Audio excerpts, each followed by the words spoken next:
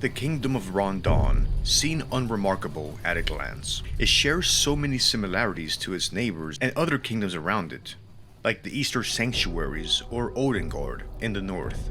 It was ruled by a caste of nobles who saw themselves as divinely chosen for a life of power and luxury. The nation of Rondon was filled with regular people, merchants, farmers, craftsmen and women, and regular folks trying to live out their lives as best as they could, unaware of the battle between the gods that would determine the course of development of humanity.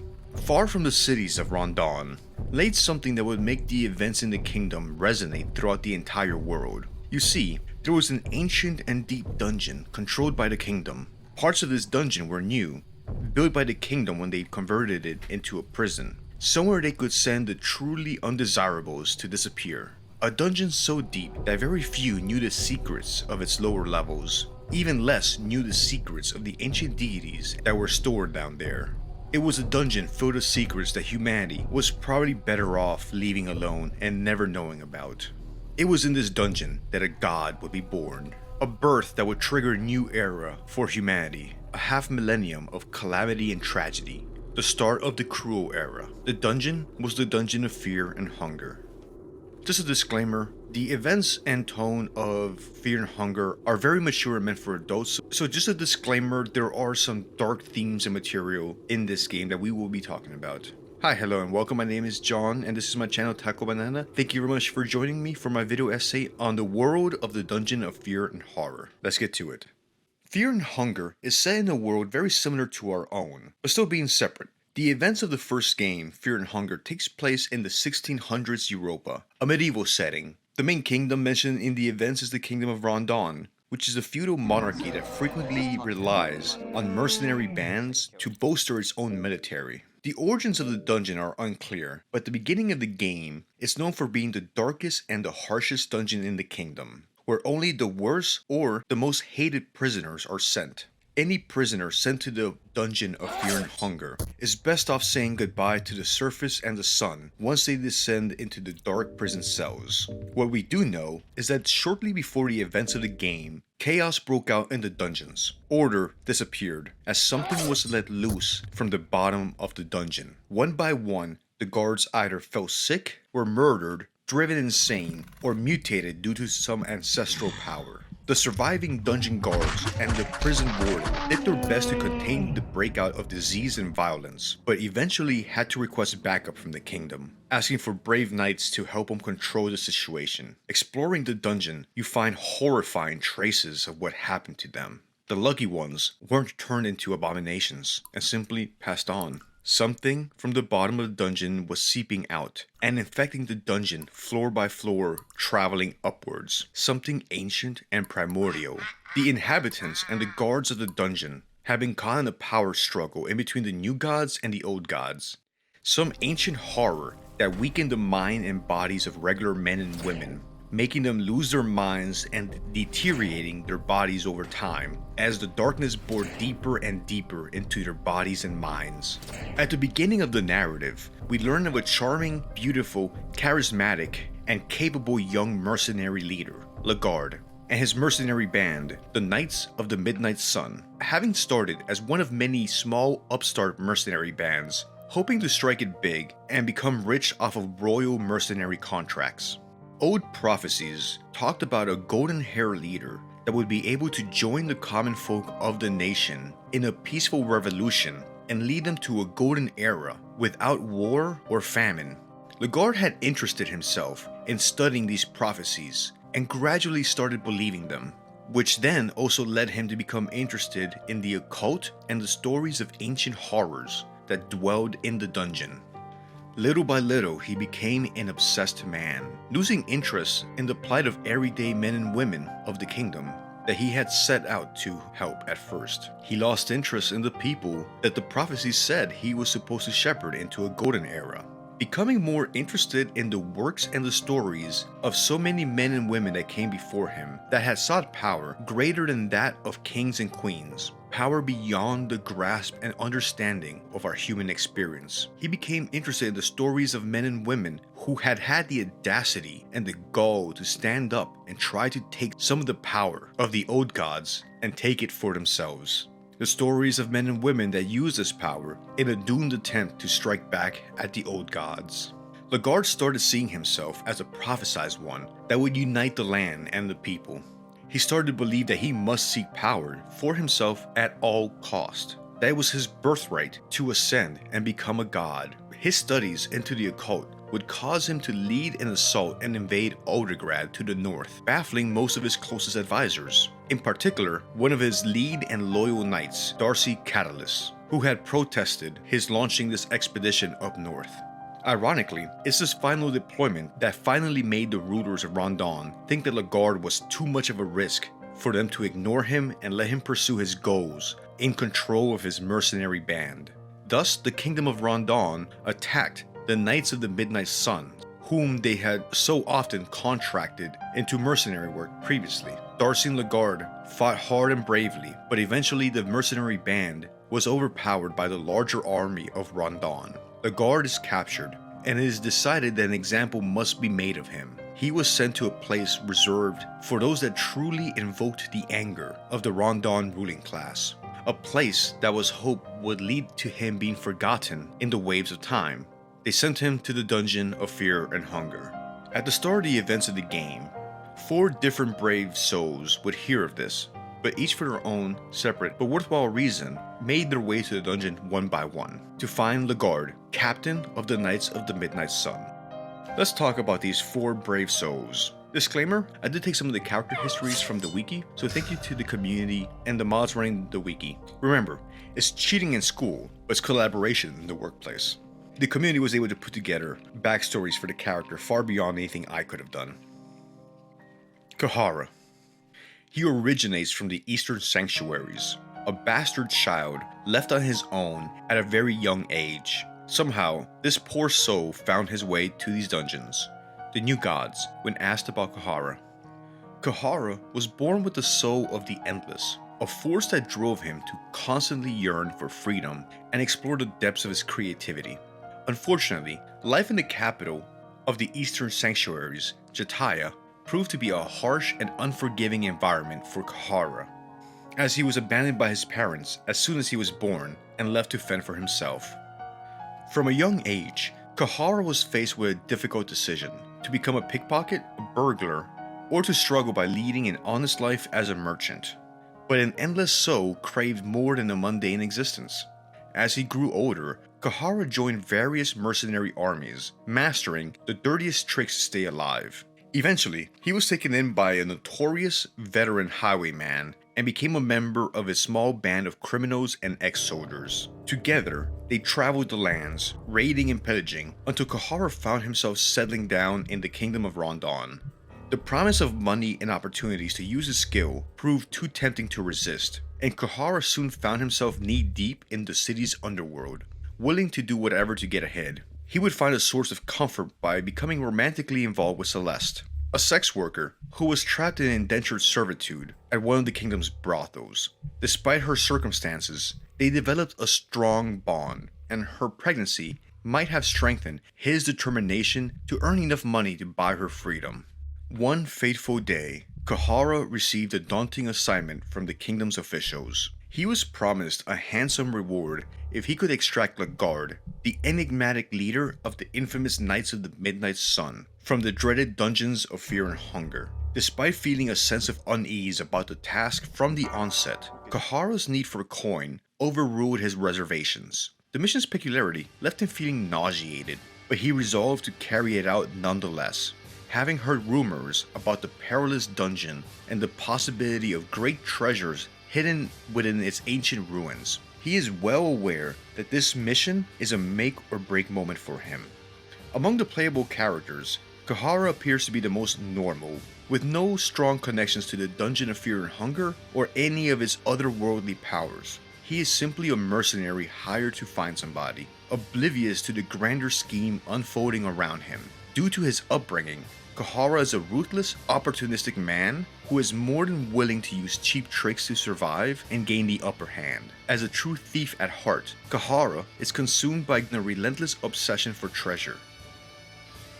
Darcy, the trusted knight of the prophesized one. She seemed awfully dim standing next to the blinding shimmer of the One, but it might be wrong to misjudge her potential. The new gods, when asked about Darcy, born with a soul of domination that makes people around her bend to her will. Darcy is a natural leader, but often ends up blind to self-criticism. Her birth sign and wealthy noble background from the kingdom of Rondon already marked her for greatness, and she further cemented her worth by becoming a gifted holy knight of Almer and a valuable asset to her kingdom, much like her ancestors. Despite the harsh training that squirehood demanded, Darcy persevered and proved herself to be a formidable warrior, regardless of her noble origins. However, as she grew older, her devotion to Rondon began to falter, when she realized that the kingdom's pursuit of power was benefiting only the elite and the nobility. As a result, she made the difficult decision to leave the army, seeking a new purpose.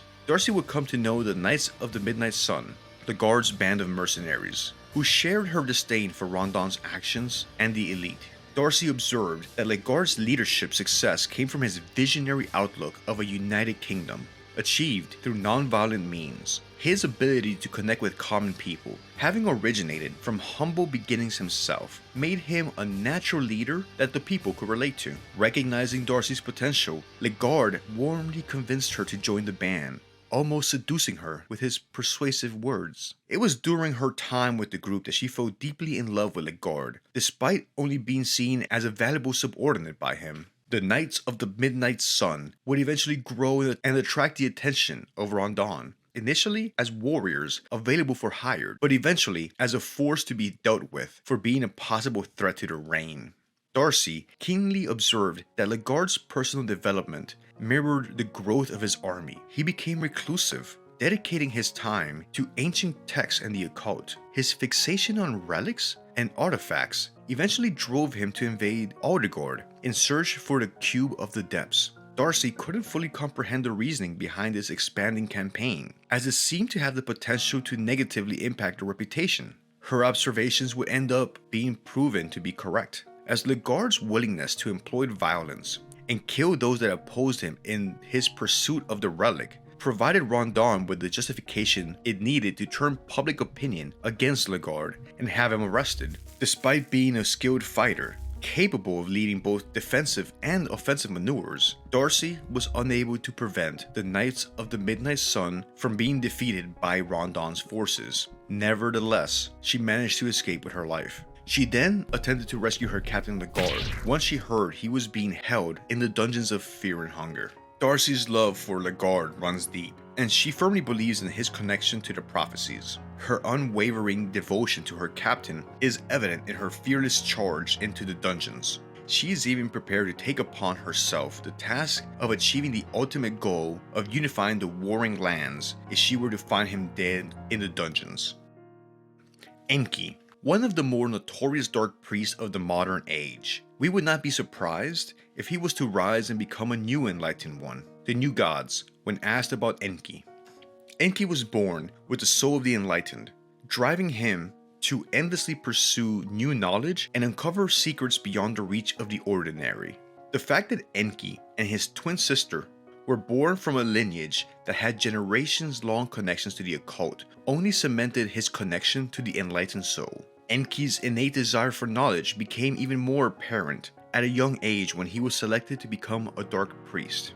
In keeping with the customs of occult ceremonies, Enki was compelled to engage in a deadly confrontation with his own twin sister, wielding ceremonial knives in a fight to the death. Enki's frail physique proved to be his downfall, as his sister swiftly gained the upper hand and held a blade to his throat, poised for the final strike. However, she chose to spare his life and lowered her weapon, stepping back from him, while their supervising high priest looked on with perverse satisfaction. Enki's pilgrimage to become a dark priest led him on a solitary quest of discovery, traversing the western continent to study the occult arts, diverse deities, blood magic, and a multitude of sciences. His impressive achievements were recognized by the foremost scholars of his era, and he was granted entry to the prestigious great libraries of Rondon, renowned for their vast collection of historical and scientific knowledge. During his time at Rondon, Enki would immerse himself in studies and acquire a great amount of knowledge. However, he would end up becoming unsatisfied and frustrated, as he was unable to reach any sort of breakthrough. Eventually, Enki would come to the conclusion that he had reached his mortal limits, and he would volunteer himself as a religious sacrifice for Almer, since he was unwilling to live an empty life any longer. As he laid on the cross, crucified by his fellow dark priest, Enki was given a vision by Nilvin, a vision about a prophesized man destined to usher in a new era of greatness for humanity. Frustrated and unwilling to let another bask in the glory of the gods, Enki ordered the priest to release him so that he could embark on a quest to discover more about this prophesied figure. Eventually, Enki knew that this man Legard was being held captive in the dungeons of fear and hunger. Enki is frequently discovered engrossed in his studies, regardless of his whereabouts in the dungeon. He can be found poring over tomes in the libraries, meditating in the chambers by a ritual circle, or even breaking away from the group to indulge in his scholarly pursuits in the great libraries. As someone born with the enlightened heart, Enki is a scholar at heart, with a passion for books and the occult. Besides his desire for knowledge, Enki is also defined by his antisocial tendencies, being the most rude and closed off among the playable characters. Enki is very confident and proud in his skills in magic and intellect. This, combined with his rude behavior, often makes him come across as arrogant or condescending. He is also described as someone who bears no burden on things such as morality and ethics, being more than willing to pay the dark price necessary for magic to succeed. And our fourth character, Ragvadar. An intimidating figure for sure. Seems like a northern brute like him can appreciate finesse and knowledge. The new gods, when asked about Ragvadar, born with the soul of the tormented, was destined to face relentless struggles in every step of his life. However, this very burden became the forge that shaped his physical strength and unrivaled iron will, akin to one of the gods themselves. A grown Ragvadar, alongside other brave men of Odegard, embarked on a treacherous journey westward, in search of sustenance and riches to alleviate the suffering of their people. The sea stretched endlessly before them, and the horrors of the expedition took a toll on the weary crew. Amidst the gloom, their perseverance led them to the uncharted shores of Vinland, a dark and untamed continent steeped in the shadows of ancient deities and unfamiliar gods Ragvadar had never heard of. He survived, helping bring back the cube of the depths. The experience hardened him, teaching him of some of the skills he would later need to survive. After a hunting expedition, Ragvadar returned to his village, only to bear witness to his worst fears materializing before his eyes. The Knights of the Midnight Sun had invaded Odegard to take the Cube of the Depths, killing many members of Ragvadar's tribe in the process, including his wife and child, Hilde and Bjorn. Now, with a heart full of anger and a desire for vengeance, Ragvadar embarked on a quest to the dungeons of fear and hunger in order to take back the cube and exact revenge on the army's captain, Legard, for all the pain his people suffered with the mercenaries' invasion of Odegard. Though Ragvadar and his Odegardian peers have more primitive appearances, this is only surface level. They are unsurpassed as merchants and sailors, in addition to boasting warriors known for being strong and brave. Indeed, the skill set, fearlessness, and general knowledge that make Ragvadar a valuable warrior in the dungeon seem to come from his life experiences as an Odegardian. While Ragvadar's fate is unknown, despite his intimidating figure, Ragvadar is surprisingly kind, being able to comfort and motivate others. In a similar manner, he is very intelligent and knowledgeable, despite often being compared to a barbarian. But he didn't care, he knew what he was, and he cared little for what the world thought of him. And thus the stage is set. One by one, our four protagonists arrive, and separately each enter the dungeon of fear and hunger. The dungeon. Level 1. The entrance. When the game begins, the protagonist that has been chosen will start off facing a very large door that can clearly be seen through the fog, alongside some barrels and crates that are able to be looted. After a few seconds, the player will hear some barks. A few seconds after that, you'll hear some closer barks. Finally, if the player is still outside or has entered the main large hallway that is easily visible, the player will be attacked by some dogs that will present quite a challenge to a first time or new player. While this might seem like a cheap and cruel trick, it does serve the purpose of telling the player, hey, let's do things a little bit differently than you're used to. Rather, the game wants you to look to the side, to an obvious but otherwise unassuming door leading to stairs downwards. If the player follows this path, they will be safe from the dogs that we just mentioned. This is the game's way of telling you to look for how to sidestep issues, and to not go for the obvious. It reminds me of the tutorial boss in the first Dark Souls in the Undead Asylum. The first time you encounter the Demon Sage, he is large and looming in front of you, and the encounter has all the markings of a boss encounter. But the observant player will notice there's a door tucked away to the side, and taking this option will make the fight or the ordeal ahead easier for you. This first subterfuge that the game presents you with is a clever way of letting the player know that standard conventions of video gaming might be subverted. With trepidation, fear, but some curiosity, we start the journey down into the dungeon. Going down the first stairs, off on that door to the side, we're warned about a creeping menace of the dungeon and its effects on your mind. You feel an indescribable feeling among the darkness. It feels almost like a physical presence enveloping you that's gradually digging its way into your mind. You start to feel as if the air around you is oppressive and dank, challenging your body, making you feel exhausted at what any other day would have been a mundane task. As you start making your way down the stairs, you notice that for a prison, you expected more guards. Walking in, other than a dead horse, you hadn't seen any living creature. You've been expecting to have to scout the place out and maybe sneak in under the cover of night. You didn't expect to just be able to walk in through the front door unopposed. If there's nothing to keep you out, what is keeping the prisoners in? You wonder about it, but none of the possibilities make you feel any better about descending into the darkness of the dungeon. At the bottom of the stairs, you find some barrels and search them. Best be prepared. You find some salami. This is a good sign. You notice some mushrooms growing next to a door that leads to more stairs downwards. You pick up the mushrooms, might be important later. You continue on through the second set of stairs, not knowing the depth of misery this journey would take you on, nor the fortitude of bravery you will have to summon up. Gritting your teeth, you cross the threshold to the basement. Level 2, basement. A stench of death and gore fills the damp air. Entering the basement level, you realize you are in the uppermost levels of the dungeon, but this is as deep as you'd like to go. You notice your phobia in the menu screen, teratophobia. You feel like these words have a meaning, but it's beyond your vocabulary. You find more mushrooms along the side of the wall. You pick them up because you'd rather have too many mushrooms rather than too little. As soon as we enter the dungeon, we notice the dark, run-down state of it. A message lets you know about the oppressive smell of the place. The darkness envelops you and starts chipping away at your mind. The dungeon physically has an effect, making you feel hungry faster than usual, testing your physical and mental endurance. As you notice, you have a hard time concentrating.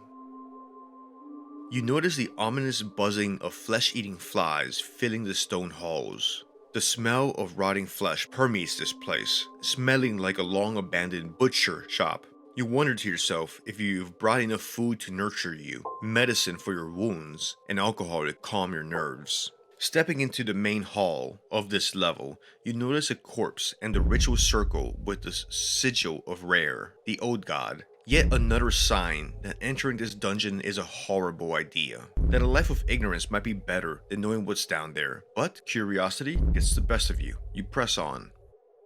You wonder if the corpse next to the ritual circle had been a willing participant. There have been rumors making it out of dark practices and research being carried out in the dungeon by occultists. Through the darkness you hear a sound. A laughing almost? What would be laughing in a place like this? Heading past down the first ritual circle, which lets you know what to expect from this place. You find the sources of this weird laughing sound, and you see a maneba, a creature of the Moon God rare, matching the sigil you had just seen. These off-putting creatures appear to be giggling jellyfish made of burlap sack, floating in the air with its tendrils hanging and whipping, looking like a child's first failed attempt at making a doll. You see several of them blocking the narrow hallways of the second level. Individually, they're not too tough, but they can chip away at your health and plant worms inside you that will make you feel hungrier faster, which isn't something you want when food is scarce and the dungeon's already doing that to you. Furthermore, a lot of what you're finding down here is already rotten. Most unsettling of all is that if you attempt to speak with them, you realize they can communicate with you telepathically, letting you know that they are not natural of this world, and signaling to you what oddities the dungeon has in store for you. The thought of glimpsing into the minds of these creatures makes you yearn for the ignorance of the world you had just a few days ago. This might be a good place to note how Fear and Hunger handles combat. Continuing the trend of trying to subvert a lot of the things gamers are used to, combat often doesn't have a benefit. There is no XP system, and not all monsters will drop loot. You can collect soul stones to unlock skills and get better equipment, but there is no XP awarded at the end of fights. So the game forces you to learn that it might be best to be picky with the encounters you go for, and this goes against how so many previous games have conditioned us, defaulting to the instinct of trying to fight every single enemy we encounter. Tables are found with food still out, meals that have long gone rotten. You pick up the rotten meat on the table and you notice there's maggots on it.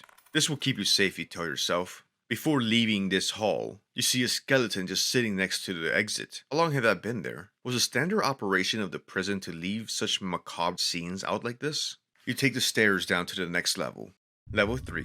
Basement. Your dark descent is just in its beginning steps. Entering the second basement, you are greeted with the sign of freshly dug and filled graves. But one grave is still empty, as if somebody was expecting to be needing more, and in a hurry. You look at the names on the graves, knights and mages, a few with no name. One thing that stands out is that they all have the same date of death, 1590, the current year. They must have all died in quick succession and unexpectedly, to necessitate the building of a makeshift graveyard like this beneath the surface. You shake off the feeling of dread this gives you and press on. You pass a sarcophagus that has recently been opened and had scratch marks but on the inside. Looking around, there's no body in sight, but you see markings suggesting something pulled itself along using its arms. At around the same time, you hear the rumblings of something large moving around. From where the darkness hides you, you are able to spot a knight of inhuman proportions, with maces where you expect hands. This is the Iron Shakespeare. You'll have to deal with him at some point, but this is not that point. You wait for this behemoth to pass you by before sneaking on through. Nearby, you find a room with what appears to be a statue of a woman holding a crow, as if the crow were watching this room. Reminds you of a door you had just passed up with a crow symbol. You wondered what was on the other side of this crow emblem door, but that would remain a mystery for now.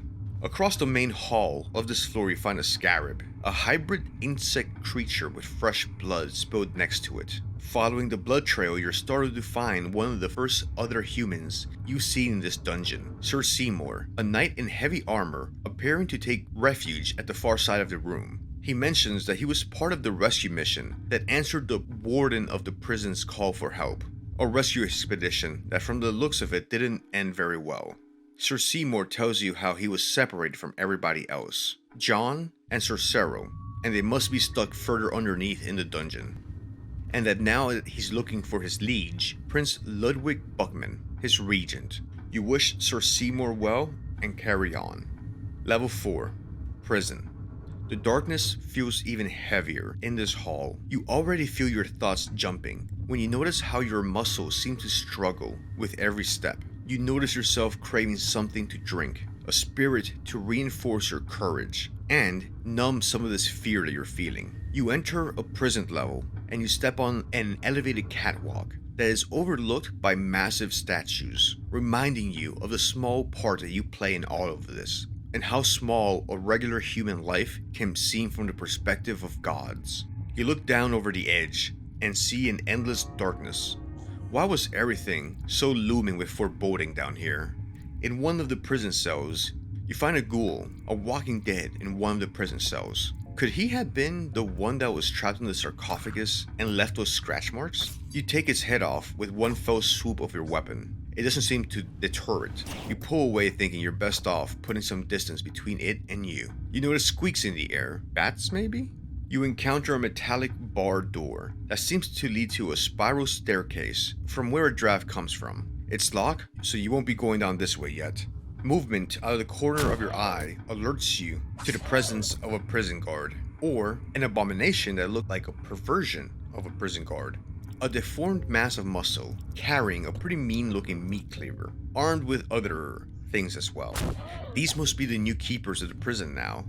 You're able to elude them and continue searching this level. You look in the prison cell, you find evidence of other poor souls that had fallen to the grasp of the guards. Some bodies are found having been crawling around a locked room with no legs, as if the guards were playing with the prisoners, hunting them down around the room before using a bludgeon to finish the task.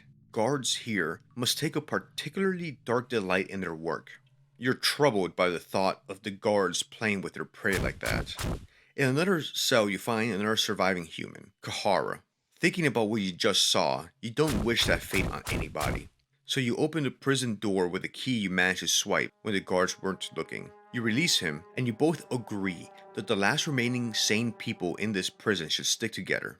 In a corner office, you find the Captain's Diary number 2 by Captain Rudimer, describing how impossible it has been keeping order with the troop station here at the dungeon, detailing the regression of the guards and the prisoners in this place, and the feeling of creeping evil infesting it gradually. Orders coming in to let cultists carry out some rituals in the dungeon. Could that have been related? He had also received orders to release the guard to the cultists and move them to the lower levels. Could the cultists believe in the prophecies and that Lagarde is the chosen one? What was so special about him? And why did they need to go to the lower levels? Continuing with your journey, you find a lever that you activate, and you take the stairs on the far side of the prison from where you came in, leading you up a level to Level 2, the Blood Pit. Wet ground feels squishy underneath your feet. You enter a hallway that feels damper than the rest of the dungeon. The ground gives under your weight. You notice the amount of bodies and gore in this hallway, making you feel revolted. You must have found where the poor victims of this place are thrown. The recent wars the kingdom of Rondon had engaged in must have supplied a constant stream of prisoners. Feeling disgusted, you press on. Here, you'll encounter one of my favorite encounters of the game. If you search around the corpses, you will find the still living floating head of the Grand Magician Nasra. If there's two things Nasra enjoys, it's talking shit and setting fires. Digging him up from the pile of bodies, he will fight the player. The fight with Nasra appears unintimidating at first, making you think you have a chance against his frail head. After you land a few blows, you start to notice something in the background starting to move. Then, turn by turn, a massive monster materializes out of the back of the hallway, approaching you as this floating head can't stop laughing and taunting you. There is no escape. There is no deal you can bargain for. Within a few turns, this gigantic beast is upon you, and, with no effort, manages to crush you with his hand, the same way that we do to an ant, making it seem like a simple and casual exercise to crush you. This encounter also serves as another way for the game to surprise you, by presenting you a fight that seems to be against Nasra, but ultimately you have to be far more concerned with what's behind him hiding in the shadows. Another way to keep the player on his toes, feeling uneasy at the darkness. But who is this Nasra? This floating head in this disgusting hallway. Besides the 4 new gods, there is also Nasra, the great wizard of the Eastern Sanctuaries, who acquired immense knowledge of the older gods and still lingers in the Blood Pit. He preceded Vatel, the Enlightened One, as the master of the Grand Library, but eventually came to the conclusion that becoming a new god would not change anything. It would just start a new cycle that would reach the very same conclusion. Like Vatel, he began experimenting with artificial life, underground laboratory for this purpose. He successfully created empty husks who don't seem capable of doing anything constructive. At some point something changed, and he developed a deep hatred for the 4 new gods. He truly despises them and desires nothing more than to destroy the reign of the new gods. The thought of spending any more time in this hallway numbs you, and you decide to leave this forsaken gore hallway as soon as you can. You put aside the thoughts of a floating head and a giant monster crushing you, and you take the stairs on the other side of the hallway up. You make a mental notice of an elevator hanging here that seems to lead further down into the dark expanse below. Coming out from the stairs, you walk into what looks like a torture chamber. You find the torturer's instruments covered in old dried blood and fresh blood. A skinning knife found in any context that isn't hunting is always off-putting. Bad things happened here. Also explains what you just saw in the gore hallway that you came from. You hear someone approaching. It's Torturer the Torturer, a disfigured small man, a parody of the holy knight he used to be. Judging from the way he looks and the state of this place, you know that he doesn't have any good intentions for you. You hide in the darkness and you ambush him, striking him down. If you take a chance to talk to him, you learn of the depths of his depravity and how to him, his job seems like art and a labor of passion. Having dealt with the torturer, you explore the rest of the level. You find a group of dark priests conducting what appears to be a human sacrifice, which seems to be a recurring theme with this part of the world. In a prison cell next to the torture chamber, you find what was probably Torturer's next victim, Prince Ludwig, the prince that Sir Seymour had told you about. You tell him that you dealt with the torturer. You can see the visible relief on his face when you tell him that you've dealt with the torturer, and that he should go meet up with the heavy knight, Sir Seymour, that was only a few rooms back from here. Also on this floor, you find a horror that is the human Hydra, an amalgamation of human bodies that have merged. Some still seem to be wearing guard uniforms or traces of uniforms. Explain what happened to some of the people that were watching this place. This mass is a result of an abominable marriage, a ritual to the old god Sylvian that fuses bodies when the ritual is performed in a ritual circle. You pull away and start putting distance between you and the writhing mass of merged bodies. You find a room with a lot of bookshelves, and a dark priest studiously focusing on the text in front of him. Oddly, he doesn't seem interested in you or in any of the happenings in the dungeon occurring around you two. Examining one of the bookshelves, you realize that one of them isn't real and seems to have fake books on it. Adjacent, you find an office, and in it you find a diary that describes how Torturer the Torturer used to be called Torturer the White, a holy knight of the kingdom of Rondon that was corrupted while in captivity. It makes you wonder if a famed knight could end up like the hunchback you just dispatched. What could happen to someone like the guard given time? Having gotten everything that you could have out of this floor, you take the stairs to level 1 courtyard. You walk into the foggy exterior, into a courtyard. You see crucified bodies lining the walkway, and decide to make your way across as fast as possible. There's no point in lingering in a cursed place like this, not with this type of decorations. You enter the door on the other side of the courtyard. Level 1, entrance. The entrance of the prison, the section that you had avoided due to the dogs that would have hunted you down when you first got to the dungeon. Looking around the many bookshelves in this area, you find a fake book, reminding you of the bookshelf you just inspected in that room with the antisocial dark priest. You decide to hold on to it. You hear a whimper across the door. After breaking down the door, you find a cage holding a small child, a poor little girl. Mercy drives you to release her from her capture. As you release her from the cage, she stays quiet and doesn't speak a word. Can't blame her, Almer knows what she's seen here. But she seems to find solace in your presence. I mean, who'd like to be alone in a place like this? You decide that she's best off with you. Not like there are a lot of good options of what to do with her right now. You turn back around and cross the courtyard again, and return to that fake bookshelf. You manage to open up a secret passageway, placing the fake book back into the fake bookshelf. Can't say it's really surprising to find a place like this having secret pathways. You come into a backyard, and are greeted by a near miss of an arrow fired from a bush nearby. A large muscular man, wearing a self-made fur armor, customary to the northern outlands, steps out and asks if we are evil. What an odd question. He explains that he's on his own quest and goes on his way. Going further back into this rear courtyard, you encounter the bunny mask. They all seem entranced in their ritual to Sylvian, none of them so much as noticing you as you walk by. They all seem entranced and absent-minded, like they're not really there, nor do they appear to be enjoying themselves, which is most disturbing of all. You decide you need to focus and continue on your quest. The old god Sylvian will be fine without you. Not far, you notice a tree that looks fleshy, like the bark was made of flesh? The tree seems to be absorbing several bodies. You wonder who they were before they became tree food. But then again, we would all become tree food given enough time. But how did they end up here? Had they been offered up in some ritual to feed and nurture this tree? It seems massive. You wonder how deep it goes. What could be at the bottom? You decide to return to that mechanical elevator to see if you can get it working and give you access to the lower parts of the dungeon. In spite of how bad an idea that sounds, Legard must be down there somewhere. Level 5, Caverns. The gondola lowers itself into pitch blackness gradually. You toss a stone and hear it hit a surface not long thereafter. At least it wouldn't be too far of a descent. The gondola stops and you step out and find more piles. It seems like this area is a dumping ground of the dumping ground above you. The streamlined process for disposal of the bodies gives you insight into the horrors you can expect below. You hear screeching, but what lives down here? Seems like it opens up down here. Far away you hear a distant barking. You remember the dogs on the surface and instinctively tense up and grip your weapon.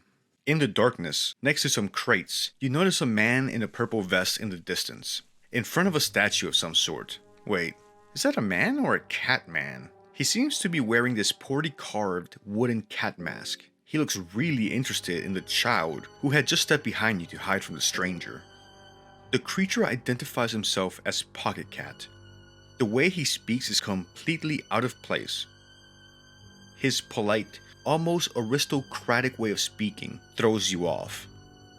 The really creepy part is when he explains that he's willing to trade from his emporium of weapons in exchange for the little child. He tells us that he collects children. You don't need to know more about this, and the child looks horrified.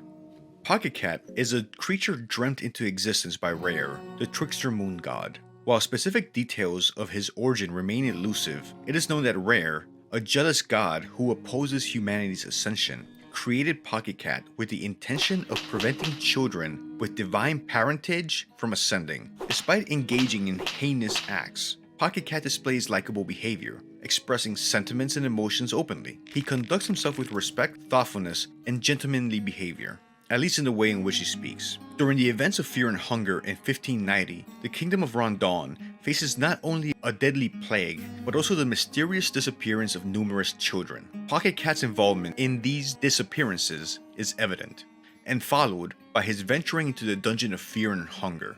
Pocket Cat likely recognized the girl imprisoned within the dungeon as a vessel with significance in the greater scheme of things, and strived to prevent her ascension in the name of Rare. As you walk away from Pocket Cat, the barking you heard earlier seems to be coming from closer, and you're surprised when a cave-dwelling canine, a moonless dog, appears in front of you. Though she seems more interested in the scent of rotten meat on you, so you toss it to her. She seems to quickly warm up to you and starts following you around. Here, you learn that not all that live in the darkness are corrupted themselves. You notice a sudden gust of wind before you hear the screeching getting louder and louder. The cave mother descends on you. In a fight, you are able to cut off her wings to ground her, before having to fight her again as she runs towards you. You're noticing how you're finding yourself expecting more and more horrors as you descend into the dungeon. You must be growing numb. Cleaning yourself up after the fight, you proceed into what looks like a mineshaft entrance, alongside the wall of the caverns. Level 6, Mines. How are there mines down here? What are they mining for that you couldn't find anywhere else? Who is staffing the work here? There's no villages on the surface nearby. Maybe the prisoners? Maybe they were being forced to work down here, seemingly with no safety precautions, since you notice decaying support structures and collapsed pathways. Maybe an impromptu burying under rocks is a better fate than aging in this dungeon. You notice a small, pale man in the distance down the tunnel. You try to speak with him, but he quickly excuses himself and fades into the darkness. Following one of the tunnels, you find a door with a cool draft behind it. Breaking it down, you find a large body of water, lots of corpses littered around it. Odd.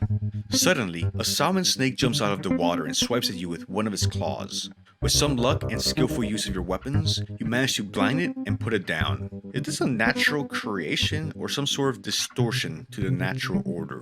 Continuing your progress deeper into the mines, you find an ancient piece of armor, not far from a ghostly visage of a knight that wore the armor. You're not equipped to deal with something like a ghost, but maybe there was something anchoring him here. Something you could release to allow him to progress to the afterlife and lose his connection to this world. You smash the ancient armor, and with that, the specter is gone. You see the library the Spectre was guarding and the man you noticed earlier. Talking with him, you notice he's calm, as if he is in his own element. He tells you this place is great, that there is much to study and so few distractions. You are amazed by how this man has managed to adapt to these dark settings. Looking around, you notice inch-thick layers of dust in some places. You wonder how long he's been down here. You can't really tell his age other than he looks old. He loses interest in you, and you continue forward. You didn't know it at the time, but this man is Nostradamus, the 5th person in the Fellowship. We'll learn more about him soon. Turning a corner, you hear it chanting. At nearly the same time, you notice a yellow mage that's focused on you. You've heard stories of these mages and their devotion to Grogaroth, the old god of destruction. This mage doesn't have any good intentions for you, and you draw your weapon to deal with him. Making short work of the follower of Grogaroth, you continue your exploration of the mines. It's at this time you hear a faint distant squawking of a crow.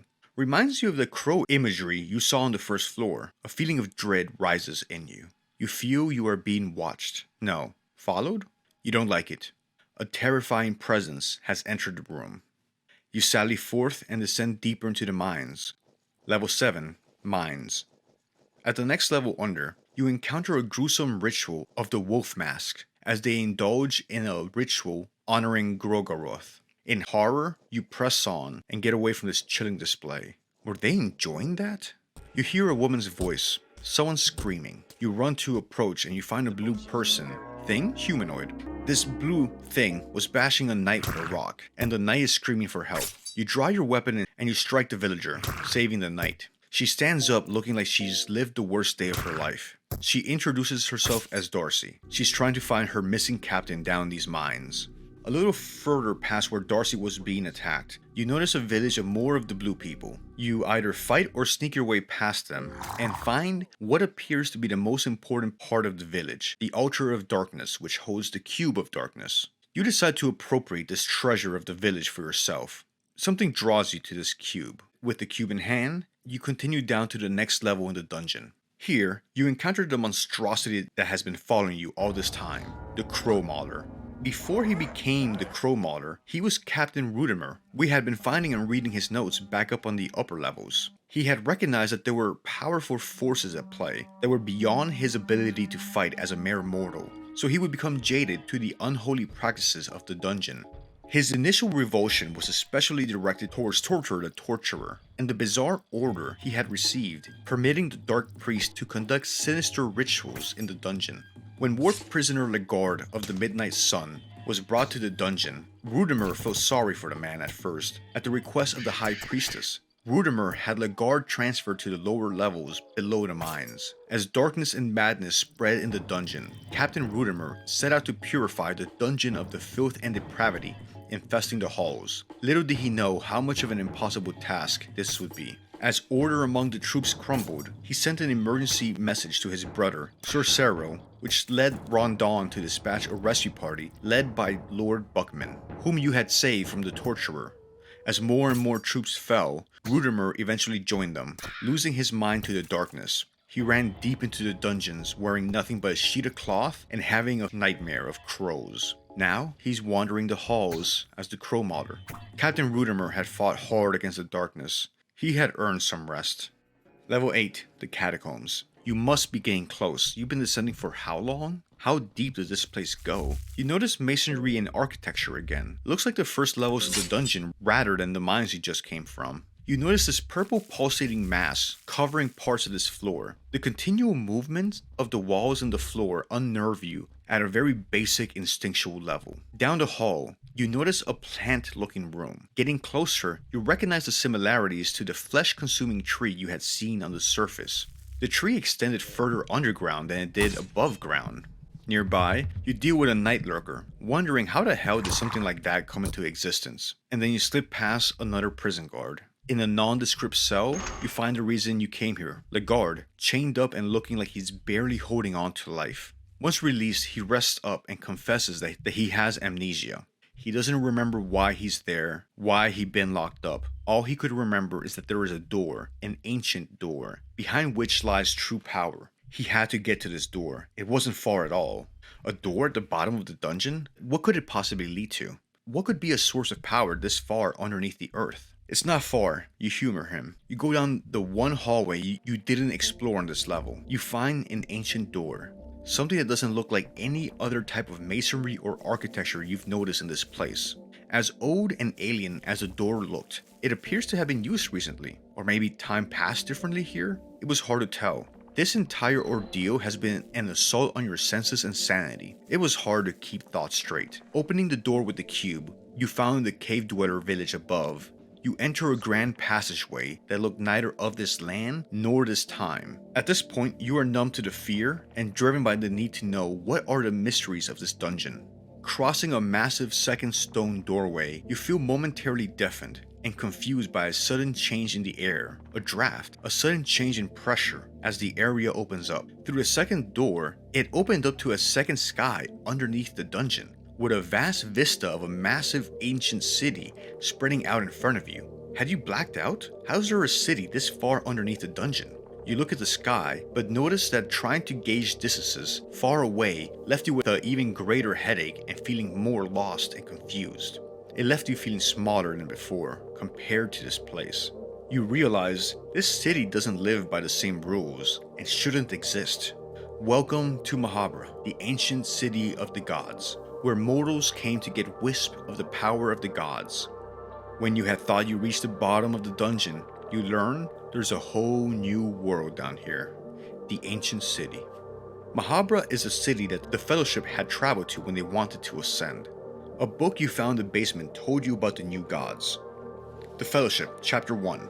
The following pages tells the events that took place in the year 809 after the birth of our Christ, the Ascended One. The Fellowship consisted of 5 people: Francois, the Dominating One; Novin, the Endless One; Vaute, the Enlightened One; Chambara, the Tormented One. And then there was a 5th one, she who never aspired for the same greatness as the rest of the party, whose story bears no listeners, the Forgotten One. The Fellowship was formed to seek the older gods, who left humanity without guidance, without aid, in times of great peril. The great kingdoms were slowly rotting away, and the grand values mankind once aimed for were displaced by defiled principles and practices. Back then, there existed an ancient tome to the ancient city of Mahabra that worked as a hub for multiple planes of existence, a place where a man could meet his maker. Those who would set foot inside in a forever going turmoil of godly dimensions and planes of afterlife. It is here that the Fellowship would demand the rights of self-governance for mankind, freedom to choose our own destiny and build the future we deserve. The Fellowship Chapter 2. The Fellowship found their way to the ancient tomes that would lead them to their confrontation with the older gods. The Fellowship persisted through numerous hazards and dangers that the older gods threw at them. Eventually, all 5 of them would reach the Golden Gates of Mahabra, the same gates Ulmer ascended from 800 years prior. It seemed like the Fellowship had bested all the challenges gods laid for them.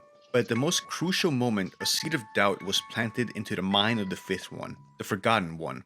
The Forgotten One was the last trial the old gods had in store. His purpose in the grand scheme of things was to create doubt and unease between the Fellowship. Holding tight to their grand mission, the Fellowship prevailed, however. They laid down all doubts and proceeded to the Golden Temple of Mahabra, a grand lie. A lie about the greater scheme of things. A grand lie told of the way the older gods direct the flow of mankind. That many had gone before the same trials as the Fellowship. The Fellowship tore down the legacy of the old gods and created a new world. An age where mankind decided their own faith. An age of growth and prosperity. Then the Fellowship became the new gods. Since we've met the new gods, let's talk about the old gods. Gorgoroth, the destroyer of man, is the god of destruction and human sacrifice. He wishes for blood to be spilled in his name. Gorgoroth is a curious name, more so than any of the other older gods. To relive the feeling of fear, he wears the bodies and skins of the men and women alike. Some believe he still walks among men. Masked under the skin of people and hanging bodies, his presence is fading from the world. Sylvian, the goddess of love and fertility, created men and women at the dawn of time. She wishes only for an act of love in her name, granting you a bond more serious than you could imagine. Both Sylvian and Gorgoroth originated from the green hue, on the plane of the older gods. Many believe that she left mankind a long time ago. The god of the depths, an old and gigantic being worshipped by the outcasts in the darkness, insects and wretched, soulless beings. Its body lies dormant in the altar of darkness, and within it there is the gauntlet, a way to the very bottom of the dungeons. They were killed, and their body used as a vessel to give birth to the god of fear and hunger. Venushka. Venushka is the god of nature, and the offspring of Gorgoroth and Sovian. It is said that Venushka's appearance can change according to the region of the world that the deity decides to appear in, just like nature itself, and with a temper that is as volatile as the manifestations of their domains. Rare. The Trickster Moon God is one of the last old gods to still observe mankind. He is a jealous kind, and would not share godhood and the world order with humans and the new gods, because he doesn't believe men should have the same rights as true gods. He has many ploys to diminish the influence of the new gods, but his motivations seem incomprehensible to them. The Lady of the Moon and Pocket Cat are his servants, both bent on killing children as a way to get rid of humanity's potential ascension. After the older gods left mankind, the kingdoms of the world were slowly rotting away, and the grand values mankind once aimed for were displaced by defiled practices and principles. Without the guidance of the older gods, and in times of great peril, Almer, the in-world stand-in for Jesus of Nazareth, except that after his crucifixion and resurrection, he didn't forgive or forget. He led his disciples on the mission of revenge. Mahabharata was a city halfway between our realm and the other side of the coin, where the lines between gods and humans blurred. Almer had traveled to the city 1600 years ago, the Fellowship 800 years ago. It was a city unstuck in time, and here was our party of unlikely adventurers following in the footsteps of others with such grand ambitions. Legard explains, for him to complete his task, he would have to find the Enlightened One at the Grand Library, the Tormented One at the Temple of Torment, and the Dominating One at the Golden Temple to collect their souls and bring an end to the reign of the new gods and take their place. Across the city, you find contraptions to flip time upside down and restore the city to an earlier time when spirits still walk the city streets. Exploring the dark ruins of the city, you encounter a number of strange beings. The Lord of Flies, a strange, soulless creature created by Voltaire.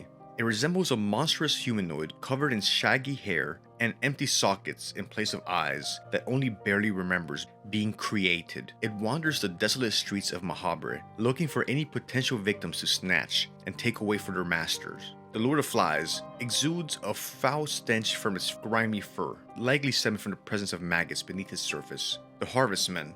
You encounter the Harvestmen, also roaming the streets with their giggling and incomprehensible shapes. There's wandering mechanical figures that Voltaire also engineered after creating the Lord of Flies out of flesh, but these were made out of machines. In spite of the horrors roaming the streets, it's nice not to be in the closed-in, tight, narrow passageways and tunnels of the dungeons and the mines. You eat the salami you picked up at the beginning of your journey. The sodium goodness makes you feel a little bit better at least. A tower looms large over nearby buildings. You get a view of the endless expanse of this ancient city as you climb the stairs to this tower, the Tower of the Endless. The city, spreading over the horizon, confuses you. How could this be underground? Were we still under the dungeon in the kingdom of Rondon? At the top of the summit, you find one of the only places you feel safe since you descended from the surface.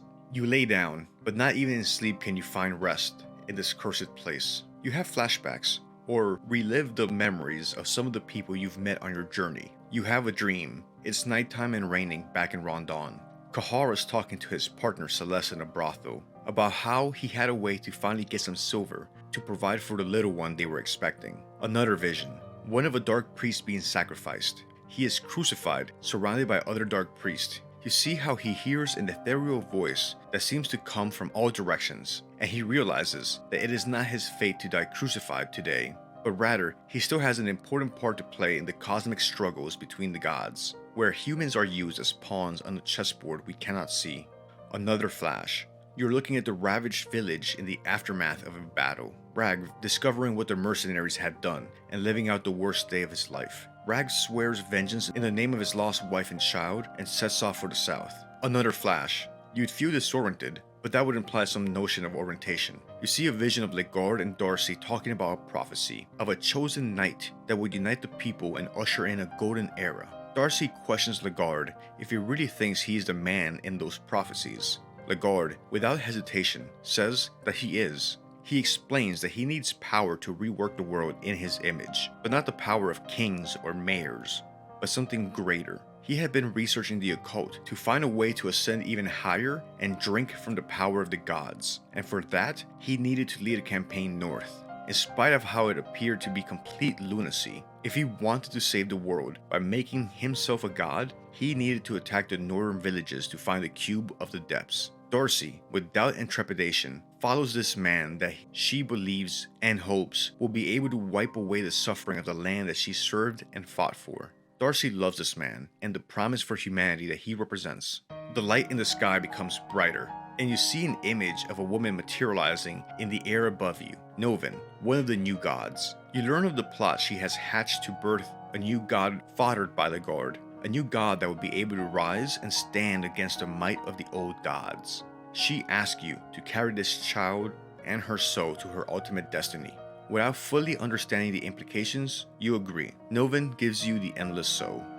You make it to the Grand Library to search for the Enlightened One. The library would have been a miracle to behold under any other circumstances. You can't even begin to comprehend the obscure and lost knowledge that must be preserved here on thousands of shelves and countless books. You figure out the mannequin locking mechanism and enter the secret lair of the Enlightened One. Dressed as the academic that he is, he takes a leap into the dark abyss when he sees you coming. After rising in his twisted form, you defeat him and collect the Enlightened Soul. The next destination would be the secret laboratories underneath the Temple of Torment, the unholy site dedicated to misery, where the screams of the Red Men make the halls reverberate. With the direction of Nazra, you navigate the streets of the city and use the alleyways to find yourself to the secret laboratory underneath the temple. You give this weird contraption a drop of blood, which it uses to produce a husk for you, an empty-minded meat puppet in your image. Unsettling. Why would someone have this tech? Nazra, like Voltaire, had also been experimenting with creating artificial life. Maybe creating life was something meant for humans, not the new gods. You enter the Temple of Torment and utilize the husk to bring life back to the temple. The Tormented One spots you, and you remember what it is you came here to do. He uses his concentric ring machine and takes refuge in pools of blood now flowing in the temple. Once defeated, he melts back down into the blood. After many scars and much struggle, you defeat the Tormented One. One last soul to collect, that of Francois in the Golden Temple. You fight your way past the nameless construct and enter the Golden Temple. You see the insides of the Golden Palace in its prime, when the dominating soul Francois is at a peak of his power. Sitting on his golden throne, he has a scowl of disgust directed at you. As soon as he notices your presence, he stands up and approaches you sword in hand, like someone decided to rid a place of an infestation. Well, an infestation type that you could get rid of with a sword, so like koalas? After defeating his fire-spewing golden god form, the new god's reign is finally broken and will fade with time, leaving a power vacuum in the presence of gods ruling over the world and humanity. You look at the throne, realize that so many others, Francois, Almer, and the Fellowship, had all sat on this throne to ascend to godhood. Lagarde takes his place on the throne, explaining that he will be able to bring humanity the peace and prosperity so many had prayed for since the inception of humanity. That he would embrace his greed for power and doom his soul to save all others. A nice self-serving fantasy he's crafted for himself. Narcissists around the world could take note of Lagarde. Your vision blurs as the light in the room intensifies and you lose consciousness. The Void. You see a throne in a crater-speckled dusty landscape, colored by a green hue. You look around, and it looks like nothing you've ever seen before. A crater place with no sky and puddles of iridescent green, well, stuff. The monsters that roam this place are nothing you've ever heard of or even conceived. Reptilian monsters the size of houses and deformed figures of humans. This is the Void, the other side of the coin, as it's been called. This place is where the old gods used to reign from. This ancient place sends a chill down your spine. Exploring, you find Lagarde, or something like Lagarde, a new god, a man in yellow. No. This is now a king in yellow, With the demise of the new gods, yet another god has risen to take its place. The king is dead, long live the king. The guard would now be the invisible hand that so many men and women would pray to and curse at.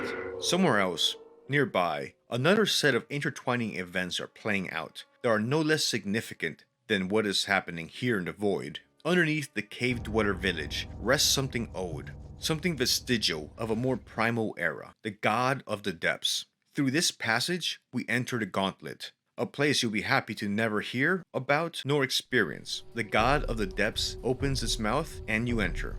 Before talking about the gauntlet, I just want to recognize all those people that managed to get through it without using a book of enlightenment. Your patience and resilience are an inspiration for the rest of us. Everyone, if you see someone in the comments mentioning they completed the gauntlet and then defeated Gorgoroth or the god of fear and hunger without any books of enlightenment, make sure to congratulate them. I don't want to know how many tries that would have taken. Oh Lord, give patience. The sounds of millions of insects is the first thing you notice. As you step off the ladder descending into the gauntlet, you hear the crunch of bugs underneath your feet with each step you take and feel the sting of them that got underneath your armor. There isn't much time to dwell on the repulsive feeling the insects cause in you, since a moonless guard is noticed before long. These marriages are abominable merges of a moonless cave dog and the prison guards from the floors above. Just when you thought your sanity had endured all the assaults this place had in store. In the world of fear and hunger, a marriage is when two beings choose to use the show love option at a ritual circle as an act of devotion to the old god Sovian. These rituals will lead to the two becoming one, permanently. Since necromancy is an option in the game, you can use it to resurrect a ghoul. Then you can take the ghoul to the ritual circle to show love to it. So it's like a Tina Belcher romantic zombie fantasy simulator. On and on the trials continue. Swinging blades, more spikes, gas traps, and monsters that must be dealt with. This place has indeed earned the name the Gauntlet, as it presents a barrage of challenge after challenge, creating what at times feels an impossible wave of opposition, as if the game didn't want you to see the ending. Everyone, please drop F's in chat for all our brothers and sisters that have fallen to the swinging blades. They say the keyboard lobby created the swinging blades to help drive keyboard sales. Here, you encounter yet another horror the dungeon had in store for you. Like a clown car of horrors, where horrors keep popping out right when you think there's no way more terrifying clowns fit in that car. You encounter the double crow mauler. If you've ever wondered what a double-headed crow man with a mauler for an arm looks like, here you go. Hope you don't think of him as you lay down to get rest tonight. But on and on you push, not giving up after all this, after all you've overcome and endured. You reach the end of your journey, the bottom of the dungeon. You step onto a platform of bodies, like a tower of flesh. You feel like you're standing on the precipice of eternal darkness. It is here that you find out the true goal of Novian with the child, as she transforms into and gives birth to the greatest horror humanity has ever seen, the god of fear and hunger. This is the start of the cruel era. You fight the god of fear and hunger, knowing full well the futility of the gesture, but humans aren't known for backing down from impossible odds. The fact that life exists in our civilization hasn't ended itself seems itself like an impossible odd. But nevertheless, regardless of your efforts, the god of fear and hunger rises and assumes the power vacuum left by the demise of the new gods. For nearly half a millennia, humanity would endure the cruel age, learning about the sciences and perfecting its engineering, in order to create machines to attempt to enforce a balance of power between humanity and the gods that rule over it. The next big event in this conflict would occur after half a millennia, in the underneaths of a nondescript city in Bohemia, during the Festival of Termina. So how does our story end? Kahara. Although not confirmed, Kahara's complete lack of mention in the second game indicates that he was the one who helped the girl ascend to godhood, meaning that he was likely killed by the newborn god of fear and hunger, Darcy. It is evident from the events of Fear and Hunger 2 Termina that the guard managed to survive the dungeons and ultimately achieve divinity in attaining the form of the Yellow King. It is theorized that Darcy may have canonically assisted in rescuing him from his imprisonment through the events portrayed in her character-specific ending. However, there is presently no available information regarding Darcy's fate afterwards, and her ultimate role remains uncertain. Enki. Although the specifics of Enki's life following the first game are not explicitly explored, there is evidence that he managed to survive the perils of the Dungeon of Fear and Hunger. He gained notoriety for his authorship of powerful occult literature concerning the gods, collectively referred to as the Skin Bibles. It is possible that the Vatican may have altered or manipulated some, if not all, of these works, as one of Enki's Skin Bibles delves into the lore of the god of fear and hunger and provides details on the cruel age. It is implied that he endured a considerable span of time, witnessing the transformative impact the ascended god had on humanity. Ragvador. While Ragvador's fate is unknown, the events of Fear Hunger 2 Termina suggest that he survived his journey into the dungeons of fear and hunger, and lived on to become the greatest monster hunter the world had ever seen. As most modern people are unaware of their existence and see them and monsters as nothing more than fairy tales. It is also implied that Ragvador at some point remarried and passed down some of his knowledge to his descendants, as his soul, skill set, and resentment towards the guard lives on in a possible descendant, August. Thank you all for the comments, views, and likes on my last video about the Machine God. I had a really fun time making it, and it means a lot to me to know that people enjoyed it, so thank you very much. Also, thanks to the people that run the wiki, I did draw upon it a lot for this video. I'm trying to make this my full time and not my side hustle, so if you're willing, please support if you can. Watch, likes, and comments are a big help. I'm glad you're here and appreciate your watching. I'm having a lot of fun doing this. And if you're in a position to and would like to go a bit further, consider hitting the join button or check out the link to my Patreon in the description. Thank you very much, and take care. Have a good one. Later.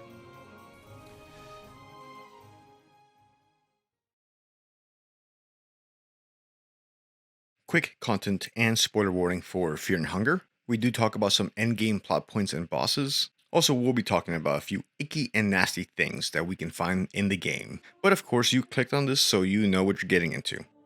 I hope. A marriage. In the world of Fear and Hunger, a marriage occurs when two willing participants use the show love option on the ritual circle to honor the god of creation, Sylvian. Through the ritual, the two participants will be joined in the flesh and become one, creating a new entity, a mix of the two, called a marriage. A marriage appears as a deformed humanoid that seems to have parts of the two combined. The in-game sprite clearly shows a difference in the left and right of the marriage. We can see that one of the arms is a lot longer and thicker. And there are even darker variants on this that we encountered in the Gauntlet with the Moonless Guards, which are a marriage between a prison guard and a moonless cave dog.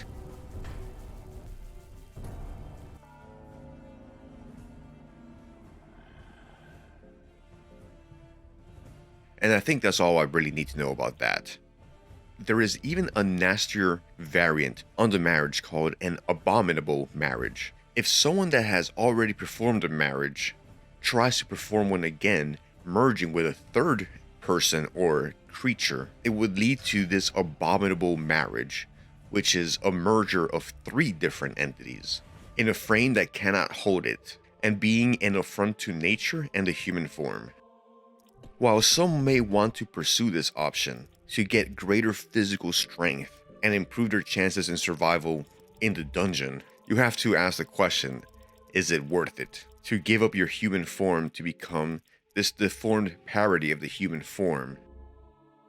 The Devour ability. The Devour ability is an ability that, I'm gonna mispronounce this, Ragvaldar, I'll just leave it at that, can inherit from his warrior culture in Odengard, giving him an advantage in the dungeon. The Devour ability allows you to consume the body of your fallen enemies after defeating them in battle. In the Dungeon of Fear and Hunger, where food is scarce, having an extra food source is an extremely useful ability. The only real downside is that you have to be careful with what you eat. More natural types of enemies, like the prison guards, are safe to eat, but some of the later enemies, like the Mumbler, Lord of Flies, White Angel, could be poisonous or toxic.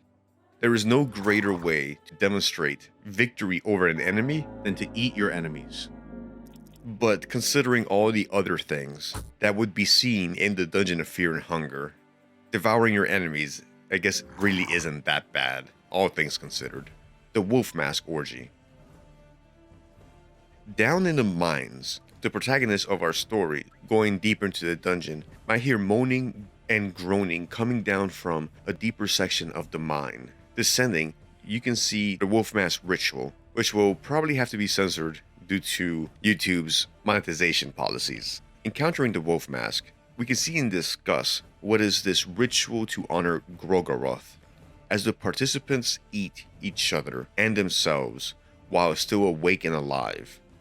Mesmerized in a trance-like state, it's hard to tell if the participants are doing this willingly or under some sort of spell or mind control state. The player will have an option to join the Wolf Mask ritual once, without risk of being lost in the trance. Doing this will fill up the hunger meters for all members of the party, but doing it more than one time will require a coin flip in order for the player character to be able to break out of the trance and leave. Otherwise, the implication is that the player character would be stuck in the orgy until he perishes from the injuries sustained. Fear and Hunger very cleverly uses what I call an after-death scene. After fighting some characters, if the player loses, you will be treated to an additional scene that doesn't really impact gameplay, but just acts as flavor text, just to give some more flavor to the enemies and the world of Fear and Hunger. Usually these are pretty brutal and disturbing scenes. If early in the game, on the first floors of the dungeon, if the player falls in combat to the deformed torturer of the dungeon on the second floor, we will be treated to a particularly sadistic after-death scene. We will see the player character, bound as a torturer, goes around and one by one dismembers the player character, taking a particularly evil and nasty delight in doing so.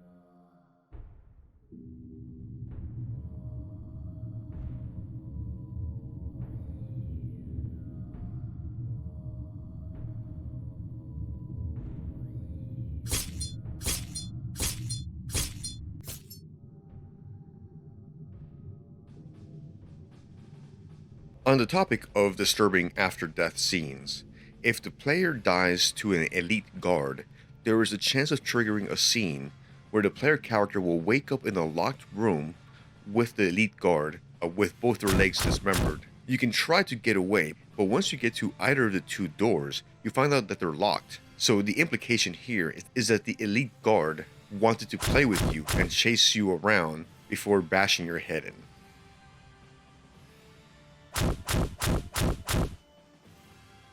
Alright, next on our list is the guard's phalluses, or the stingers, peepees. The exposed phalluses in the game are used to make the player feel uncomfortable. It's not the type of imagery you would usually see in most run-of-the-mill RPGs or video games.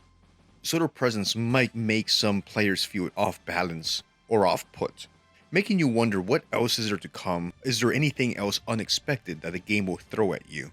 Their design is comically large and long, almost to the point of making it funny. I mean, looking at the character design for the guards, you would think that the stingers would get in the way of running or being a trip hazard. I mean, how do the guards run? Does it just slap against their knees the entire time? Also, another detail that always got to me is how the elite guard is armored and his armor has a section for his phallus. I'm not going to try to show you that in this video, but I am sure you are capable in your Google skills to find a picture on the internet. I've just never seen armor used that way. Pocket Cat. At first glance, there's nothing particularly off-putting about this character. When you first see him in the caverns, he comes off as a well-dressed man with a kind of weird mask, but nothing particularly disturbing past that. What is off-putting is 1, his demeanor, and 2, his intentions. When it comes to his demeanor, the way that he talks is completely unique in the game and different and seemingly divorced from the setting that you're in. He talks in a Victorian and almost cheerful manner, as if completely oblivious to all the horrors of the dungeon around you. The uniqueness of his vocabulary just makes him seem more otherworldly.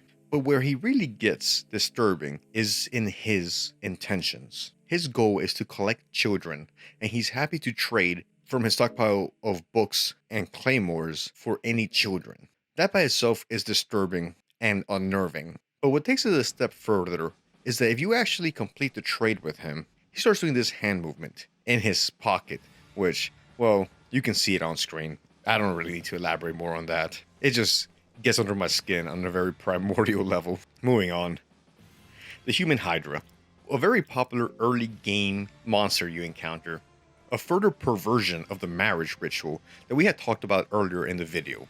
But rather than involving 2 or 3 people, the Human Hydra is a marriage of a large group of people. Presumably, having been driven insane or to desperation by the corruption of the Cube of the Depths, the Hydra is believed to be composed by a large number of the dungeon's former guards. What makes it worse is that it only desires one thing, a human child. And if you feed it one, it will comment on how tasty it is. Yum? The Harvest Man. The Harvest Man. A great example of body horror in video games. His design is uncomfortable. He has distorted dimensions, an extra limb, and a head that looks comparatively normal to the rest of his body with a very creepy smile. Why is he smiling? Sometimes in combat, he won't even attack on his turn, but rather, he will just pet somebody very gently on their head. Kind of like he sees you as a pet, a collectible, something cute, or he's amused by you. But as if that wasn't bad enough, there's the question of what is it that the Harvest Man harvests? He's not called that for no reason. There is something that he must be roaming Mahab, collecting or harvesting. And we get a glimpse of that from the after death scene if the player falls to a Harvest Man. Here we can see the Harvest Man putting his many hands to good use. I'm not going to describe anything else because you can see it on screen and yeah, you don't need me to say anything.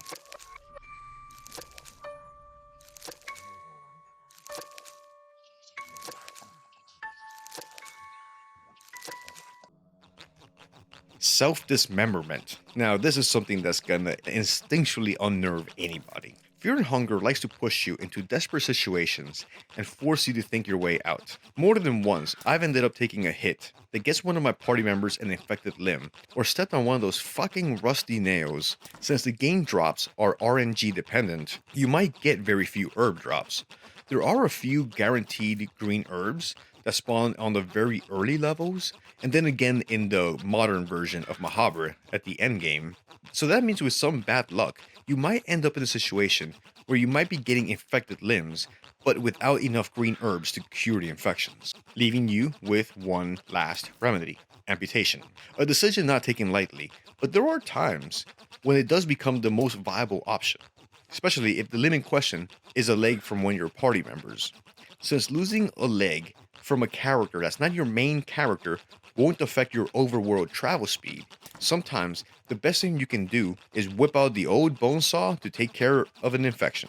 The other case is when someone that is only using a single-handed weapon gets an infected arm.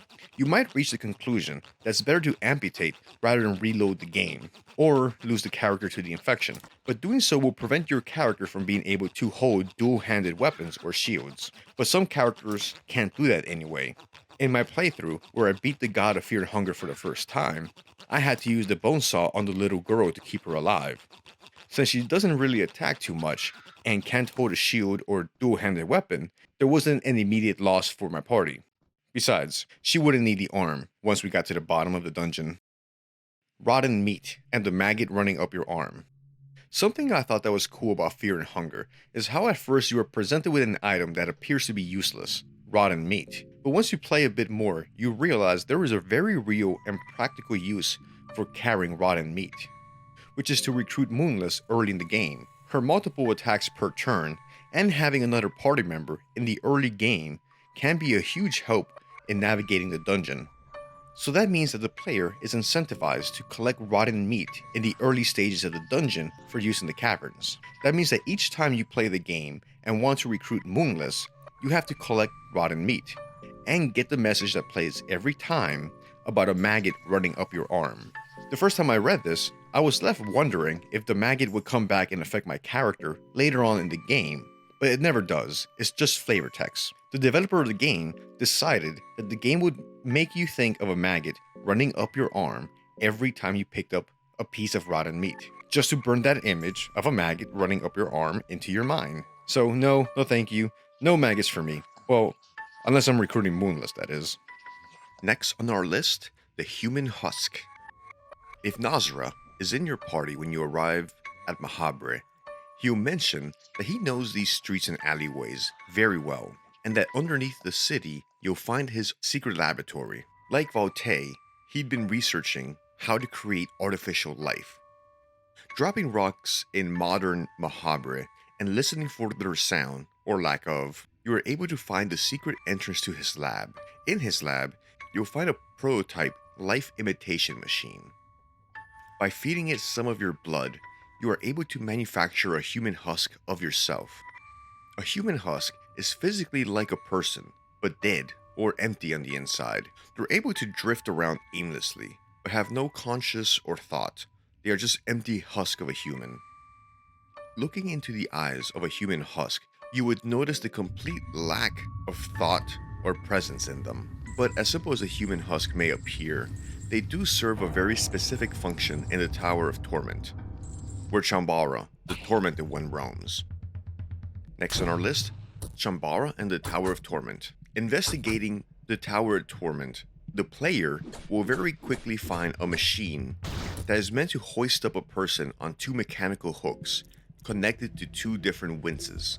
It is a machine meant for sacrificing somebody to bring the tower back to life. Here, you have the choice of sacrificing a party member, or if you visited Nazra's secret lab, you can also sacrifice the human husk you created and not have to lose anybody in your party.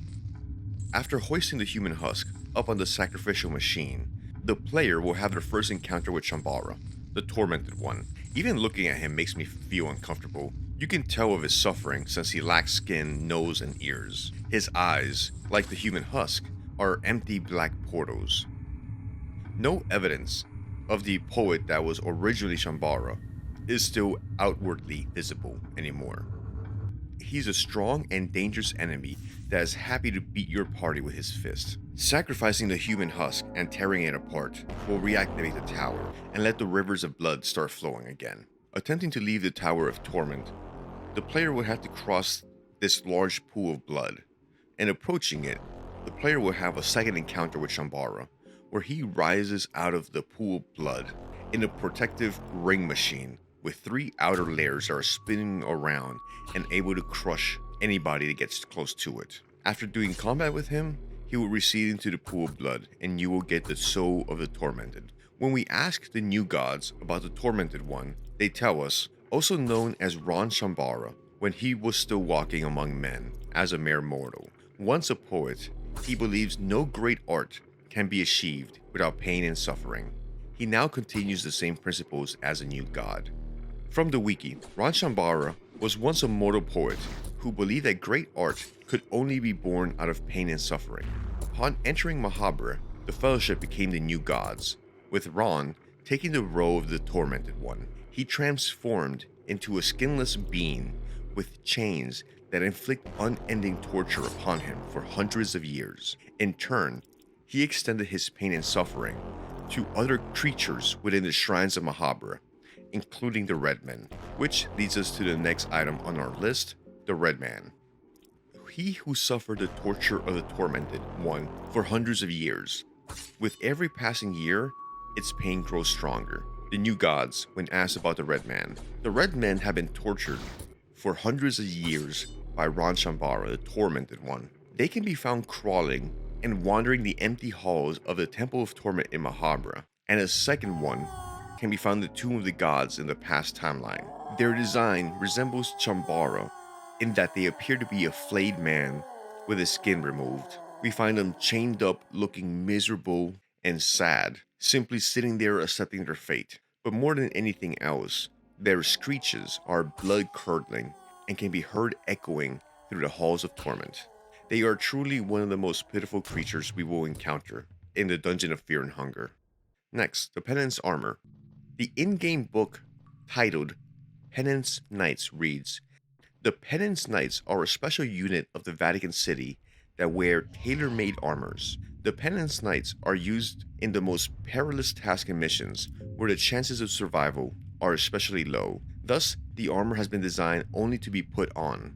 There is no removing it once one is chosen for the mission. The armor has rows of small spikes that drill into the skin of its wearer. The pain is meant to cleanse the mind for the task at hand and also heighten the fury in the midst of combat.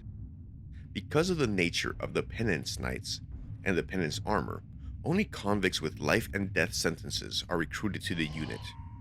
The recruits are given one last chance to repent their crimes and atone their sins before the Ascended One, Almer, passes on the final judgment. The penance armor can be said to be one of the better armors in the game, with some very strong advantages but also weaknesses. The main one is that it will constantly inflict the bleed status effect. That's why it's recommended to equip the Ring of Still Blood before climbing into the armor. Found on the floor where Torturer is, it is a disturbing piece of lore that is very fitting and in keeping of what we know about the Dark Vatican that exists in the universe of Fear and Hunger.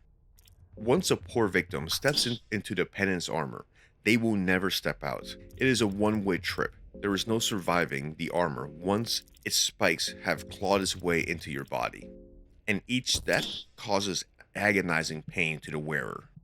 The Maneba. Although the Maneba is a fairly low-level enemy that won't pose much of a threat to an experienced player, there are still a couple of things about this creature that I find unnerving or disturbing. The Maneba has two ways of getting into you.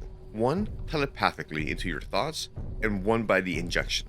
The Maneba is a telepathic creature spawned by Rare and is able to glimpse inside your mind and communicate directly with you. This is unnerving because this creature is not natural of this world and is able to unsettle the player with its strange and ethereal thoughts that do not belong on this plane of existence. The second more direct way that the Maneba can impact the player is through the inject skill, which gives me shivers because it is able to inject worms into you. And nobody likes the thought of being injected with worms. The worms will increase the rate at which hunger accumulates in the player, on top of the effects the dungeon has already been having on the player. It doesn't have a great effect in gameplay, but just the thought of a monster injecting you with worms is something I find incredibly unsettling.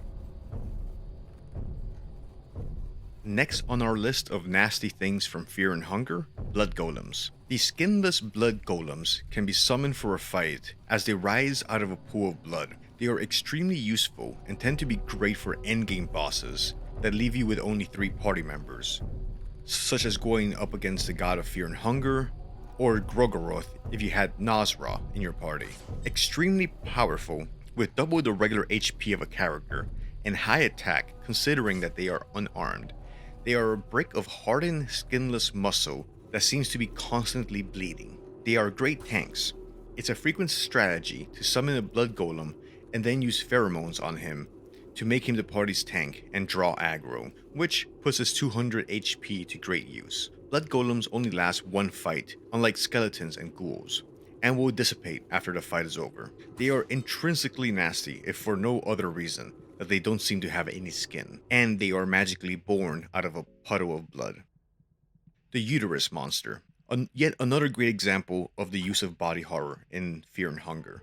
The Uterus is really 2 enemies in one, with one being the mannequin that has sharp claws that can inflict the infection status effect and apply damage, and the other being the tanky cherub. The Uterus is another failed experiment of Altair, the Enlightened One, as he continues to try to find a way to create artificial life. During the fight, the cherub will drop out of the uterus's, its uterus, and start to crawl and stand up. The cherub will take the next few turns crawling up to the player's party, and once close enough will start attacking. If you are able to apply DPS fast enough, it's possible to kill the cherub before he is able to attack. Being able to birth another enemy during a fight makes the Uterus a standout among the monsters in this game. The purple organ bags that you have to cut to get to the gauntlet. So this one's kinda easy, yet difficult to describe.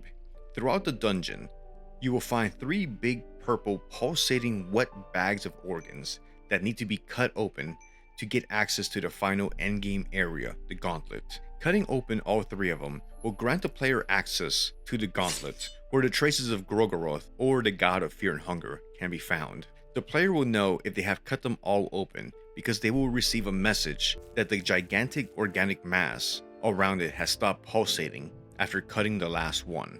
I think we can easily say that one of the nastier things in the Dungeon of Fear and Hunger are these massive fleshy bags of nondescript organs.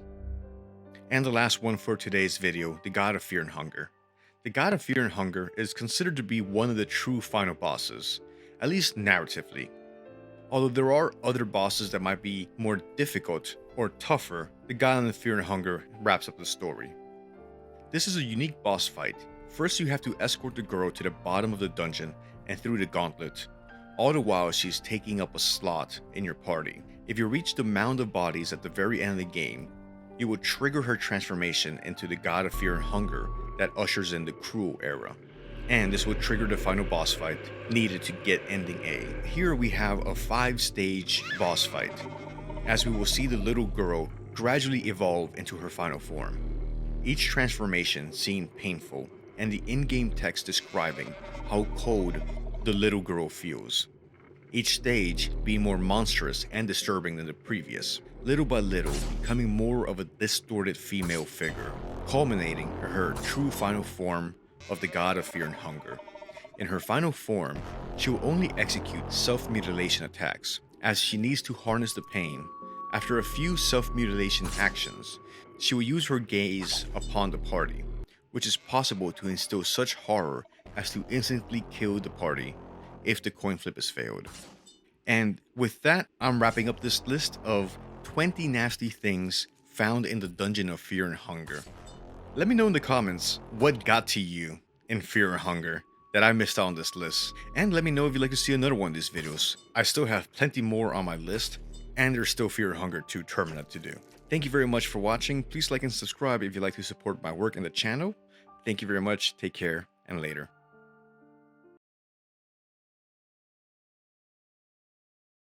Hi, hello, and welcome. So for today's video, to keep things interesting and prevent repeating too much, I'll be focusing more on late game content and the content that I just hadn't seen in my different runs of Fear and Hunger. I hadn't beat Sylvian, so to get footage for this video, I did a Terror and Starvation run to the Void to fight her and experience it firsthand. For no particular reason, I thought it'd be cool to use all 4 of the playable characters.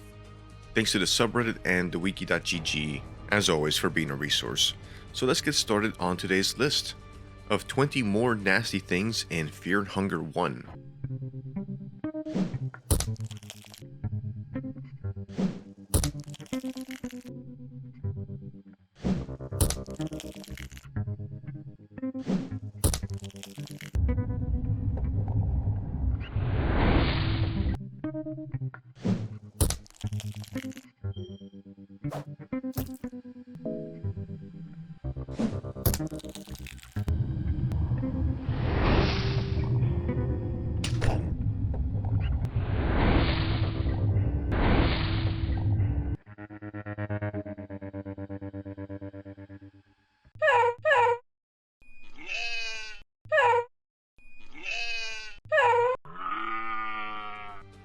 Starting off with 1. The Mumbler. The Mumbler and its design.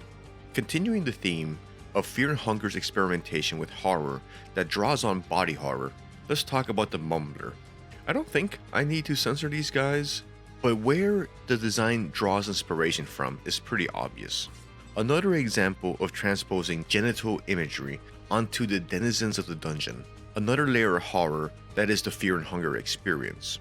I thought the Mumblers were particularly annoying, but the normal variants aren't too much of a threat. Found in the thicket, they can be mostly easy to avoid by using the multiple paths through the different levels of the thicket. If engaged in combat, their damage and HP isn't too high. If talked to, they don't reply. Their head will spew poison at the party if attacked. Poisoning is the main threat that the Mumbler will present. Nothing in the thicket or the lore seems to indicate that they can form groups or society. They just seem like empty-minded abominations. A variant of the Mumbler can be found that poses a greater threat and does show some signs of intelligence, the Greater Mumbler. The community discussion on Reddit and the wiki section for the lore of the Great Mumbler suggests that the Mumblers are followers of the God of the Depths. Like other followers, they are either insects or beings that are, quote, forsaken and forgotten, that fulfill some task in the dungeon assigned to them by the God of the Depths.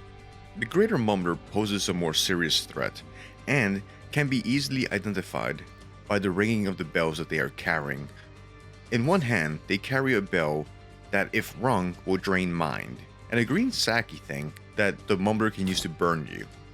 Fortunately, intelligent application of damage can render him mostly harmless with some luck in the first turn. So between the design of the Mumblers, their odd lore, and dedication to the God of the Depths, along with their relatively minor yet very real threat they present, I wanted to start today's list with the Mumblers.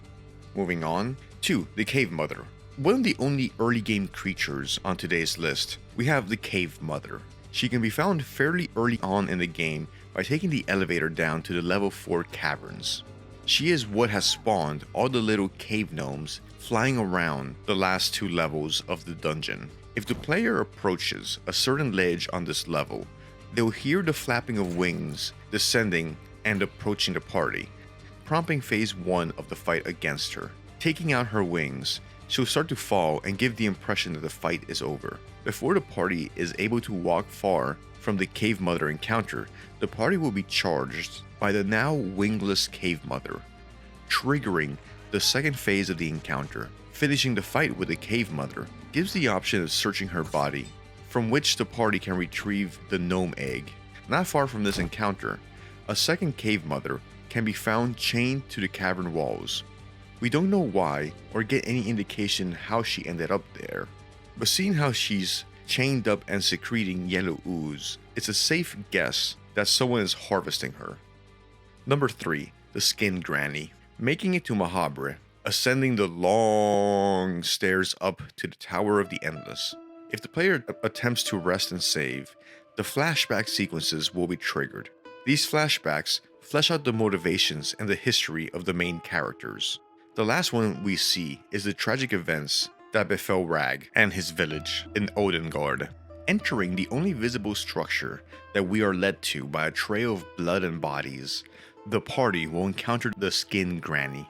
Initially appearing as a harmless old lady, she'll grant the party one free action to prepare for the fight as she mutates to her true form. The new gods tell us about the Skin Granny, a myth passed on by the wild men of the north and those who live in Odengard and its surrounding areas. The myth is typically told to new generations as a cautionary tale on what happens if you abandon your family and leave for greener pastures. The black is said to creep from the dark corners of your home cabin, slowly nibbling the form of your beloved ones. The creature is, of course, just a myth, but the tale lives on strong in the consciousness of the northern folk, and often in nightmares, the creature has a vivid presence. The new gods, when asked about the Skin Granny. The new gods suggest the Skin Granny manifests when one leaves their family to look for greener pastures. Perhaps her presence is making a statement on Rag's traveling to Vinland, where him and his countrymen found the cube of the depths that triggered the shit show that is the events of Fear and Hunger. The Skin Granny's main threat is her ability to use her multiple arms to try to cut the player. Fortunately, you will have one free turn at the beginning of the encounter to cast buffs or status effects. With some luck, this encounter can be fairly straightforward, but still unsettling due to the design and name of the Skin Granny. The Cave Dwellers. The Cave Dwellers are the inhabitants of the only population center, or town, in the Dungeon of Fear and Hunger. Blue-skinned in appearance and muscular and rock-hard in description, the Cave Dwellers live in a village beneath the mines, and they guard the Cube of the Depths, which started the decay that has spread through the dungeon. The Cave Dwellers got the Cube of the Depths by trading provisions with a desperate Captain Rudimer, whose mental state was already in decay. The Cave Dweller village also has one of the few merchants in the game that will trade for the silver coins the player has been picking up throughout the dungeon. Initially peaceful, the cave dwellers are not aggressive at first towards the player. From Darcy, we hear, "I found this underground village full of those things. They live in savage ways. They are but a pack of heretics. The things they did to me. When I got to see one of their primitive rituals, I had to step in. I cut down a couple of them, and then they chased me here." If the player stops the attack on Darcy, or takes the cube of the depths, the entire village will aggro and start hunting the player on sight.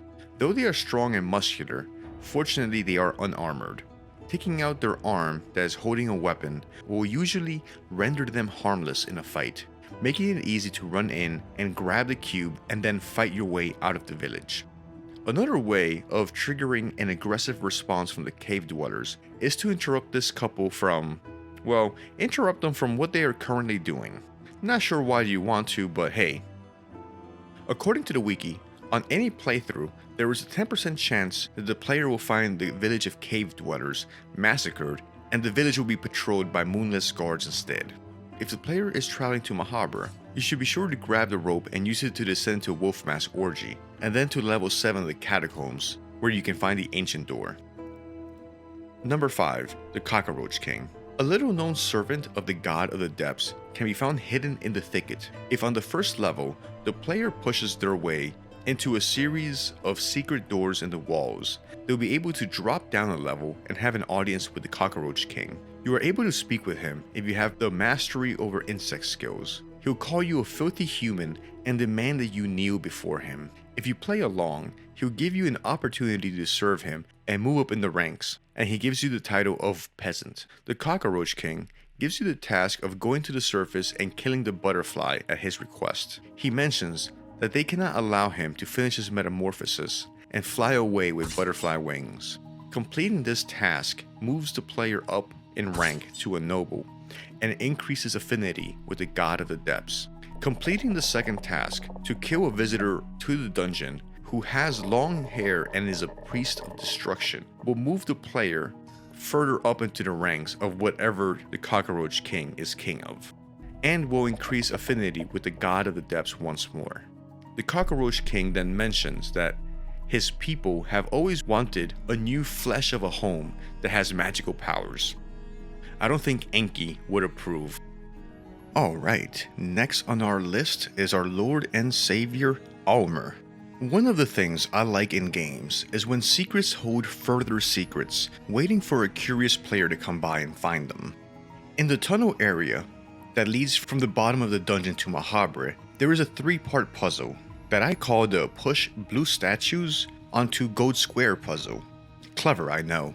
Solving it will open a non-assuming door that leads to the Tomb of the Gods, a modest location housing the body of none other than Almer the Ascended, the messianic figure in the religion of the world of fear and hunger. Almer was born a regular person in the city of Jataya. He eventually became a Christ-like religious figure, leading 12 apostles who would spread his teachings. He eventually upset the powers that be and was crucified. Upon dying, he ascended to divinity in Mahabra and was able to resurrect. In a deviation from the traditional Christ story, he came back and took revenge on the kings and Pharisees that condemned him. His body can be found in the ancient tomb in the Tomb of the Gods. There's no real gameplay purpose to his body being found here, other than lore and ambiance, but there is one fun interaction. If the player has the necromancy skill available to them, they will get the option to use the necromancy on the old god. A coin flip is then triggered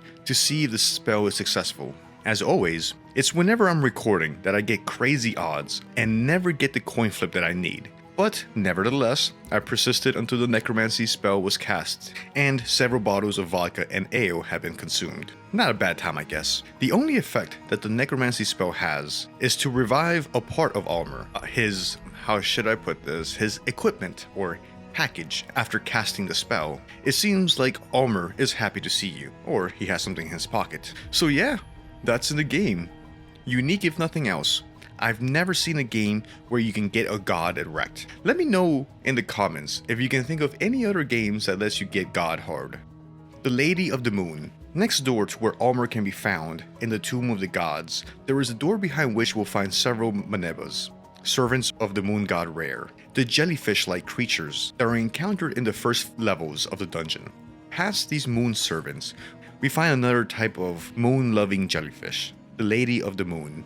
The Lady of the Moon will rise out of the green hue in the corner of the room and a battle sequence will initiate, but the lady will not attack. If you use the talk skill, more of her intents and purposes can be learned. If you ask her about her origin, she says that she comes from the green. If you ask her who she is, she says that she's a servant of the moon god, Rare. She mentions that like the moon god, she doesn't believe that humans should have the same rights as gods. If the little girl is in the party, she will offer you a trade. If you give her the smallest one among your party, the lady will heal the wounds of the party and make everyone whole, reversing any dismemberment or physical damage to the members of the party. Like another creature of Rare, Pocket Cat, the Lady of the Moon is trying to stop any human of divine origin from ascending to godhood, so that they may never rival the powers of the moon god Rare or the old gods. Number 8. The White Angel and his splitting attack. Walking the alleyways of Mahabra in the past, approaching the Tower of Torment, we'll see these white figures that appear to have been cut open at the chest and chained to the wall. Initially inert, after defeating the tormented soul, you'll notice that they are gone while their chains remain. From here on in, several white angels can be found roaming the alleyways of past Mahabra. They are a very real threat since they use both of their sharp wings to attack the party, but the real threat comes from their coin flip attack, where they would jump into the air and come down on one of the party members with full force and weight, cleaving a party member clean in half with a single strike. Any attempts to reason with the White Angel or learn more about them by talking are futile, since the White Angel will not reveal any information to you. Fortunately, dealing with a White Angel grants the White Angel Soul, which increases a party member's agility to 20, granting it first action in a turn, but also a second extra turn, dramatically increasing damage output and survivability for the party. Number 9. The Witch. The first time most players will encounter the Witch will be at the beginning of the game, when the Witch briefly teleports the player to another realm. If the player is quick, they can escape this little pocket dimension and make their way back to the dungeon without fighting the Witch. Fighting the Witch at this time is generally a poor idea, since the player will not have the party or equipment to take her down. The Black Witch is a servant of Grogaroth, like the Black Priest. Having sold its soul to the blood arts long ago, the Witch lets us know that it's devoted to the point of not fearing death. Fortunately, you can fulfill this and pay back the Witch later on in the game. If you're playing on Terror and Starvation mode, the Witch can later be found at the Grand Library in the present.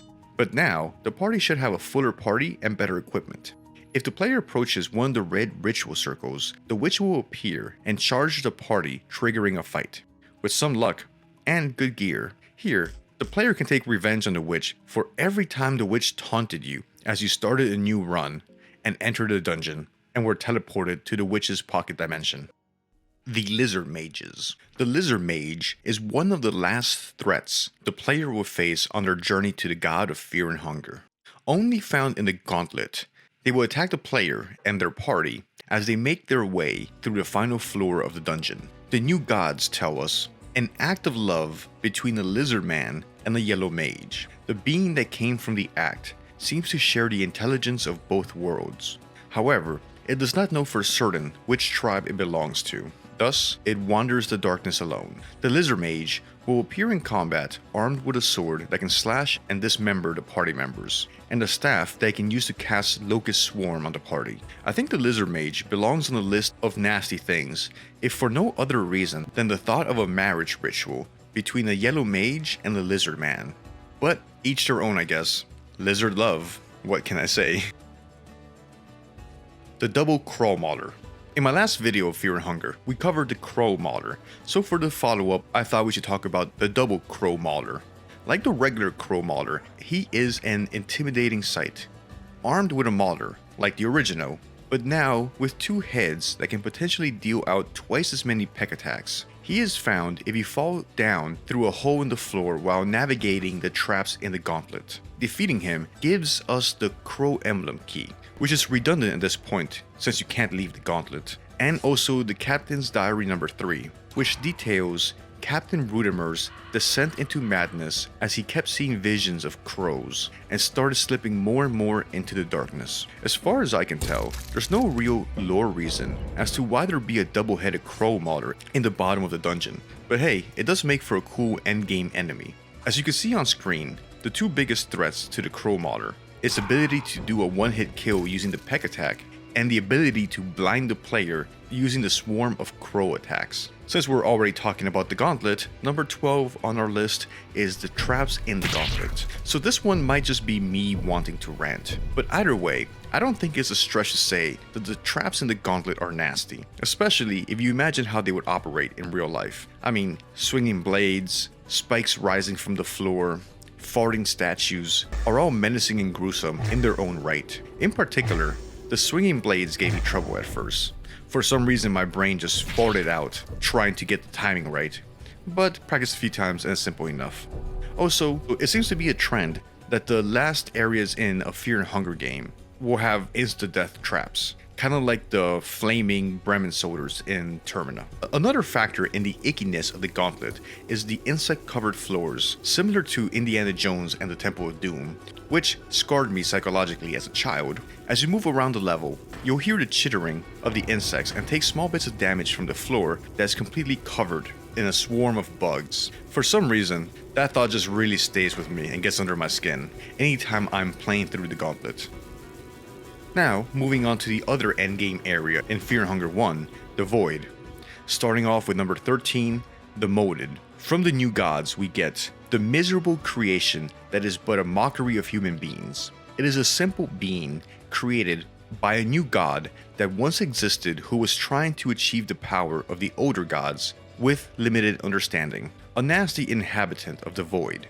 The player will encounter these tormented sacks of flesh wandering the lunar surface. Their descriptions from the New Gods informed us that they are failed experiments made by those that didn't fully comprehend what they were doing or the power that they were wielding. Attempting to speak to them in combat, you get the message. The creature clearly tries to say something, but its wall of flesh prevents the sound from carrying over. Or, whimpering muffled sounds can be heard from behind the walls of flesh. Inspecting the bodies, or mounds of flesh after fighting them, yields a description of the smell of sulfur that they leave behind. These tormented beings are a testament to the cost of hubris, of new gods meddling with forces they don't understand in order to satisfy their egos and curiosity after ascending on the golden throne. The Blight. Before men, the lizard men roamed as the dominating life form. Like us, they too desired to ascend higher. What remains of those ancient times are the forms. The New Gods, when asked about the Blight, found in the Void, these eyeless, soft-looking pterodactyls can be found flying across the green hue, or perched on top of the rock formations. If the player is trying to record footage for a video on Fear and Hunger, these creatures will be aware of the fact and leave the player alone, denying the player the opportunity to get footage for a fight. Like so many of the endgame enemies, the Blights can pose a threat at first, since the player will spawn into the Void after ascending from the Golden Throne, alone with their party scattered. With the HP that they have, it makes it hard to one-shot, but the Blight becomes far more manageable once the player has managed to gather their party members. While a serious threat, the Blight won't be the creature that makes the player feel the need to run and hide here in the green fog of this otherworldly lunar surface. If you explore the Void thoroughly, or just get lucky I guess, you might run into a baby Blight. Not much information is available. Presumably, it fell off of a ridge or cliff, since there doesn't appear to be anything to indicate a ground level nest for the Blights. Hitting it doesn't seem to do anything either. The interesting question though is this baby Blight a baby lizard man that ascended, or are the Blights in the Void able to reproduce? Number 15, the Greater Blight. In spite of the nasty horrors we've encountered in this video, the undisputed king of the Void is the Greater Blight. Like the smaller Blight, the Greater Blight is created when some lizard men, or lizard women I suppose, ascend to godhood. The Greater Blight is a unique enemy that can't be seen on the overview map, but rather it's heard. When exploring the Void, the player will get messages such as, you get a primal urge to hide somewhere. the terrifying presence is closing in on you. There is something huge close by in the shadows, while being followed with increasingly tense rumbling of footsteps. The player will need to find a hiding spot. If found, the encounter can be skipped as the Greater Blight fails to find the party. If the player doesn't hide, an unskippable combat encounter starts. The Greater Blight appears as a giant scaleless T-Rex with no visible eyes. The Greater Blight is giant, tanky, and imposing, easily wrecking any but the best equipped parties. First, the party will have a few turns as the Great Blight approaches. This is a good time to use abilities like Darcy's fast attack or any other buffs that would help. In these first turns, the Greater Blight is beyond physical attack range, but can still be attacked with magic. Once in range, he'll have one arm and two legs that he'll attack with. Focusing damage on the limbs can limit the damage your party takes, but if you are able to damage him enough and keep your party alive, he is beatable. Although, you'd be doing it just to do it, since he doesn't drop any rare items or anything else that will motivate you to fight him. So, unless you want a challenge, you're best off hiding when he's close by. Also, fun fact, the sprite looks like it bugged out when I was recording the footage, so at the end, it just looks like we're fighting a flying T-Rex head. I thought that was kind of funny.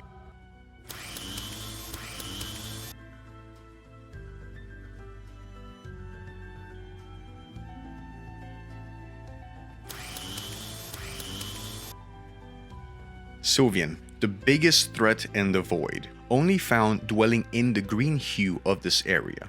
These are just the traces of Sylvan, so not the true goddess, but rather a weakened apparition of her that's been left behind with the passage of time. I'm going to be a little bit light on the lore for Sylvan since I've covered this god a few times in my other videos, and I don't want to repeat myself too much, but Sylvian is the god of creation, the antithesis to Grogoroth, the god of destruction. They are both primordial old gods that rule over the world of fear and hunger, representing basic aspects of reality. The god of love and fertility will be found on the path to the new god. She physically appears as a rib cage with a few tentacles and other appendages growing from it, along with Rare, the machine god, the god of fear and hunger, and the traces of Grogoroth. The traces of Sylvian is another god or deity that can be fought and bested by mere mortals, following in the grand tradition of so many JRPGs, in which humans try to kill a god. She will attack with her many tentacles, sapping the party's health. The color of the unknown attack will drain the party's mind, making spells and healing more difficult. And lastly, Sylvian will grow a tumor that over a few turns will take a form of one of the 4 player characters and start attacking. The Kahara tumor will use critical stab attacks, Darcy's will do leg sweep attacks, Enki's might cast hurting or locust swarm, and Rag's will fire iron arrows. But if the player is well equipped and you play your cards right, the traces of Sylvian are defeatable. After her traces dissipate, the path to the new ascended god is unlocked. Number 17, climbing the Tower of Endless over and over again. So this might be another one of my rants. Ludonarrative cohesion or resonance is something important for a game to really flesh out the vibe, ambiance, or the feel of a game. Meaning that a game should try to have its mechanical themes or challenges reflect the themes and challenges of the narrative. The first Dark Souls did this great, making you feel you were in a vast, dying world mechanically, which is then reinforced with the narrative setting and visual themes of the game. Another example of ludonarrative cohesion is the fucking Tower of the Endless, where you have to climb all the stairs and the loops every time. There isn't a shortcut or an elevator to unlock at the top after climbing up once. Making you climb up and down really makes the player feel and be aware that this tower is tall, and contrary to the name, it is actually endless. But that's a pedantic point. Did you need to trigger the flashback dream sequences to get access to Francois and the Golden Palace? Well, climb to the top of the tower. Oh wait, you're in the wrong time period, so you have to climb back down. Use the beacon of the depths and then climb back up. Okay, you finish the flashback sequence and then climb back down, only to realize you forgot the miasma, blue sin, or the eastern sword, or any other item anywhere else in the dungeon. So you climb back up to the top of the tower to use the portal. Okay, now you actually have everything. So you climb back down, but then you forgot to save the game, so you need to climb back up the tower to save the game, and then climb back down to continue the game. All I'm saying is that the Tower of the Endless is probably why most of the characters in the game look like they have never skipped leg day with their rock hard glutes and legs. Them butts. Francois and regret. A lot has already been said about Francois, the dominating soul. In a way, he does kinda serve as the main antagonist. If you could say that Fear and Hunger has a true central antagonist, he is the gatekeeper to the void and all the endings that will lead you there. He serves kind of a stand-in for the corruption of a person in the pursuit of power. But here's a bit I noticed on my last playthrough that somehow hadn't really stuck out to me about him. To fight him in the past, you must first encounter him in the present. In present Mahabre, he appears as a worn-out man who spends his days breeding dogs. Disheveled and emaciated, he's found sitting with his dogs. Time has granted him wisdom and moderation. He talks about the ages past and how he's now aware of his arrogance, how he was presumptuous to assume he'd be able to challenge the old gods, which represent fundamental concepts of reality itself. His dreams of domination were just an illusion. He is nothing more than just another pawn in a long series of pawns in the machinations of the old gods. He now understands the futility of his younger, ambitious self, and now he is an old man looking back at his foolishness with regret. And who can say they have no regrets looking back? But even the most powerful among us are powerless before time. We can't go back and change the things that we regret. We can only learn to make peace with them and try to move on, if nothing else, as a wiser, more knowledgeable individual. So, the older Francois asks you to go back in time and stop him when he was young.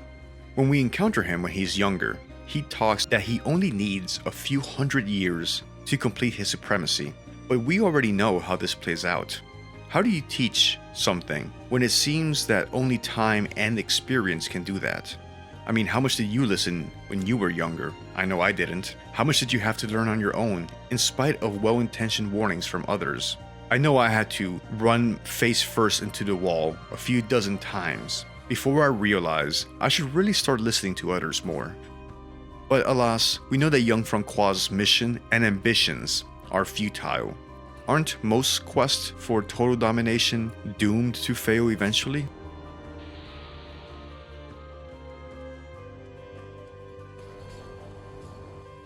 The King in Yellow. The literary figure of the King in Yellow has almost become a trope in survival horror these last few years, being a prominent theme in both Signalis and Fear and Hunger recently, arguably in Dark Souls as well. I've been fascinated with this figure since hearing about it, a mysterious play about a king that drives anyone insane that reads it. The mystery of the king is almost as alluring as actually knowing about him. The lack of lore and information about him only deepens the mystery. In the game, the King in Yellow will only appear if the player assists the guard to his ultimate vain and selfish goal of ascending to godhood, encountered as a final boss leading to the sea endings.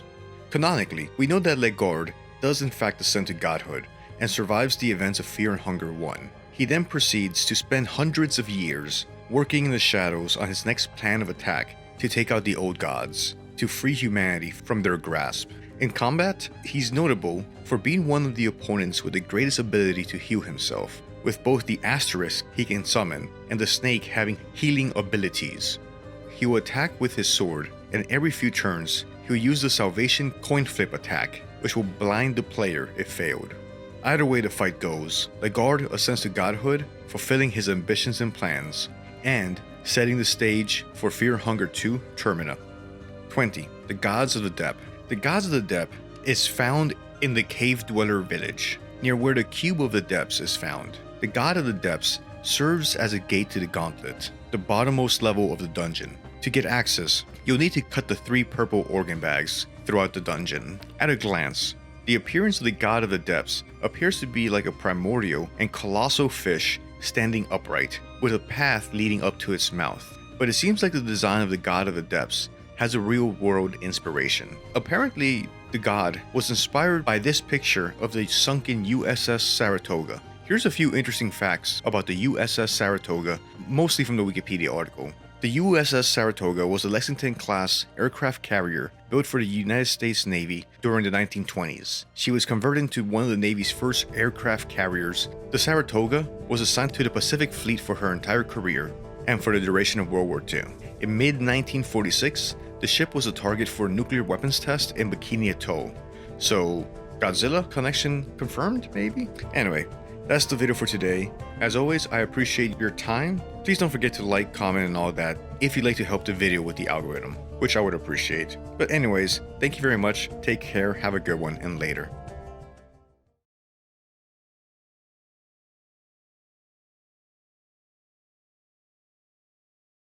From Bohemia, where fighting had just finished as the Bremen army moved in and occupied the city. All communication has been lost, no wires or radio signals coming out of the city in the last 4 days. The Bremen Empire has not commented on the situation, and the Eastern Union refuses to comment, and they claim to not have any intelligence on the issue.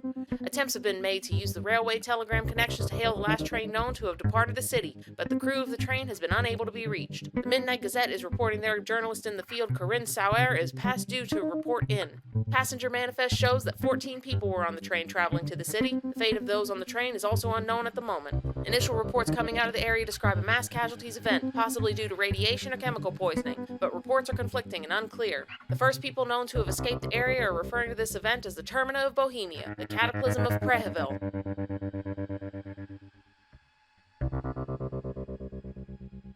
The death of innocence, the birth of a god.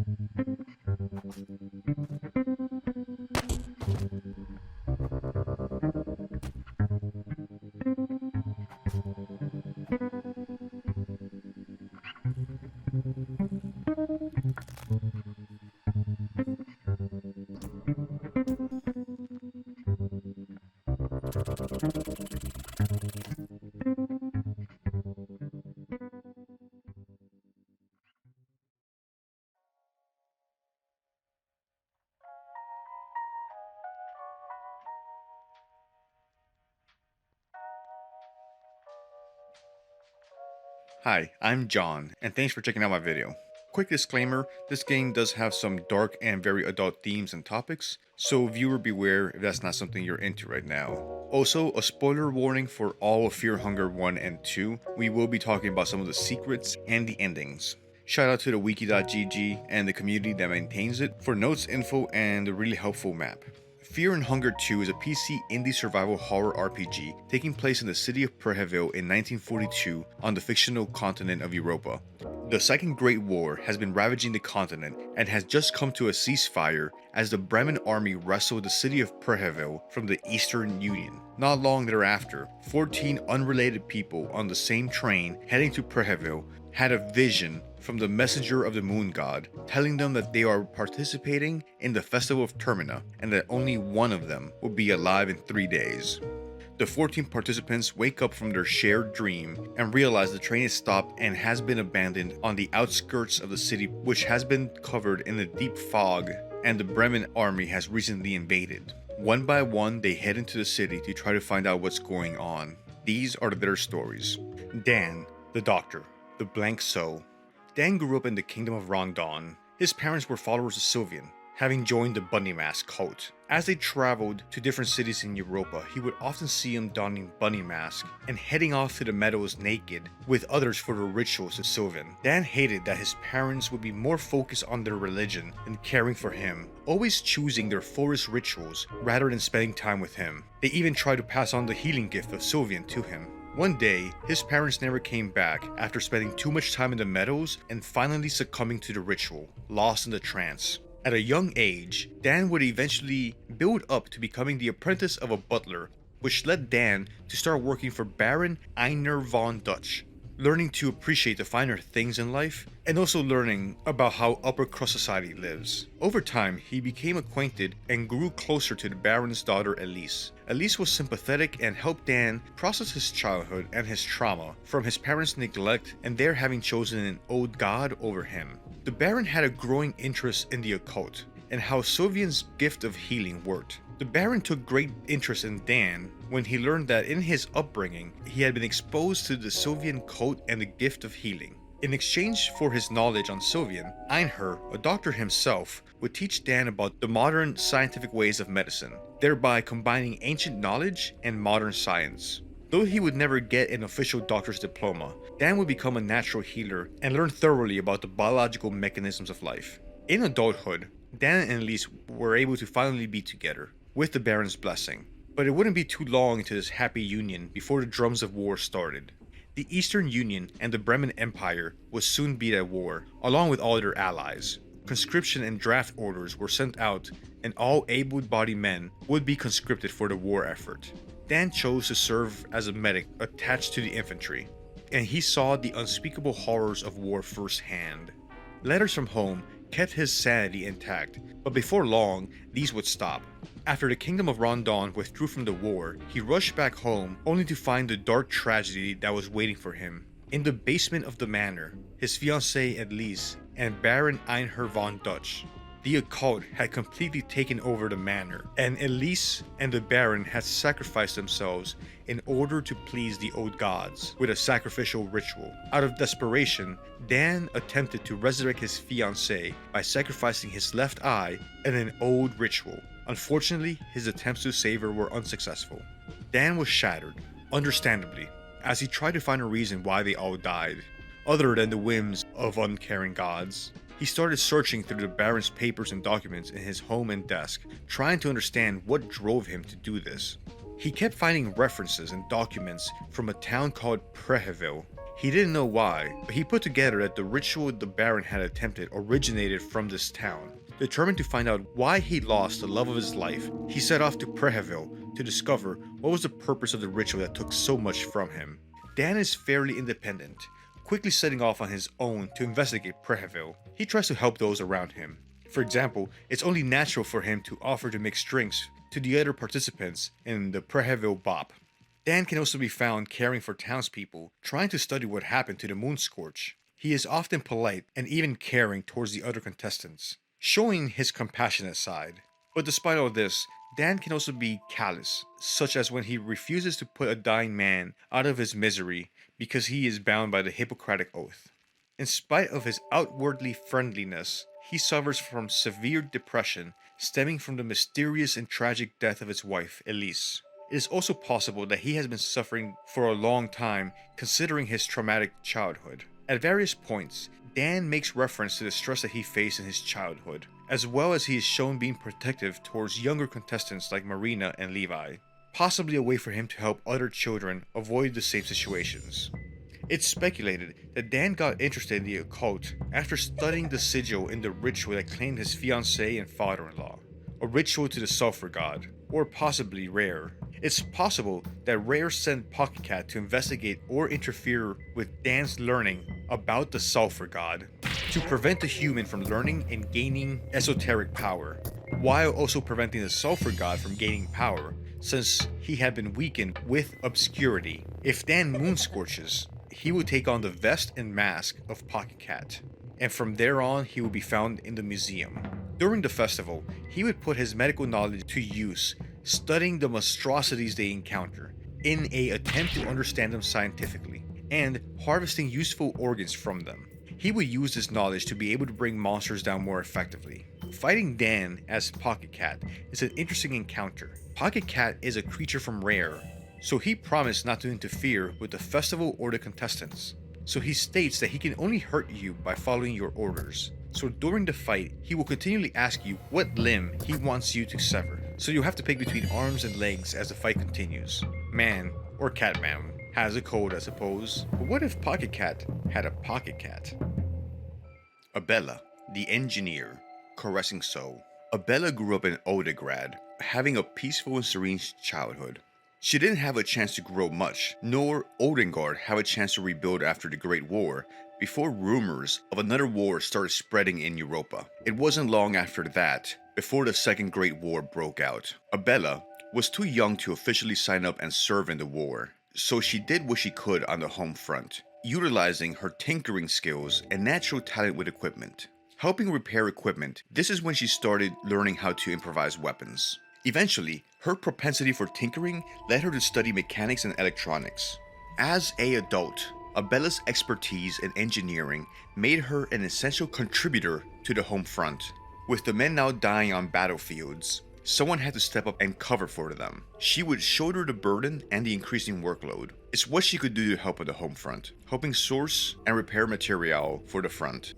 During one stormy night, Abella trudged through the rain-soaked alleyway on her way home from a long day of work at the workshop, her overalls covered in dust and oil. Suddenly, she noticed a strange man who had tried to run but collapsed weakly to the ground a few meters afterwards. Abella quickly realized that this man had been shot when she noticed the blood pooling on the sidewalk.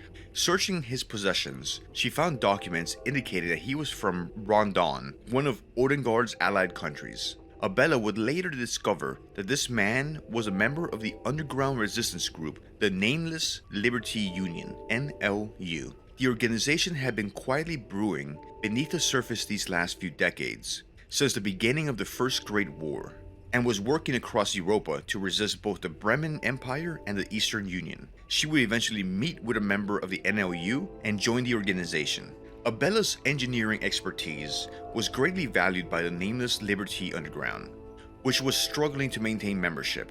After some time, the NLU had gathered enough info to unravel parts of a larger scheme brewing with the Kaiser of the Bremen Empire. The Eastern Union was working on something ill-boding in the country of Bohemia, and the Bremen Empire wanted to get their hands on the project by any means possible. When the Bremen army finally occupied Bohemia, the NLU sent some of their members to Prehevil, but communication was quickly lost with them. The organization decided to wait to see if their members would resurface, but Bella was not content to sit and wait. She boarded the first train to Prehevil, determined to find out what happened, and was told if she ever needed support, she could reach out to the leader of the Bohemian branch of the NLU. But unbeknownst to her, she would play a part of the greater schemes by the Trickster Moon God Rare as one of the 14 Termina contestants.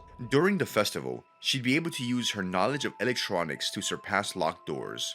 Her mechanical knowledge would allow her to craft improvised weapons and traps, like bear traps and the meat grinder. Abella would turn into the Chaugnar due to Moonscorch. Having a deformed head and elephant trunk, this muscular and strong abomination, with skin that is difficult to pierce, would be found underground in Tunnel 7. The Chaugnar can blow its horn so strongly that it can make someone's head explode if they hear it for too long. Levi, the child soldier, the solitary soul. Levi was born in Prehevil, the capital of Bohemia. He is one of the few natives from Prehevil among the 14 participants of the Festival of Termina. Levi was born into a sad relationship between his poor mother and alcoholic and violent father. Levi doesn't have any fond memories of the man. One night though, after a heated argument between his mother and his father, his mother rushed into Levi's room, shutting the door and trying to hold it shut. But it did little good to save her from the drunkard's wrath. Tragically, she would die by his hands, yet another victim of domestic violence, leaving Levi without the one person that took care of him as a child.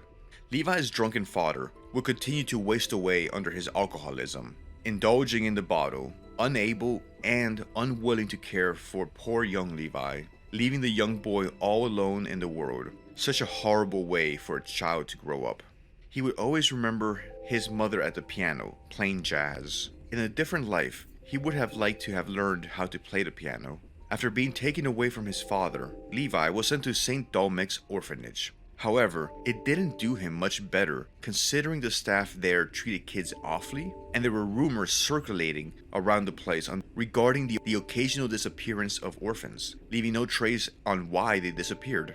Not to mention the rooms in the basement that they could hear screaming from, and they were strictly forbidden to go down to the basement. He didn't stay there for long, as the Eastern Union began recruiting, although conscripting is a better word, every able-bodied male to fight for the motherland, no matter what their age. It essentially made Levi a child soldier, since he was only 13 when he was conscripted. Children being sent to war by old men playing on their maps. Levi was an exceptional and capable soldier despite his age. Understandably, he started to become bitter and nihilistic as he kept seeing kids his age and younger being dragged into the war and dying as cannon fodder as this war dragged on. As time went on, he was given his own squad of child soldiers that he was in charge of.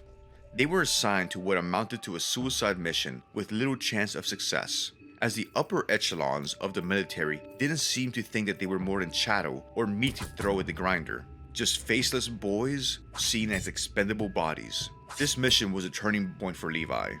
Between the cruelty of his childhood, watching his mother's murder, being abandoned in this world as a child, along with his experiences at war, leading children where regardless of the decisions he made, he would feel responsible for their deaths. It was too much for him to bear. It was at this point that he became addicted to opiates, particularly heroin, which he turned to in his moment of weakness, looking for momentary escape. Alcohol wasn't enough anymore to make him feel numb. Could you blame him? Addiction is an insidious disease. It was the only way that Levi could turn off the pain and torment that he felt in his waking hours, and also when he closed his eyes at night. Eventually, he could no longer take it, and decided to desert and run away, going AWOL, abandonment without official leave. Since he had nowhere to go, he went back to the only place that he knew he could call home, Preheville. However, little did he know, he would play a greater part in the scheme of the Moon God, as one of Termina's contestants.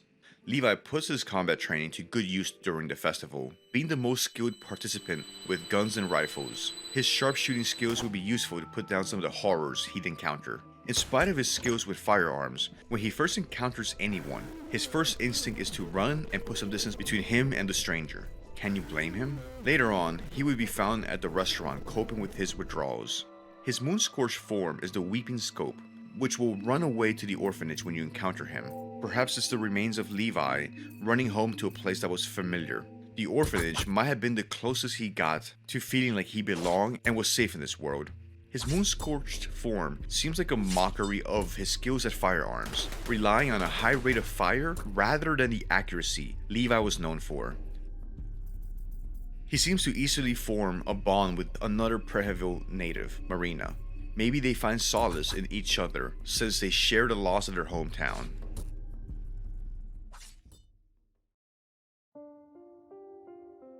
Olivia, the botanist, the shadowed soul.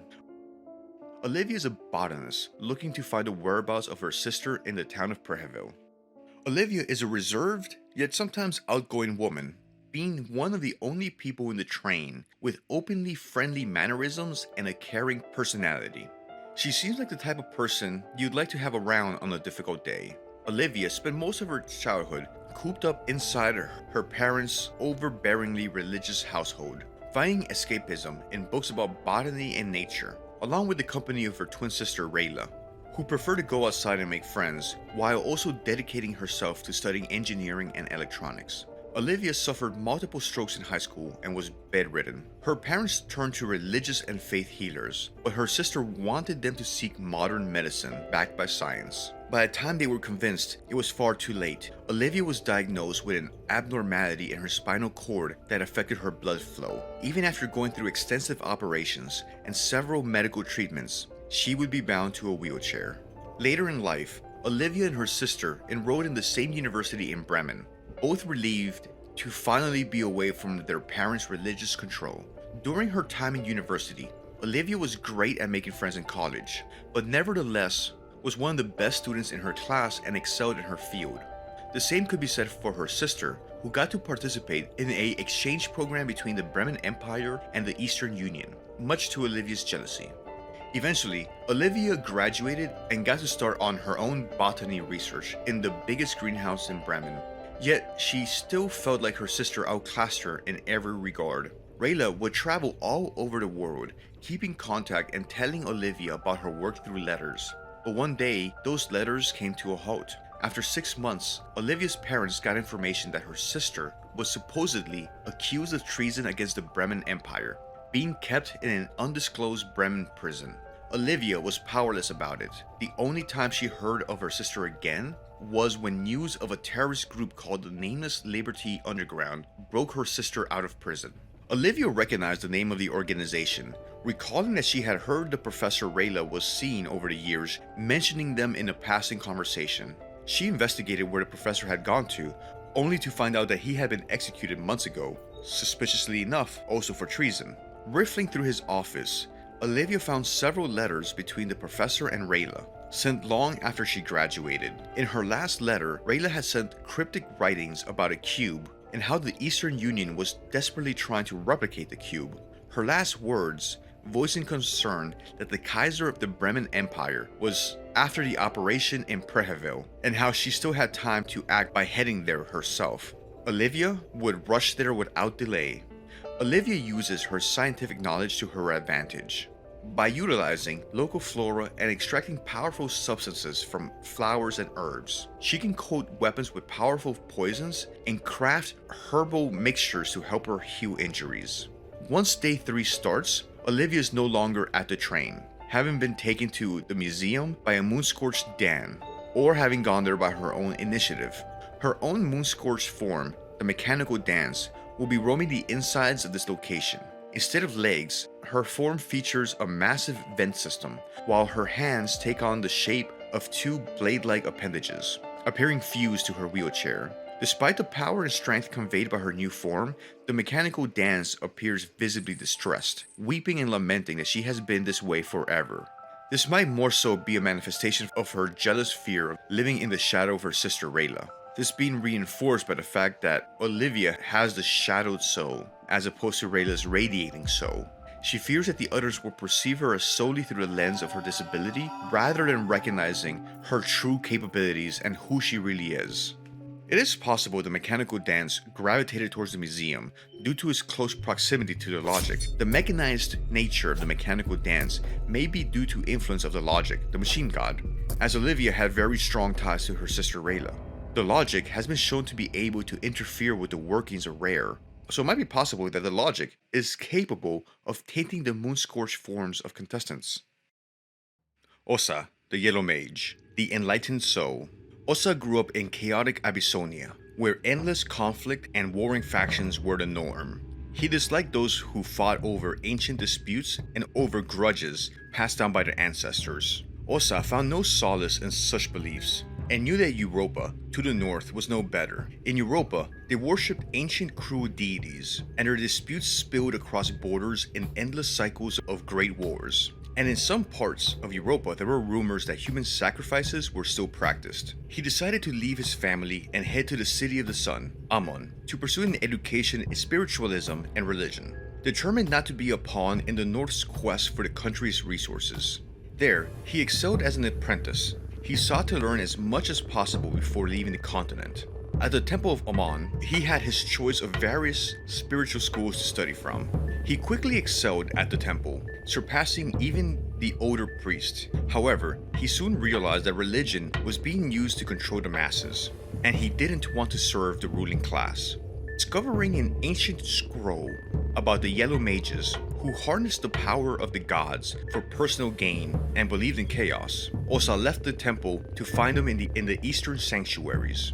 Osa arrived in the eastern sanctuaries and discovered that even the local temples follow the worship of Ulmer, with religion dictating people's everyday lives. Despite facing scorn for his belief from scholars and religious leaders, Osa remained unwavering. He eventually impressed the Yellow Mages with his conviction, and they invited him to join their own.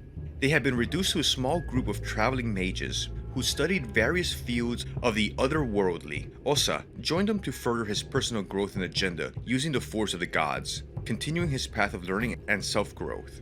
The now magician Osa eventually met Hadil Azif, a self-proclaimed wizard from the Far East who was gathering a troop of adventurers to accompany on a perilous quest to the infamous Dungeon of Fear and Hunger. He joined Hadil's group of adventurers and traveled through war-torn Europa. However, most of the crew quit halfway to Rondon due to the difficulties of crossing borders during these turbulent times of war. As they got closer to their destination, Osa started having intense dreams, and the remaining members of the group were visibly sick from stress and otherworldly pressures. When they finally arrived at the dungeon, heavy fog made navigation impossible, and distant growls and howls added to the tension. Most of the group panicked and scattered, and Osa ventured forward alone, leaving a sick and broken Hadil behind. And once again, a brave adventurer descended into the dungeon of fear and hunger. As Osa entered the ruins, he felt a burning sense of calling from beneath a heap of rocks. He dug through the piles with his bare hands, and eventually finding the source of the sensation. The burnt and mummified severed head of Nasra, the shit-talking wizard of the East. Osa was surprised to find that his master, who had been absent for so long, was surprisingly up to date with the twists and turns of the modern world. The master had a mission for him, something that could further his knowledge on dark matters greatly. As a yellow mage, Osa was supposed to follow his own ambition and greed, but he decided to play along to see what he could learn. After all, that was the common relationship between a master yellow mage and their apprentice. Nasra asked him to travel to a small country in Eastern Europa with the beheaded wizard to a town called Preheville. His master promised events of cosmic proportions, something that would turn the tides of the world forever. The events that would play out in Preheville would resonate everywhere. The talking head of the ancient wizard left out details from his story on purpose, but Osa expected that. With little information about the task at hand, he prepared for the trip. Every night, he saw nightmares of the horrors that awaited him in Preheville, where he would be chosen as a contestant for the Festival of Termina, an event the foul-mouthed, crispy head of a wizard is apparently familiar with.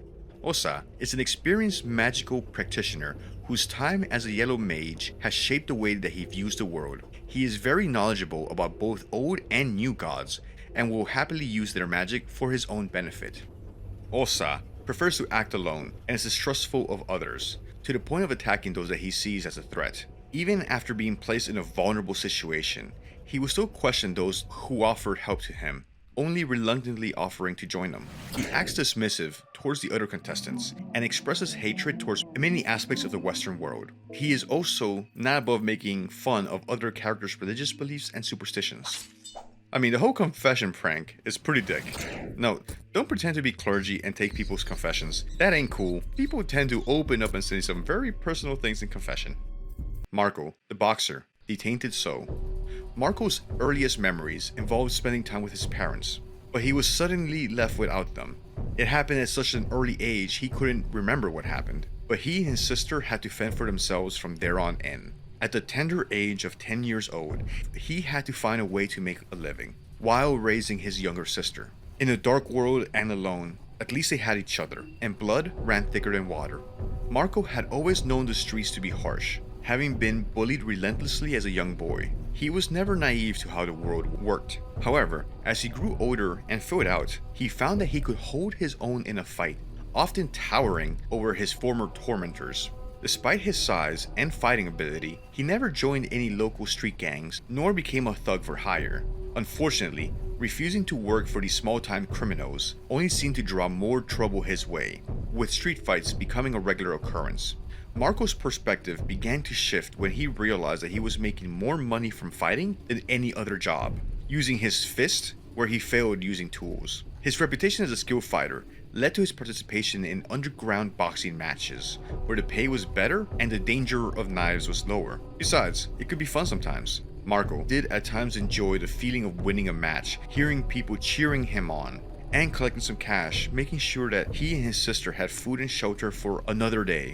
While Marco was focused on his fighting career, his sister had grown into a stunning young woman, and she learned about the predatory attention from unsavory characters that can sometimes bring. Fortunately, Marco's skills in the underground boxing ring had garnered him a reputation on the streets, which in turn became a useful tool in protecting his younger sister in a harsh world.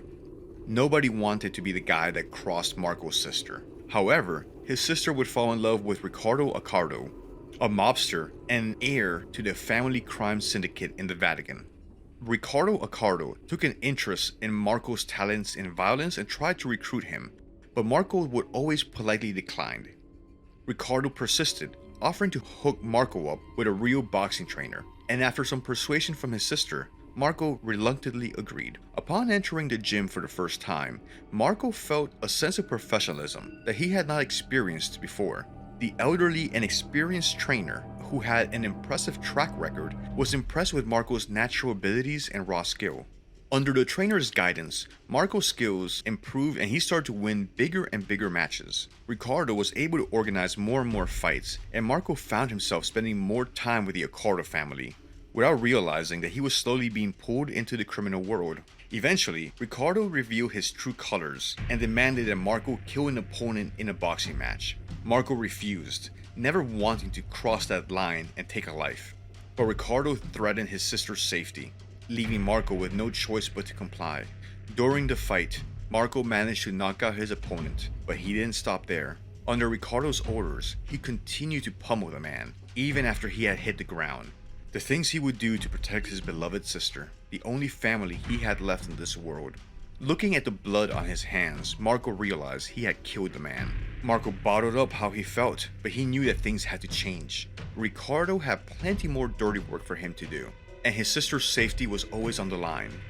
Marco knew that he had to find a way out of the criminal world before it consumed him completely, and the only way out was to kill again, to kill Ricardo. Ricardo must have felt Marco's killing intent and made sure that he was never alone with him, but he was too cocky to think that'd be enough. Next time Marco went to the club to receive his next assignment, Marco beat Ricardo to death and threw his body off the club's second floor, right onto the dance floor, much to the shock of the dancers below. Now, a wanted criminal by the police and a traitor to the family, Marco found himself in a dire situation. He had to get out of the city. His phone rang, and it was his sister on the other side. She had been sent to Ricardo's summer villa in Vinland only a few days prior. Marco explained his predicament to her, and they decided to meet up in Rondon. It was clear that Marco could no longer stay in Vatican City and needed to act quickly before the police or the family caught up to him. He hopped on the first train that left the city and headed to an unfamiliar town called Preheville in Bohemia. Marco wasn't sure where this town was, but he decided he could plan his next move as he traveled. He'd never left Vatican City. This would be the furthest he's ever been from home. Little did he know what horrors awaited for him when he arrived as one of Termina's contestants. Marco's fighting training would serve him well during the festival. He'd be putting his boxing and dodging skills to good use as he navigates what remains of Preheville and encounters the crazed, moon-scorched villagers. Being able to dodge attacks and hit more often and harder would help keep him alive during all this madness. If moon-scorched, he becomes the Giant, a creature enraged, imprisoned in a cell in the otherworld version of the White Mold Apartments, appearing to be a creature that feeds off of his anger and rage as he smashes everyone around him. Corinne, the journalist, the endless soul. I've covered wars. Yes, Corinne, we know. You don't have to keep mentioning it. Corinne was a curious child, having to be kept in line by family servants and her siblings. Her parents, newly ascended aristocrats in the Bremen Empire, were too busy with the affairs of high society to spend time with her and her brothers, leaving them mostly in the care of their nursemaid, Dahlia. Despite being highly respected, Karen's parents were outsiders among noble families, lacking strong roots and history in Bremen's blue-blooded society, having only recently become nobles. As tension rose within Bremen's borders due to the international political situation, the Sauer family's lack of strong lineage made them vulnerable. When riots broke out, Corinne's parents entrusted her to Dahlia's care and instructed her to leave the country until things settled down. Or, at least that's what Dahlia had told her her parents had said. Corinne never heard her parents discuss this plan with Dahlia. That's the last that Corinne would know about her parents for a long time, since her family estate was burned to the ground shortly thereafter, when a mob incited by one of the new populist leaders took over the estates, torches in hand. Having escaped the civil unrest, Corinne and Dahlia traveled to Jataya, the capital of the Eastern Sanctuaries, now part of the Eastern Union. The culture shock was overwhelming for Corinne, who had never seen such a stark contrast between poverty and wealth on the same street. Corinne found herself living with Dahlia in a decent building, but suspected that Dahlia's source of income was not from her parents sending money, but rather from ransom payments. Kahara, another endless soul, was also from Jataya. However, living in the Eastern Empire gave Corinne some perspective of the oppression carried out by those in power. Living abroad among the working class developed a sense of empathy in Corinne. and she became involved with civil rights organizations. During a protest, Corinne was targeted by the local army and after being knocked unconscious, woke up in a hospital. The Bremen embassy noticed her on television and took her into their custody, sending her back to her mother and her mother's new husband, her new stepfather, back in Bremen. Her father had died while the estate was burned to the ground during the unrest all those years ago. As she suspected, she was in fact kidnapped by Dahlia, who was living on ransom money up until this point. Corinne would become a journalist, working at the Midnight Gazette, investigating the suspicious appointment of the Kaiser as the Chancellor of the Bremen Empire. She believed that the Kaiser had played a role in her father's death, and was also involved with a secret society called the New Gods. Although she found connections between the Kaiser and the group, it sounded like a petty conspiracy theory. She needed more evidence and more information.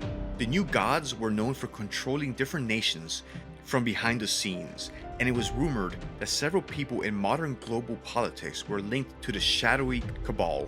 The more she delved into the subject, the more evidence pointed towards the New Gods being behind the last two great wars that had devastated the world. There was no denying to Corinne that something significant was brewing in Europa. When the Kaiser seized control of Preheville, the capital of Bohemia, and then abruptly made a truce with the Eastern Union, alarm bells started ringing to Corinne, as something was definitely amiss, and she made the decision to travel to Bohemia personally to investigate. Corinne's drive to investigate these events unknowingly led her to becoming a participant in the Festival of Termina. Corinne is recognized for her animosity towards the Kaiser and the Bremen army, referring to them as pigs, which some would say is an insult to a very kind and intelligent animal. She frequently used her platform as a journalist working at the Midnight Gazette to denounce the Kaiser and his government. She initially believes that the events in Preheville and the mysterious dream are caused entirely by the Bremens, an assertive woman who is determined to reach her goal by any means necessary, sometimes coming off as rude. Corinne is no stranger to hostile environments and quickly ventures into Preheville to investigate what's happening. At first, she will be dismissive towards the other contestants and refuse their offers for help. However, she will eventually relent when she realizes the dangers within Preheville are greater than she anticipated, and she might not survive working alone. Karen is initially adamant in her rejection of any notion of occultism or divine influence shaping the world. She fervently believes in seeking rational explanations for everything and remains dismissive of magic and religion, even in the face of undeniable evidence, such as the existence of real gods and others capable of casting magic right before her eyes. Despite the truth surrounding her, Corinne remains resolute in her rational approach, though what she is seeing is making her second guess what she thought she knew of the world. The skills that she picked up as a journalist would serve her well during the festival. Being able to lockpick gave her access to otherwise inaccessible parts of the city, and her ability to persuade and talk a situation down would buy her more options during the encounters with the horrid surprises the city would have in store for her. The public often regards journalists as vultures who profit off of war casualties, but she views herself as a Valkyrie who immortalizes the story of the fallen. Maybe the truth is somewhere in the middle. Her moon-scorched form seems to embody characteristics from both figures. As a moon-scorched Valkyrie, she often mentions, "I immortalize those fallen and perished. They will live forever in our memories," over and over again. Was she trying to convince us or herself? Though she frequently mentions that she has covered wars, she conveniently never mentions nor specifies which wars. During the festival, Corinne makes her way to the city straight away, stopping only to take pictures of West Preheville, which has become demolished in the recent invasion. Once in the city, she makes her way to the Preheville News Agency. She was likely trying to make contact with some of the local journalists that might be able to give her a heads up on the events in the city and the news of the Kaiser visiting. Marina, the occultist, the changeling soul. Marina was born in the Church of Ulmer in Preheville, where her lineage had been practicing archaic but brutal and cruel rites and rituals in order to please the old gods. Her father is the currently leading dark priest of the church. Her mother was not an active participant in these rituals, and so wanted Marina not to follow in the footsteps of her father. The life of a dark priest is cruel, entailing a lifetime of grueling servitude to old gods, a life which her mother wished to spare her from. Therefore, despite being born a boy, Marina would be raised as a woman, effectively shielding her from the obligations of priesthood.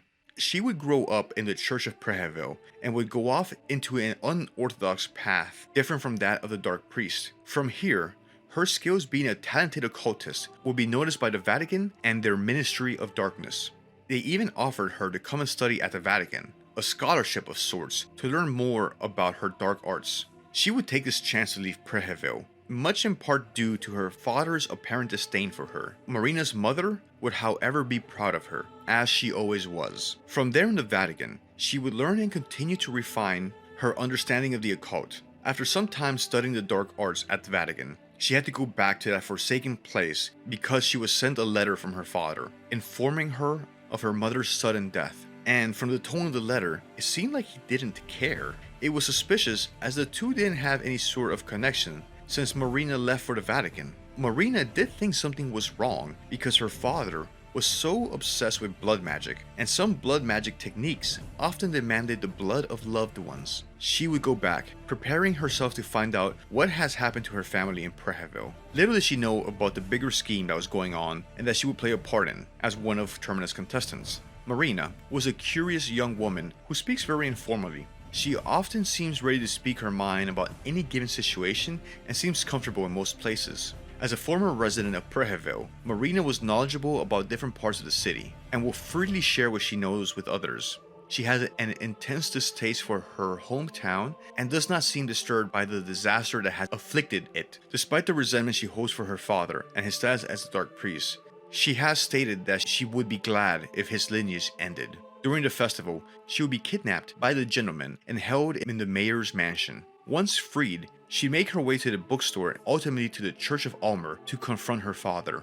She would rely on her knowledge of the occult during the festival. Her understanding of sigils and the power they can bring will help her odds, and her understanding of the occult will help her manage the entities and challenges that she would encounter once back in her hometown. If moon-scorched, she would become the cocoon, found in the basement of the Church of Almer, her birthplace. Some theorize that she's carrying her father's dead body in the cocoon attached to her, maybe representing how she had always carried the burden of her father's judgment with her. Her father unable to value her for who she really is and all of her potential.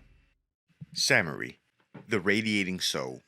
Samari is a secretive dark priest apprentice. In the Vatican City, she was part of an exclusive group of naturally gifted children who were sequestered in the ninth circle of Fiend Peter's Basilica. Here, their bodies would waste away in an ancient ritual designed to receive messages from the older gods. Samari's innate affinity with these supernatural forces is evident in her versatility with magic, which includes blood magic, mind reading, and teleportation through red blood portals. However, these rituals have taken a significant toll on Samari's physical body, causing her to deteriorate to the point where her lifespan is severely limited, a reality that she is acutely aware of. During her confinement, Samari became infatuated with Marina, a regular student at the Vatican. This infatuation quickly evolved into an obsession, prompting Samari to secretly observe Marina's every move, even resorting to reading her thoughts. When Samari discovered that Marina plans to visit Preheville to question her despised father about her mother's death, Samari decided to travel to Preheville to help or protect Marina, despite Marina being unaware of her existence. Little did she know that she was destined to become a player in the grand scheme orchestrated by the mischievous Moon God Rare, who had chosen her to be one of the 14 Termina contestants. Samari is a disturbed and obsessive young woman who will go to lengths to follow Marina. She seems willing to do anything to make Marina happy, including committing acts of violence. Despite this, she's incredibly secretive and actively hides herself from Marina and the others while on the train. Samari's obsession with Marina is likely romantic, further enforced as when spoken to on the train as Marina, she will finish her dialogue with "love you." In Samari's moon-scorched state, called dysmorphia, she assumes the form of a towering humanoid figure, her moon-scorched name representing the trauma of how she saw herself. Her repeated claims of being radiating support this interpretation, suggesting she believes her transformed state exudes a perceived ideal of herself, despite its grotesque nature.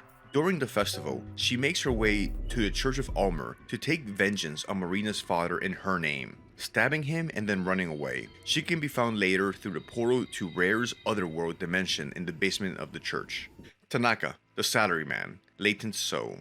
Tanaka is a businessman who had traveled from the Far East to Europa to take advantage of the political turmoil, all in the name of his family business. He is encountered inside the train that transports the Termina contestants to Preheville. After the dream sequence that all the contestants have when the game begins, he finds himself lost for words and does not answer if the player interacts with him. The poor man in a catatonic state due to fear. Tanaka appears nervous and somewhat neurotic. He is worried about failing his father and his business, and seems especially concerned that the train stopping will make him late for a meeting. Should he survive until later in the festival, Tanaka will become more assertive, training with Marco to improve his ability to fight. If he survives to the last night, he will become the Judgment, and be found wandering the halls of the museum. As the Judgment, he will repeat over and over phrases that reflect how he stressed over business and finance in his life, talking about the need for gold in the store, how the grind never stops, or the need to work faster and harder. Henrik the Chef, suffocated soul.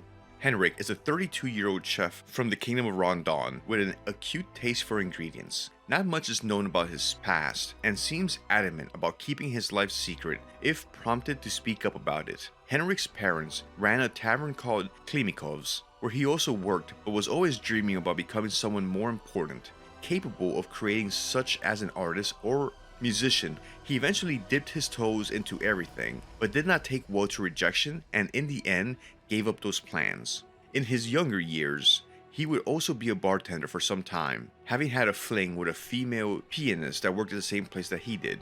Eventually, Henrik ran out of money and, out of necessity, decided to go back to his parents' taverns where he started cooking meals. In the end, his natural talent for the culinary arts flourished to a point that Klimkovs became famous, even becoming the subject of an article on the local newspapers. Now, embracing this talent, he frequently travels to new culinary inspirations. One can imagine it is one of the reasons to travel to Preheville, as he seems fascinated by the local delicacies and ingredients. Henrik appears to be very passionate about cooking food, having traveled to Preheville just to explore its cuisine. His attitude could seem rather forward or perverted towards the women he takes an interest in, since one of his earliest interactions with Abella is attempting to flirt with her. When among the other contestants, Henrik endeavors to be useful by cooking meals for everybody, perhaps as a way to avoid conflict and appear non-threatening. However, as the festival progresses and the deadline approaches, he becomes increasingly anxious about the time limit and may resort to extreme measures if the opportunity presents itself. When moon-scorched, Henrik becomes the gentleman and takes up residence at the mayor's mansion. He speaks politely, almost diplomatically, and is obsessed with sampling the local cuisine. The gentleman holds the lion brass key, which the player will need. He can be fought, or if entertained over dinner with what he considers to be polite and pleasant conversation, he'd be willing to give away the key if someone asked. Caligula, the monster, decrepit soul. Caligula is a mobster, hailing from the Vatican City. Caligula's cruel ways and his ghoulish appearance earn him the name Count Dragul among his peers. His reputation as a mobster is influential enough for the other characters to know who he is. Journalist Corinne recognizes him from the train, and a possible altercation that he has with Henrik implies that the chef either heard of Caligula or actually ran into him before. He is a capo, or a captain, for a rival branch to the Accardos in the family. Caligula is a hostile, foul-mouthed man who is not above assaulting and murdering others. During the festival, he is one of the few select participants who will actively engage in killing the other contestants. Levi and Henrik will meet their ends at his hands unless the player intervenes. Abella and Marco will also be his targets if chosen as protagonists. Corinne also mentions an encounter with the mobster, but she apparently managed to safely evade him. His name is probably inspired by the Roman Emperor Caligula. Well, let's just say we'd call him a bad boy by today's standards, even by Fear and Hunger standards. During the events of the festival, he would use his penchant for violence to intimidate, bully, kill, and steal his way through the events and the city. When moon-scorched, he turns into the monster, one of the nastier Moonscorch forms we'll be seeing in this tour of Prehevil. Multiple hands, and a design that alludes to anatomical stuff and things. He doesn't have much to say. Fittingly, you'd find him in the sewer underneath the city. August. Tormented Soul. Not much information is available on August. It is apparent that he embraced a nomadic lifestyle, traversing various countries, a tradition upheld by his ancestors for generations. Aiming to break the cycle, he took steps to ensure his two children's stability by having them reside with their mother in Valen. Despite his commitment to this change, August retains a connection to his heritage, as he possesses Oldegardian lineage. His grandfather used to converse with him in their native language during his childhood. He is known for his martial and athletic skills. Throughout the festival, we see August hunting down creatures with his bow and arrow and parkouring across the roofs of the city. August claims to be in Prehevil for business purposes, yet it becomes evident that his true motive for being in town revolves around seeing the Kaiser. August is mysterious for much of the festival, revealing little about his origins or intentions to others. He is capable of defending himself and will assist others when able to do so. August has a grudge against the Kaiser and will attack him if given the opportunity to do so. He also has a special bond with Moonless and seems able to give her orders. He mentions that Moonless is an old family friend and they seem to know each other. August has learned from knowledge passed down to him from his ancestors, mastery of combat and survival, even if it means devouring the enemy's body itself. If the player has Corinne in their party on day 3 and takes her to the Temple District while August is alive, an altercation between them will occur. Corinne accuses August of having a journal containing information about every Termina contestant, which she claims to have stolen from him. August is one of the 2 participants that do not survive until becoming Moonscorch, falling to the King in Yellow, or committing suicide to prevent becoming a monster. Pav. Pav's hometown in Voronia was destroyed by the Kaiser during the First Great War, resulting in the death of his friends and family. Seeking revenge against the man who caused the suffering and hoping to prevent others from experiencing the same, Pav joined the Bremen army with the ultimate goal of getting close to Kaiser and assassinating him. Through his dedication and skill, Pav rose through the ranks to become a lieutenant. Pav stands out at first by his fashion and the way that he speaks. At first glance, he appears almost enthusiastic about the chance for violence during the festival. Although Pav is unaware of the Kaiser's true intentions, he knew his leader's obsession with Prehevil and decided to follow him to the Bohemian city in hopes of finally getting his chance to strike. However, Pav's plans are put on hold when he was unexpectedly chosen as one of the 14 participants in the Termina festival. In a rush to depart for the city, Pav is one of the first contestants to leave the train. Pav hopes to bury his trauma deep and do what he has to do to get revenge. During the festival, we see Pav, like August, attempt to assassinate the King in Yellow, only to meet a similar fate. The Kaiser doesn't react to Pav's bullets and then cuts him down, dashing away Pav's hopes for revenge. We don't see Pav's moon-scorched form since he passes on due to his injuries before the night of the last day of the festival. So here we have the 14 participants of the Festival of Termina. Before departure, one by one they congregated as a train at the scheduled departure time, not knowing the crazy, inexplicable turn fate and the gods had in store for them. They might be unwilling participants in the Festival of Termina, however futile they would choose to resist. And so, another chapter in the never-ending fight between humanity on Earth and the gods in the beyond took place. In 3 days, it would all be over, one way or the other. 3 days under the sulfur sun. Okay, now that we know who the 14 participants are, let's take a tour of where the Festival of Termina will play out and check out the city of Prehevil, starting with the outskirts.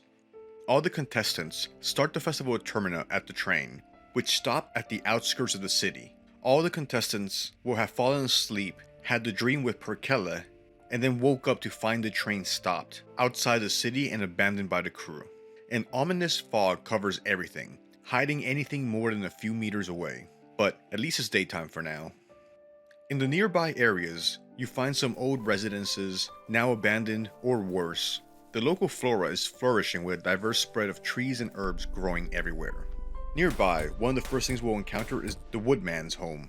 The wretched being would tell us that he's responsible for many deaths during the festival, seemingly enjoying it. The wall writings in the basement of his house and the Woodman's letter show that he had a bad relationship with his wife, which at some point cheated on him with the goat outside. Sometime later, he murdered her, ultimately planning to unalive himself before he was interrupted at the beginning of the Termina festival. But yeah, that sucks for everybody involved. Well, maybe not the goat. Also nearby is a nice tranquil river. Alongside the shore, we find remnants of some statues, kinda highlighting a sense of decay in the city. Gunshots can be heard through the fog. Here, we find one of the first denizens of the area we'll be encountering, the modest rifleman, a local resident that appears to be wearing a lab coat, wielding a rifle. Attempts to talk to him only show that he is determined to spill blood. It's best to ambush him and disarm him if possible. Otherwise, he'll keep shooting randomly in the fog. Past the river, we arrive at the lake.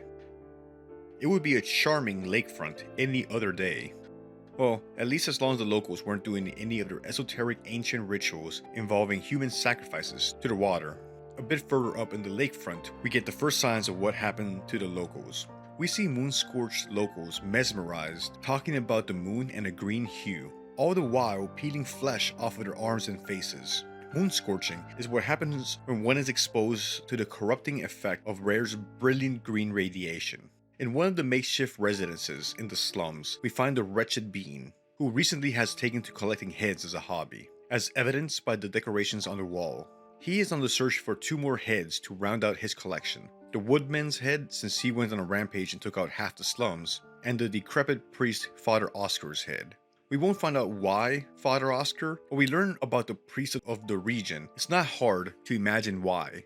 Continuing to move through the slums, we see the state of some of the local residents we're living in. It does seem like modernity taking its time moving into Preheville. The Festival of Termina only made things worse. The few surviving locals slowly being consumed by the moonscorch. Dan would start his investigation into this medical mystery here, trying to study and help the locals.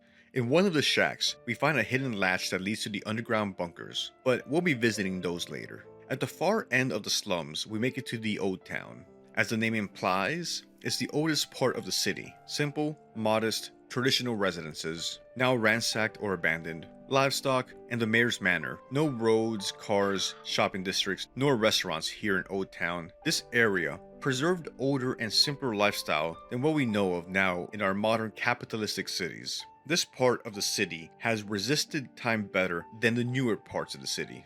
And with that came a dark and rich history of the occult. The smell of farm animals hits you as you notice a man in a pig mask, holding a pesticide tank spraying down some catch from the local fisheries. You can't fathom why he would be spraying fish down with pesticide, but he didn't seem like someone that's gonna take questions very well.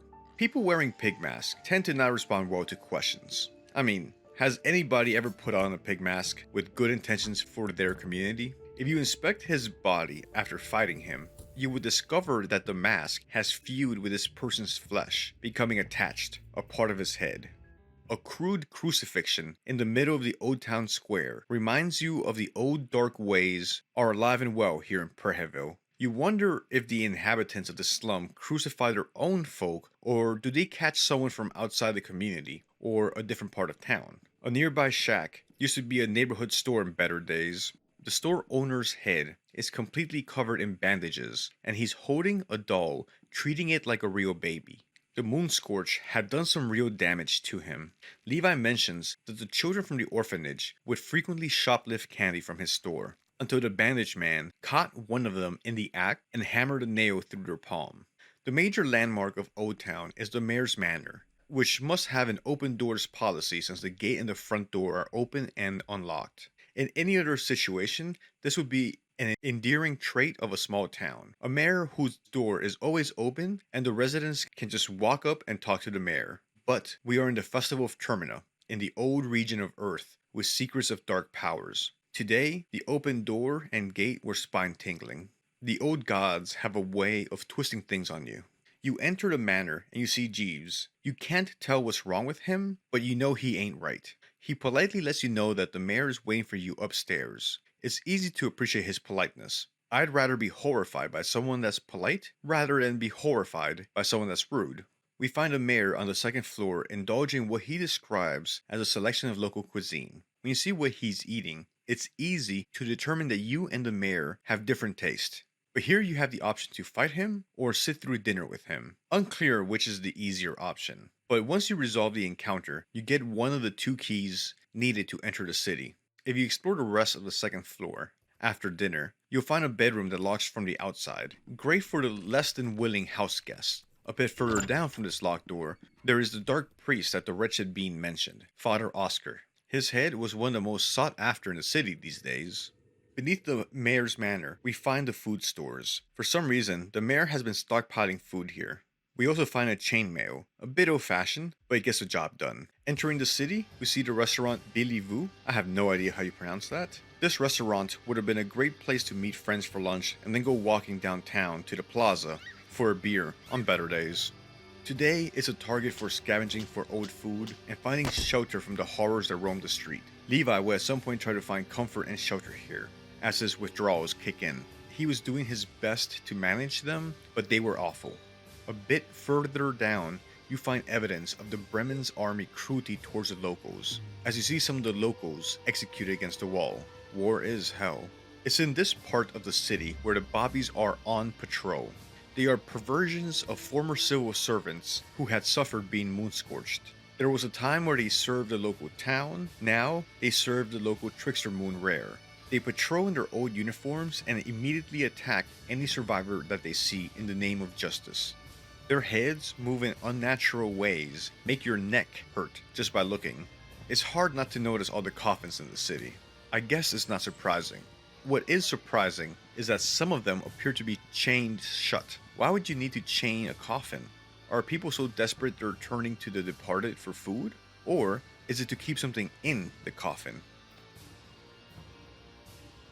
Okay, so now let's explore what's underneath the city. The sewers. You know the old saying, for a good time, go to the sewers. Said no one ever. The sewers underneath Preheville have been getting a lot more traffic these days. Initially, during the invasion of the Bremen Empire, the Eastern Union resistance forces would use the sewers to move around and avoid the combat above. And then again, during the recent chaos of the festival, as people and monsters alike both moved into the sewers to either hunt or hide. Down here, we'd see the neighbor creatures, what must be some deformed locals. It seems to be wearing a shirt backwards, or is it that his limbs bend backwards? Elbows are weird enough. No need to think about backward bending elbows. The neighbor creatures has massive organic mauls or bludgeons as hand, reminiscent to some monsters from Silent Hill 3. The bludgeons as hands makes them look kinda like the Iron Shakespeare, but made of flesh. So a flesh Iron Shakespeare. Yeah, that's a good name. So maybe a regular Shakespeare? Not surprisingly, the sewer is also where you'd find the moon-scorched Caligula that we talked about earlier in the video. Finding him in sewage is kinda poetic, and like Caligula always said, choke on my balls. Also, be careful of the wasp nest in here, you won't like them. There's more to see underneath the city, other than the rivers of sewage, but we'll be back. East Preheville. Here we'll find the local bookstore, and at different times Marina, comfortably laid back exploring the selection of occult books. Or was it Marina's doppelganger? On the second floor we'd find a ritual circle, which kinda emphasizes that the bookstore keeper probably had a vast library on the occult, and the region's other dark secrets and history. Seeing how this is the only bookstore in the area, the store owner probably had access to some of the most occult books in the region. On the streets in front of the bookstore and the hotel, we can see barricades blocking off the streets. Must have been the resistance when the Bremen Empire moved in, and then the occupiers must have left them up since it would make the city easier to divide and control. Did the locals use these defensive barricades to try to survive the festival and the invasion? Or did the monsters and the Bremen army use them to hunt and corner their prey? On the next block east, we see the Church of Almer, but on approaching, you might catch a sight of Rancid the Sergo, showing a Bobby how to best use the spear to perform a proper colonoscopy. But we'll talk more about him in a bit. Entering the church, we see an elaborate stained glass 3-panel array, showing 3 different scenes. The Fellatio of Humanity, showing humanity on its knees in front of the Ascended One, Almer. The Ascension of Francois, the man that tried to overcome its idols. And the third panel represents humanity before the god of fear and hunger. called Hunger and Vengeance. We see a scene play out. Samaria stabbing the Father Dalmek, Marina's father. She was taking revenge on him on Marina's behalf without her knowledge or consent, robbing Marina of a final chance to confront her father and find out what really happened to her mother, the only person Marina was able to count on and that loved her throughout her life. The rest of the cathedral is cold but elegant and imposing. There is a certain majesty to the marble columns, the floor, and the dark vaulted ceiling. You can hear your footsteps echo in the large cavernous room. Or did you hear shuffling up above you in the rafters? Above the main hall, you would find some pillarmen. Pillarmen get their name from their function at the Church of Almer, to be tied to the church pillars and cry their gospels to the church-going folk below. It is unknown how the pillarmen developed their abs, but we know they must have been packing in the protein and not skipping leg day. While the church looks clean and well maintained at the ground level, it was in the basement where the church's secrets lay. It was probably one of the worst kept secrets in Preheville that the priests of the church were practitioners of the dark arts and still conducted rituals to the old gods. The church would source its sacrifices from the orphanage and from the slums, targeting vulnerable people that they thought nobody would miss. Examining the pools of blood in the basement and the presence of the Crimson Fathers, it appears as if during the festival the congregation had conducted a ritual that backfired and summoned the Crimson Fathers, which then proceeded to slaughter the congregation trapped in a maze of barred and locked rooms in the basement. The Crimson Fathers appear to be snail-like entities which lack the ability to articulate verbal language. However, its bottomless, striking eyes possess an eerie depth that enables it to establish a profound telepathic connection with its target. The idea and concepts conveyed through this connection are often bizarre, otherworldly, and unintelligible to humans, just attesting that these creatures are not from anywhere nearby. The Crimson Fathers are driven by an insatiable thirst for blood, as evidenced by the blood pools and the cadavers scattered throughout its habitat. They appear after an extensive bloodbath or slaughter, much like snails after rain. Creatures appear to possess an inexplicable link to the Sulphur God, as it can conjure its likeness in people's minds. And since the Sulphur God is all the parts of Almer that did not ascend, that is not an image that many people find pleasant. Down here, we also find multiple ritual circles. The church basement and the orphanage are the two locations with the most amount of ritual circles, implying that both of these places that should have offered protection and safety were actually where the most dark magic was being practiced in the city. One of the ritual circles in the basement is found with a sigil of Rare on it, creating a portal to the otherworldly dimension. This is where Samari fled after stabbing Father Domek, and where we would find her in her moon-scorched form, Dysmorphia. But enough of this place, it's giving me the creeps. Let's go back up to the surface. Leaving the church and heading out to the street, let's continue our trek east.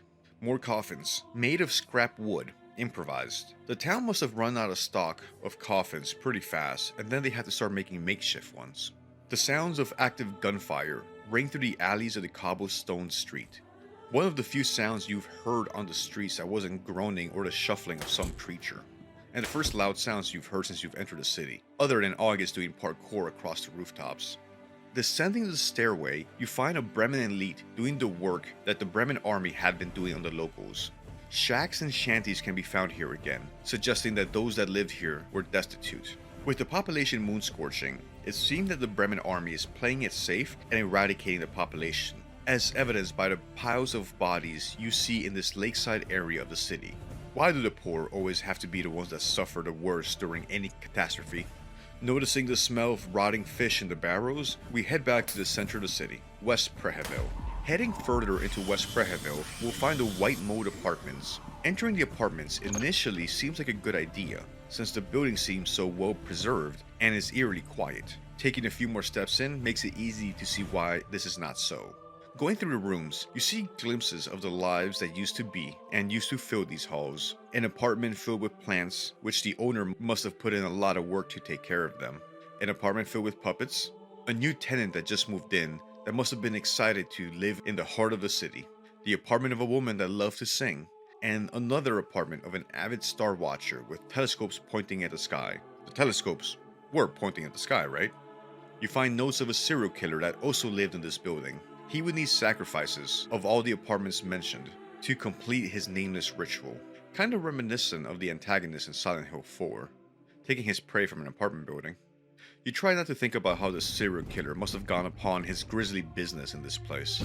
Solving the serial killer washing machine puzzle, we get access to another worldly version of the Whitewood Apartments, a perversion of the apartment buildings with the homes turned into cells, where headless bodies are pumped for some fluid that someone is harvesting. This area is patrolled by more neighbor monsters, the moon-scorched inhabitants of a once pretty and tranquil community. Heading further west, we'll find more of the grisly work that the Bremen army carried out. We pass up a plaza and fountain dedicated to Sovian, the old god. Her worship still very much a thing in this old city. The old gods were never far in Prehevil, though her cult did also remain alive a little bit in some other parts of Europa, as we can tell by Dan's backstory. The rest of West Prehevil shows that this is the side that the Bremen army must have approached from, or where the resistance fought back. This part of the city is still mined, and most of the buildings have been leveled in the fighting. The Kaiser must have given the order to raise this part of the city with artillery, regardless of the civilian casualties. The local newspaper had its office here. No doubt they got more footage and stories than they needed when all the fighting was going on. Corinne would make her way here in hopes of being able to contact local journalists to maybe find out a little bit more about what is happening in the city. In a more intact part of Prehevil, we find the clothing shop. In the basement, we can find the irrational obelisk. I love this encounter. I thought it was really creative and original. It's a massive pile of clothes with unlimited health that will continually drain your mental health, but doesn't do anything else. It's supposed to represent the drain on your mental health that having and failing to do laundry presents. I personally feel attacked by the presence of this encounter in the game and its commentary on the state of my laundry, which I'm going to state is always done and clean and organized, and I'm also going to claim that I've never told a lie. A little down the street, down some nondescript stairs, we find what must have been one of the liveliest spots in the cities, in better times, the Prehevil Bop. A little speakeasy beneath the street level, nice and cozy with wooden decor and finish. If you inspect the corner, you discover another lair beneath the speakeasy. Maps, bunk beds, weapons. Abella would inform you that this place is an NLU safe house for the rebels operating in the region, but no traces of any NLU agents around, other than a map of the city with 4 distinct locations circled in red. These would be the locations of the 3 teleelectroscope stations that power and connect to the logic. More on these when we talk about the bunkers. But what did happen to the NLU agents that Abella was hoping to meet up with? Seems that everybody on the train was hoping to meet a local contact that's disappeared. It's not a stretch to think that they didn't survive recent events. Dark days these were. On the way to the department store, we hear the bell of an inquisitor. The inquisitor yells out lines condemning the infidels and saying that the weak need to perish. The inquisitor says, "Almer be my judge, I will be executioner and a jury." Avoiding or dealing with the Inquisitor, we see another horror descend from above, the Soul Job, a bizarre amalgamation of body parts sewn into an umbrella-like shape. Fortunately, these are not too hard to take down. Not exactly the biggest brained creatures, because they don't have a head. We pass up the Renka Cafe with some nice outdoor seating. On a nice Saturday night, this must have been the place to have dinner, a cup of coffee, and catch some live music on the walkway. But let's continue into the department store. Immediately after seeing this almost return to modernity and normality, you hear something that shatters the illusion. Faint but deep bellowing coming from the upper levels of the department store. So much for a break of the stream of horrors from the old world. Making your way to the top level of the department store, you discover the source of the bellowing. You see a group of men and women suspended from chains, and at some points being pulled apart by them. You cannot think of why somebody would end up here, but it's noted that it appears that some of them were here willingly. This must be another visceral ritual to the old gods from time long since past of the cruel era. All this was performed over the main area of the department store, as if a reminder that no matter how far humanity progresses, they'll always have the old gods hanging over them. Exiting out the other way of the department store, we pass by Dr. Kiefer's Tricks and Magics, one of the few places you can use your chillings that you've picked up so far on your journey. Here, you can get your hands on different magic items that might give you an edge in the trials ahead. Betel stones to refill mine, small thing amulets for more agility, soul stones to unlock more skills, rings of still blood to stop bleeding, and more. Moving past the barrier, very clearly asking you not to enter, you can find a pole, a spiritual entity that lingers with the corpses of people after death. A special animation may play out if the pole grabs the character after losing the coin flip.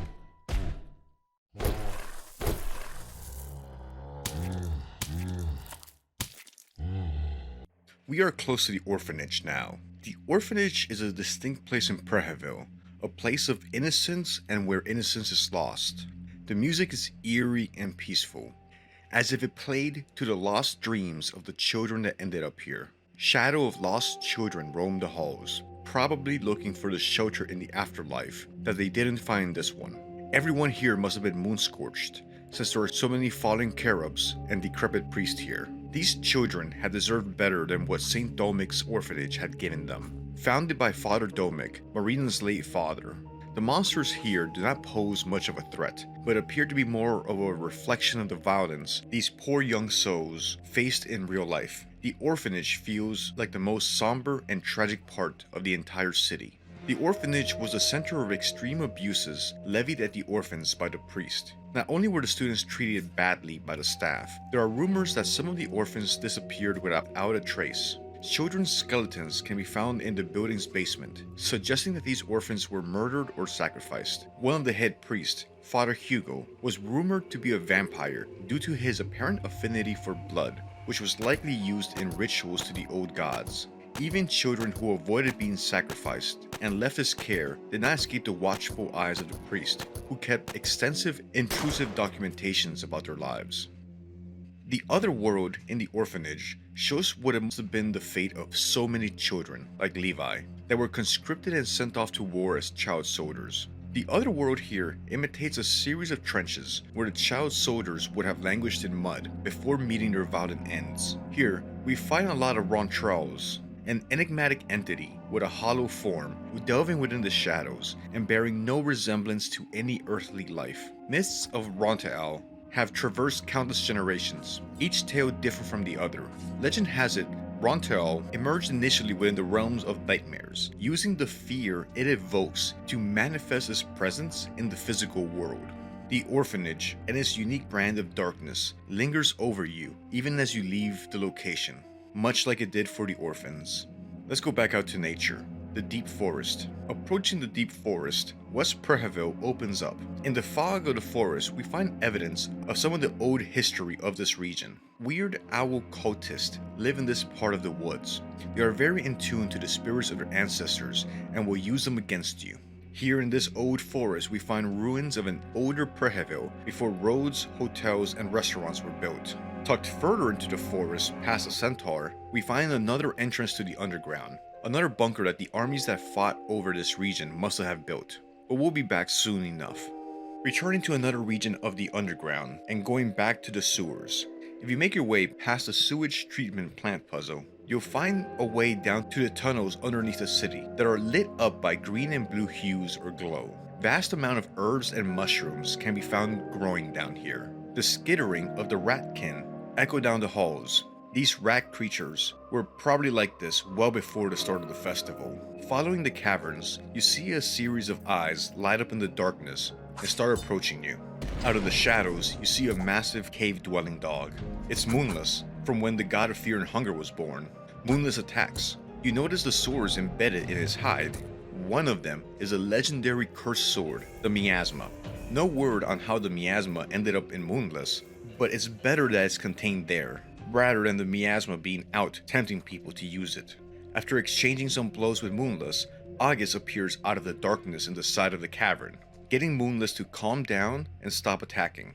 He explains that she is an old family friend, and she didn't mean to attack. She's just defensive of her territory. Moonless is a good dog.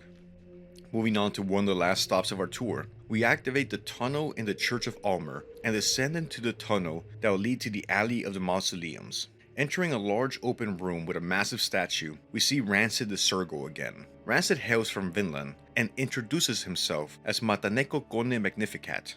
He comes from the proud race of Sergos. They thrive in battle and combat. He's come to Preheville for some reason, looking for a worthy fight. After trading some blows, he realizes that you are not what he is looking for and disengages. He doesn't tell you who he's looking for, but it's not you. With his departure, you can continue on to one of the last areas of the city. Reaching the surface again, we emerge in the Mausoleum Alley. Like the name implies, a somber alley filled with mausoleums. Making it just a little bit of the way down, you'll find an ambush of bell ends. These dark creatures of the night that hold spears that are able to harden their skin against your attacks, creating a nuisance. We find an exit to the tower and the museum, the two areas of interest for the endgame. Upon approaching the hollow tower, we see the impaled townsfolk in the plaza. A grim reminder of how little human life matters when it comes to the affairs of the gods, new or old. A vile imitation of Vlad Tepes the Impaler's notorious way of striking fear into everybody. If the other contestants are dead and there's only one survivor, the survivor will have the option to attend to the top of the hollow tower and face Perkele, and potentially have a chance to fight the Trickster Moon God rare for a chance to escape the city. Though neither fight will be easy. Perkele has strong magic attacks that can channel his connection from rare, constantly bombarding the contestants with his meteorite attacks and feather barrages. Making things worse, the contestant would have limited help since all the other contestants would have perished at this point. Confronting Rare is not easy. His many eyes will drain the contestant's mind and make him snap and give in, while attacking with Moonscorch attacks or summoning physical attacks from the memory of the 4 protagonists of the first game.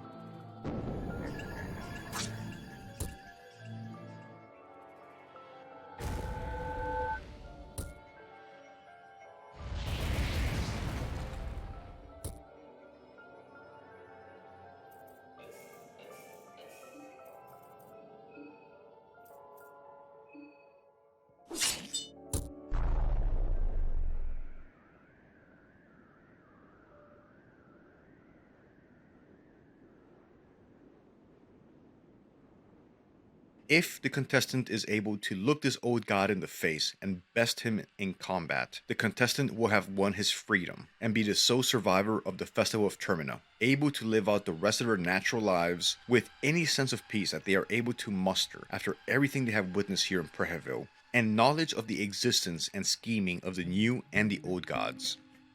The museum.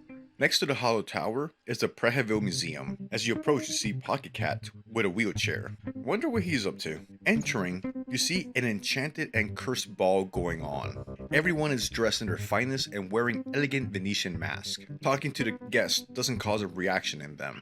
They are frozen in place like a mannequin, like somebody wanted to pretend that there was a ball going on, but wasn't able to find anybody wanting to attend. Walking around the museum will disorient anybody, since it appears that there are special rules of how the rooms connect, and there's something distorting your sense of space. After having explored, you can open the clock puzzle and descend. And just another note, impossible physics and the distortion of space is a common trope in survival horror. We can see similar examples at the end of Signalis and Silent Hill 2. For a more detailed look at this part of the game, and the journey to the Machine God and what it means, check out my video, What is the Machine God? Link in the description.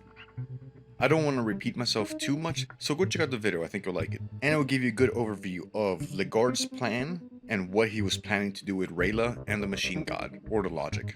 But as I've been teasing this entire video, let's talk about what's underneath the city in the bunkers. So Tunnel 1, this is the bunker that we found at the entrance of the deep forest, going past the centaur. You would descend into a bunker, and here we would find different results of human experimentation. Stitches has had her mouth sewn partially shut, and has numerous sewn cuts scattered across her body. Dan would mention that she resembles his fiancée, Elise. She's probably the creator of other monstrosities, such as the soul job that we encountered in the city, and the living flesh.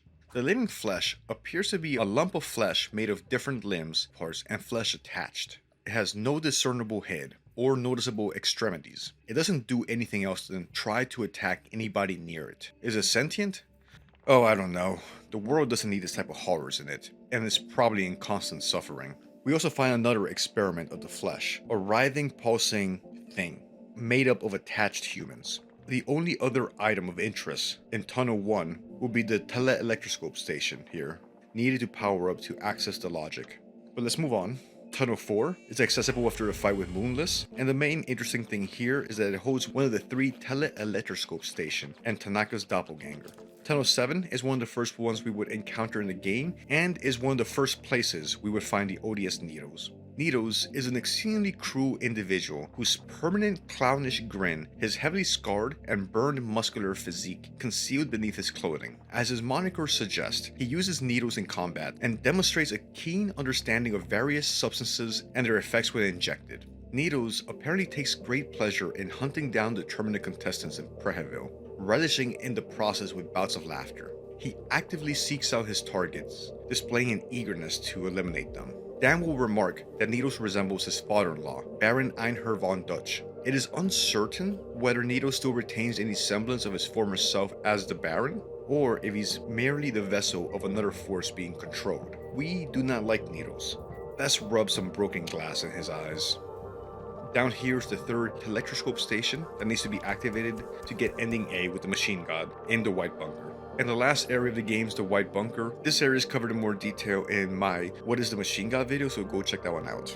But here's the summary. After fighting past the platoon commander, the Kaiser, or the King in Yellow, we reach his chamber, the Machine God, the new form of Olivia's sister Rayla. This is the new god that the Kaiser is trying to awaken as a challenge to the old gods. Any of the participants that enter the White Bunker, tragically, never exit the bunker. Their sacrifice does mean that the other participants that have survived this long will be able to survive the events of the festival and go home. Okay, well, let's talk about what would happen to the characters if they are the ones to survive the events of Termina.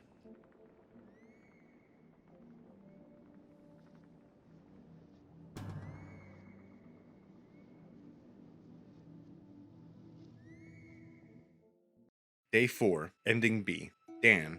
Well, that solved nothing. All this and you were still none the wiser. Mystic deities, unknown gods, unholy rituals, nuggets of information. Were the answers buried somewhere among all this madness? Would the answers even matter anymore? If Baron von Dutch had dirtied his hands with blood, then you have reveled in bloodbath in comparison to get where you are now. You hear the heavy footsteps of that wicked cat. He knows what you've done. In Preheville and before, the cat is circling around you in darkness, just beyond your line of sight. Maybe you should just take his offer. What else have you got going for you? Nothing. That's right. It's peculiar, isn't it, old sport? The life that is. Abella, you couldn't sleep after what you had witnessed in Preheville. You knew too much about the universe and what horrors it hid in the darkness of the night.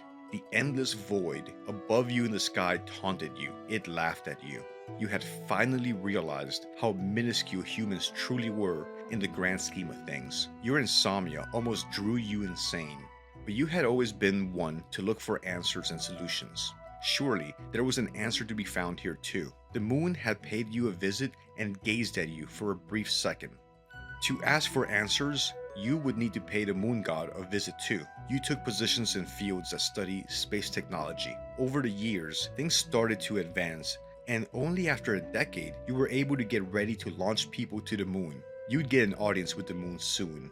Not with ancient rituals or occult, but thanks to technology and human wit. Whether it was a good idea remained to be seen. Levi.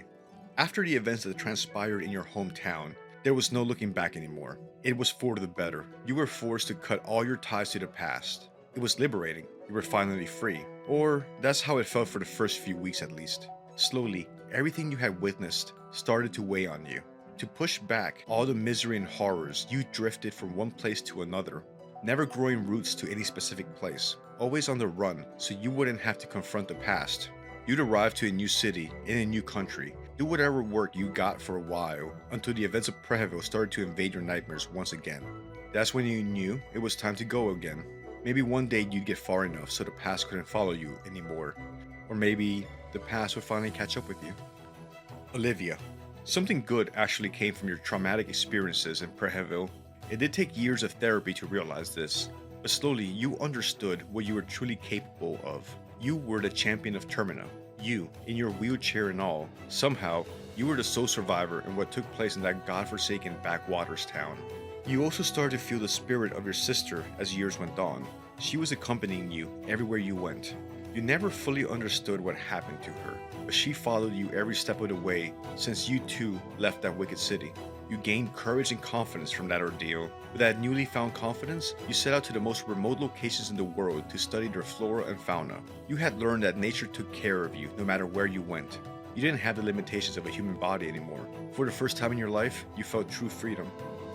Osa, the cult of sulfur, the followers of Rare, the Church of Almer, were they any different from the Yellow Mages? They all served someone else ultimately. Your master just happened to be a foul-mouthed old raisin, whom time had forgotten. You threw your master to the nearest lake. Maybe some poor bastard would find him there, centuries later, and be led like a fool on a leash to do their master's bidding. But that was not your part any longer. You returned to Abyssonia, your homeland. The reason you had initially left the whole continent was because of the state of religion and worship there. The teachings of Almer had taken over the old beliefs. You had gathered enough knowledge and skills on your travels to rival what the local temples promoted. These lands would follow your teachings in the future, teachings that would benefit the ones practicing your ways, not the ones in power, nor the establishment. One could almost be fooled into thinking that this was an altruistic act. Of course, in a true Yellow Mage manner, you'd be the one on top of the pyramid this time. Corinne, the events of Prehevil shook you to your core. Suddenly, many things in life felt meaningless against this overwhelming realization of what hides behind the veil between the known and the unknown. As you returned back to civilization, you understood that your experiences would sound like the ramblings of a madman if you ever tried to put them down on paper. You needed proof before you could open your mouth, and you had witnessed the rumors about the new gods and the Kaiser in real life. You knew they were real. This was only half the job already. Now, you only needed to convince the rest of the world of this forbidden information. This goal helped you get by each day. You needed clear goals to block the dread out of your mind. You start digging like you always had before. Sooner or later, you will get to the root of things. It remains to be seen whether your sanity will withstand the truth or not. Marco, the city of Prehevil was meant to just be a stepping stone on your path to greener pastures. Instead, it turned out to be the place that shaped the very person you ended up becoming. Your sister was waiting for you in the kingdom of Rondon. That was the plan. She welcomed you, unknowing the horrors you had to witness on your way there. You never spoke of your experiences, even if those events ate you up every night as you lay down to sleep. People walked the streets of Rondon every day without knowing what was lurking in the shadows of every dark corner of the world. It was better that they didn't know how helpless they truly were against the cosmic horrors out there, but you could help them prepare if they ever had to come face to face with anything of that nature. You started running a boxing gym with your expertise. The attendants would step inside in hopes of learning how to defend against common street thugs, but they would step outside ready to face the unknown. Saving people's lives like this alleviated some of your inner guilt. You had taken lives of many, but maybe you could finally give something back as well. Marina, you didn't have any burdens left from your old life. It was a bittersweet feeling. Your ties to your family and past were severed thanks to the traumatic events that transpired in Prehevil. The thoughts of returning to Vatican City to continue your studies didn't sound appealing, not after everything you've seen. Some things were not meant for humans to meddle with. As years went on, you drifted all the way to the country of Volan and found yourself settling down at the red light districts of the capital. You had trouble fitting in with regular people who were unaware of the greater scheme of things. But from the people that inhabited the red light districts, you found kindred spirits. Everyone carried baggage there, and no one judged no one. Occult skills help you make friends easily, and there are many ways you can make a living there with the help of a little magic. Things were pretty nice actually. Now, if you could only tell who this photobombing person was, she had been trying to make friends with you for the longest time. Pretty annoying. I think if there is another installment in the franchise, we'll find out that the canonical ending for part 2 is similar to part 1, in that it's a combination of the multiple endings we can get throughout the game. So if I had to place a bet, I think that the canonical ending would involve the machine god ascending, some of the old gods like Rare, and their remaining traces fading even more, and some characters surviving, and some characters dying during the events of Termina and Prehevil. Personally, I'd like to see more of a Bella story. I love the idea of humanity fighting the moon, and I have no idea what direction a story like that would go, but I'd be so curious to see where Mira could go with that story. And if you stuck it out this far, I just want to say thank you very much. I quite enjoy making these videos, and I hope you've enjoyed watching it. Thank you for all the insight and comments on my previous videos. I've actually learned quite a bit, among other things, how I'm supposed to try to pronounce Ragvadar. I'll get it one day. Let's do a capitalism real quick. It's looking like I have fairly good chances of being able to do this full time going into 2024. If you'd like to help me towards that goal, and you're in a position to, consider checking out the membership tiers. I will be doing member only polls in the future about what video games and what lore I should make videos on. But either way, any watch, likes, comments, shares are all a big help, so thank you very much. And I'm also been flattered by the reception of my previous video, Dungeons of Fear and Hunger. I just want to say thank you. I'm flattered. And it's made me happy, so I appreciate it. I should be putting a link in the description to where you can download some of the images I've used. And if you're interested in any other, just let me know. I can make them available to you. Any recommendations on any other games I should explore? My schedule is booked for the next few weeks, but let's see where time takes us. So long, take care, and thank you very much. Later.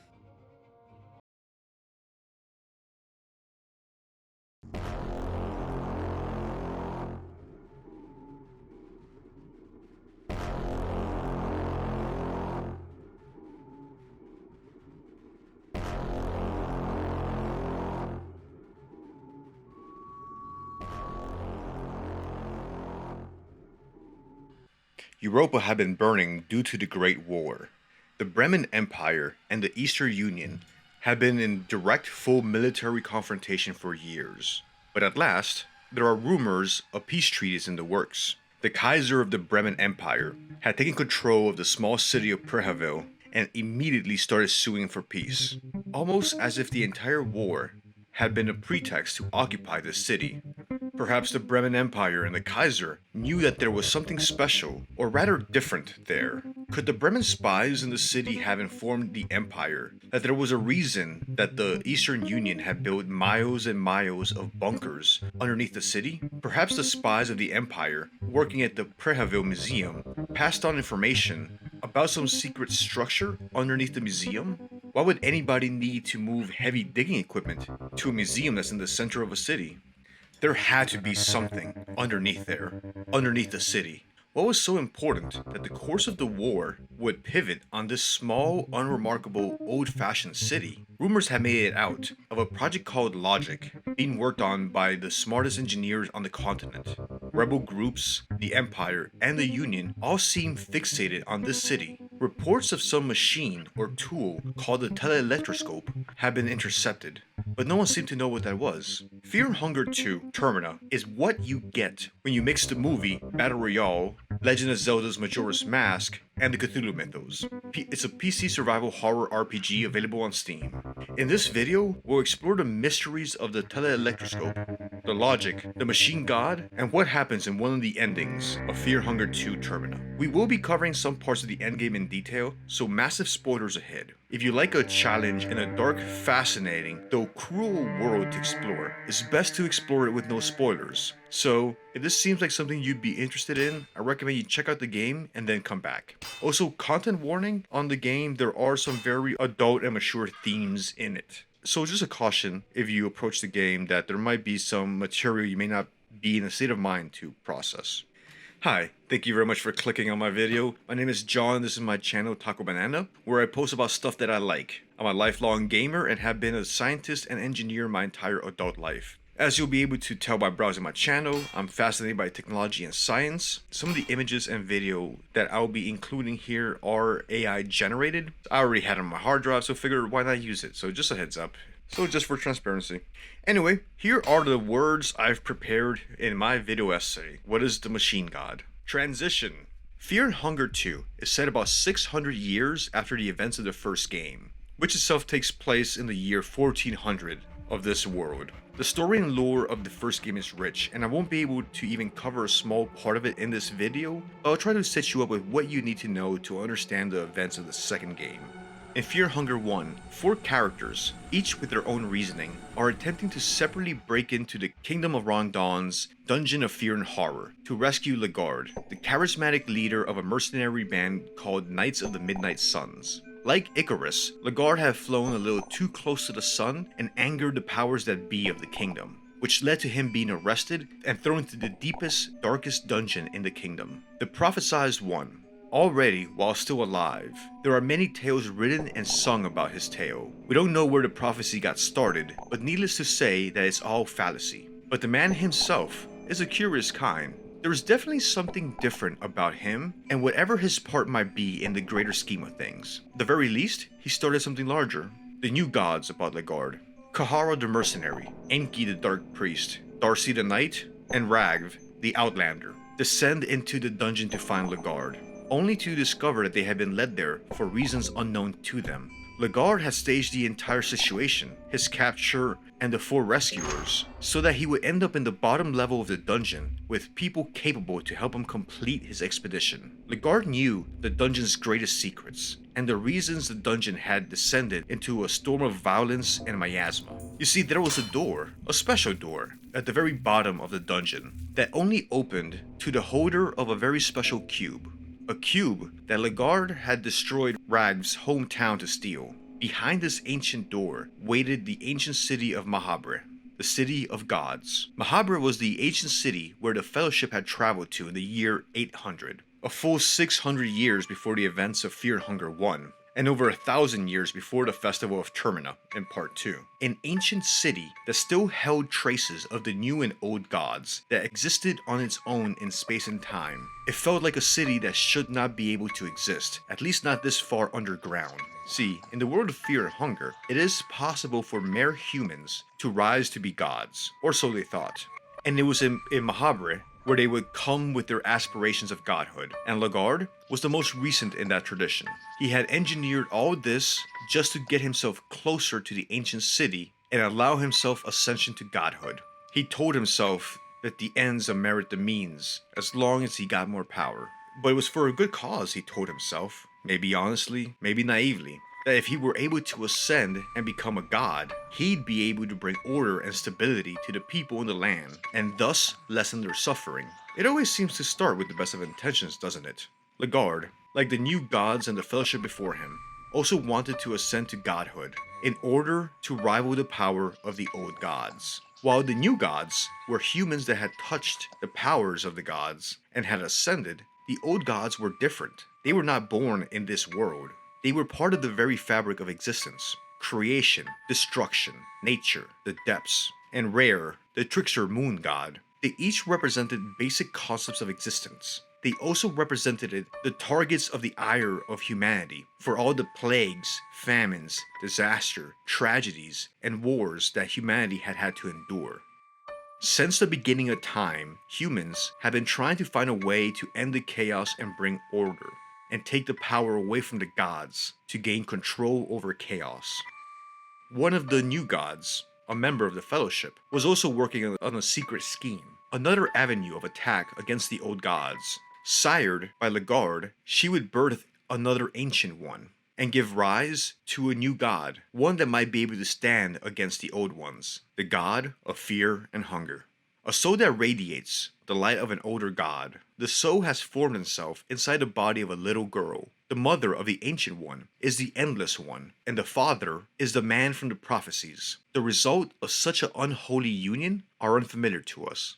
The new gods, when asked about the Ancient One. One of the possible endings of Fear Hunger 1 sees the birth and ascension of this new god, born of Legard and Novian, and carrying the ancient soul. The birth of the god of fear and hunger marked a new era for humanity, the beginning of the cruel age. The 4 ages of history. The modern age and modern chronology begins from the birth of our Lord, the Ascended One, Ulmer. His birth would mark the first age. The second age started from the reign of the so-called new gods in the year 410. There are texts about different new gods prior to this event, and the concept did exist in ancient times as well, but this group of people included the famed warlord of the Eastern Sanctuaries, Nasra the Great. This alone made this group more distinguished compared to the ones that came before. Their world order started a slow decline a few hundred years after their deaths, only to be ended by the Fellowship around the year 800. The popular book The Fellowship inspired contemporary people of the time and lifted the 4 people of the Fellowship, Francois, Chambara, Novin, Valteo, to near godlike status. Their age would last until the end of the 16th century. The Western world was at a dark age at that time, and out of nowhere appeared a new idol of worship, the god of fear and hunger. People forgot the teachings of the old in times of disease and death, and turned on to this new savior. The appearance of the god of fear and hunger started the Fourth Age, in which mankind had to learn to adapt and evolve. As time progressed, we are still living according to this ideology. Little is detailed about the cruel era in the games of Fear and Hunger 1 and 2. You don't find many mentions of these 600 years in the books scattered across town. It's almost as if humanity had decided to do its best to not remember these times. What we do know is that Lagarde was out there. Well, maybe not Lagarde as we knew him in part 1, but rather the King in Yellow, doing what he would do to further his goals. But whatever it was discreet, since he seemed to have stayed out of the history books. During the Cruel Era, in response to famine, plague, disasters, and other such tragedies, humanity was forced to evolve and adapt. Forced to understand and study the rules of the world and use them to their advantage. Use it to gain leverage, with the goal of bringing order and stability out of chaos. Humanity started developing science, technology, and engineering. Lagarde and humanity both sought order and stability, for this is how societies grew and thrived. So humanity built more cities, machines, industries, factories, all with the goal of making life a little bit more manageable and easier. Maybe with these new tech tools, humanity would finally be able to wrestle control away from the gods and take control of its own destiny. Could technology be what humanity needed to finally wage an assault on the old gods and take control? Could sufficiently advanced technology and determined enough people be enough to challenge the very basic concepts and fabric of existence? And so we arrive at the events at the beginning of the game. The game begins with a train traveling to Preheville, carrying our unlucky protagonists, 14 of them, the recently conquered capital of the Bohemian region, the city that the Kaiser seems to have been solely focused on. One by one, they fall asleep listening to the melodic repeating sounds of the train running down the track. They each have a nightmare, the same nightmare. A nightmare that included a masked man who had been showing up in the dreams of the locals for the last few weeks. In the city, you might find a flyer about this man. Have you seen this man in dreams? Over the past week or so, since the full moon, people all over Preheville and its neighboring settlements see this face in their dreams every night. If you are one of them, or if you have any information that can help us identify this person, please contact us. In the dream, this mysterious man, the Moon's Jester, explains to our unlucky protagonists that they have been chosen to participate in the Festival of Termina by the Trickster Moon Rare. Today, the 14 of them are alive. At the end of 3 days, there must only be one of them, and that survivor would be the winner of the Festival of Termina. If there was more than one of the participants still alive at the deadline, they would all die. One by one, the participants wake up from the dream. The train is stopped outside the city and has been deserted. No evidence of the crew or anybody else in the area. Just a thick fog covering the woods on the outskirts of the city. The train won't start, and there's no obvious reason why. Everything looked fine. Abella, the engineer, checked it out and couldn't find any issues with it, in spite of her expertise in mechanics. How did they all have the same dream? Where was the crew of the train? Why wouldn't it start? Why had they stopped short of their destination? The war was supposed to be over. There wasn't supposed to be any more fighting. What happened? The participants realized that they are walking distance from the city. At least the train had gotten them almost all of the way there. The thick fog made it impossible to see more than a few meters, but they had enough visibility to one by one stumble their way into the city, fumbling through the forest. Though Preheville is a regional capital, it's an old and reclusive city, slow to modernize. Its inhabitants still adhere to the ancient traditions, practicing old and dark rituals to honor the ancient deities, including human sacrifices. Preheville was a medium-sized city with a massive tower at its center. A tower that seemed important to the locals, though they wouldn't talk to outsiders about it. Preheville document. There have been settlements here for as long as the history books cover the area. It has always centered around the mysterious hollow tower that works as a central pillar of the community. The city flourished during the Cruel Age in the 1600s, but it quickly fell from prominence the closer we got to modern times. I understand the city is medium in size as far as cities in Eastern Europa go. But still, I find it hard to believe that this place would serve as a hub of any kind in a civilized world.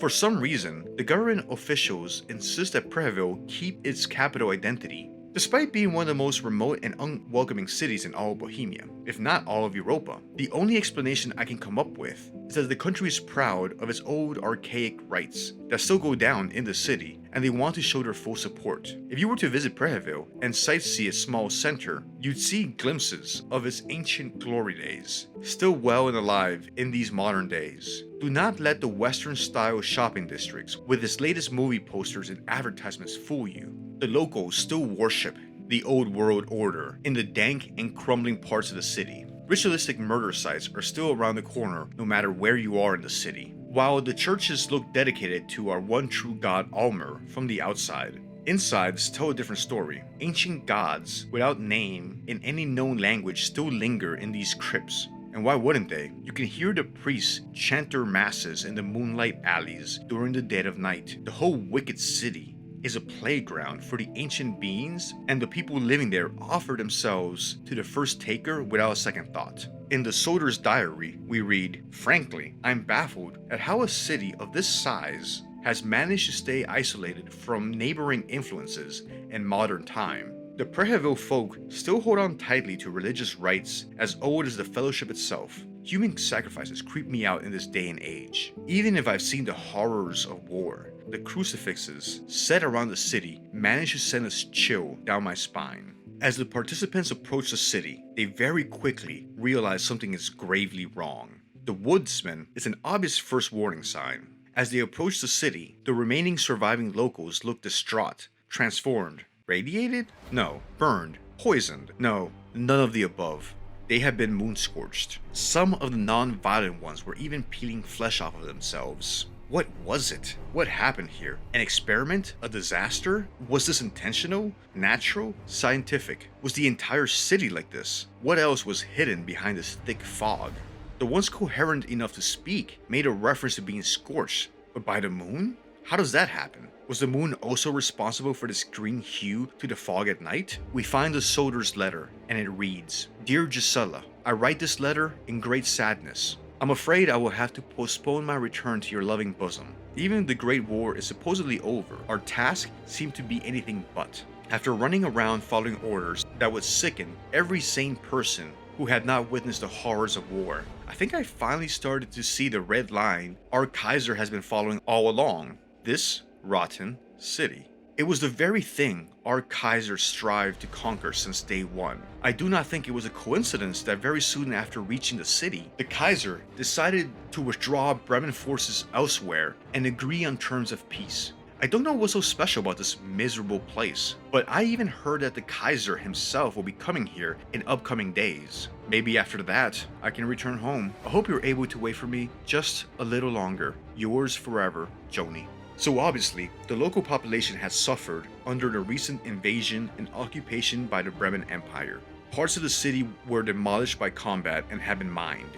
Executed bodies in the street show the handiwork of the Bremen soldiers and the brutality visited upon the local population. Barricades prevented free movement on the main roads. All that aside, the brutality of the Bremen Empire and its army didn't explain the green fog at night, or what transformed the surviving locals, or what was driving the people of Preheville to hyper-violence and homicidal rage. The occupation didn't explain why the locals were turning on each other. Was there something more at play than some military occupation? Was the Kaiser really here, as rumors and intelligence reports suggested? Why would he be somewhere so dangerous, so close to the front lines? What caused these monsters to be roaming the street, hunting the locals? Exploring the city, restaurants, shops, and apartments, you catch glimpses of a city that once was and is no longer. The echoes of the lives that once called this place home. At different spots in and around the city, you keep finding these latches that lead to underground tunnels. Apparently, when the Eastern Union controlled the city, they had constructed a series of bunkers that crisscrossed the city. Why? Why invest so much in building these tunnels underneath this unremarkable city so far away from the centers of power? Especially during a time of total war. Couldn't the Eastern Union better spend its resources on the war effort and not digging underneath some city? What lies underneath? The game, like so many survival horror games, is a series of lock and key puzzles, a variation on having to find X amount of keys to get past a certain lock. Move to the next area and repeat. So first, starting off the game, you need 2 keys to get into the city proper. That is, if you don't get into the city via the sewer or the path through the deep forest shortcut. Once in the main part of the city, you'll have to collect 3 effigies hidden in the orphanage, the white mold apartments, and underneath the Church of Almer to be able to continue on and get to the endgame area. The church effigy puzzle reminds me of the police station puzzle Resident Evil 2, where you have to collect some obscure item relating to the decoration to unlock your pass through the building.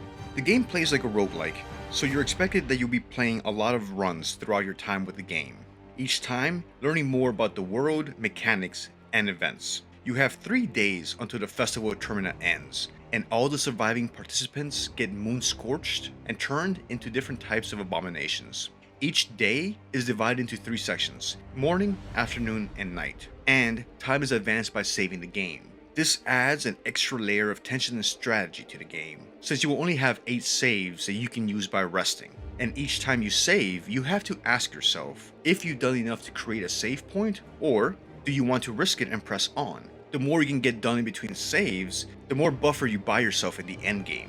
You don't want to hit the evening of the 3rd game and still have to do a lot of puzzles and traveling the dangerous world before even attempting the end game, all without saving. And all this is besides if it's even safe to try to save the game, since if there are any enemies around that you haven't cleared out, they might surprise you while you're resting. And if you try to rest on the evening of the last day, you will see your character moon scorched and turn into an abomination.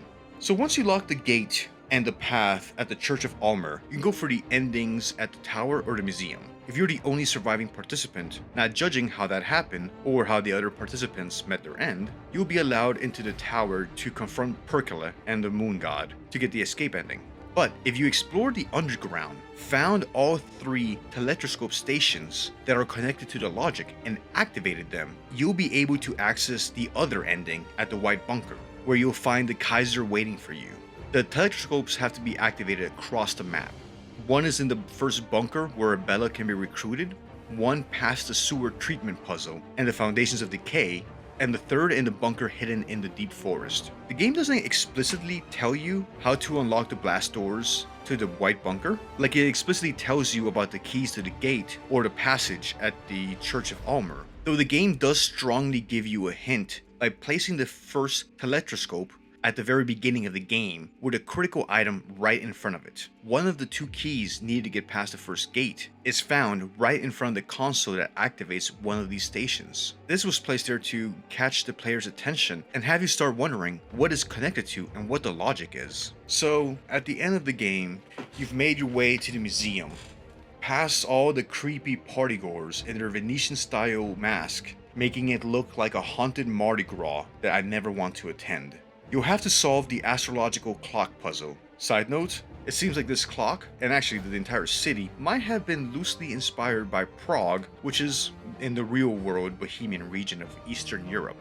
Unlocking the clock puzzle, you go underneath the museum and you find a secret excavation there and discovering massive blast doors preventing you from entering the White Bunker. Members in your party might make the observation that it seemed like this area had been sealed off, only recently excavated and accessible. An excavator nearby only drives home the suspicion that there had been a lot of recent work digging up a path to this blast door. This is the last stop in your ordeal in Fear and Hunger 2 Termina. One of the endings is behind this blast door. So, having visited all 3 teleelectroscope stations and activated them, the blast door is functional and active. With hesitation and doubt, we open the blast door, enter the White Bunker, and the endgame has commenced.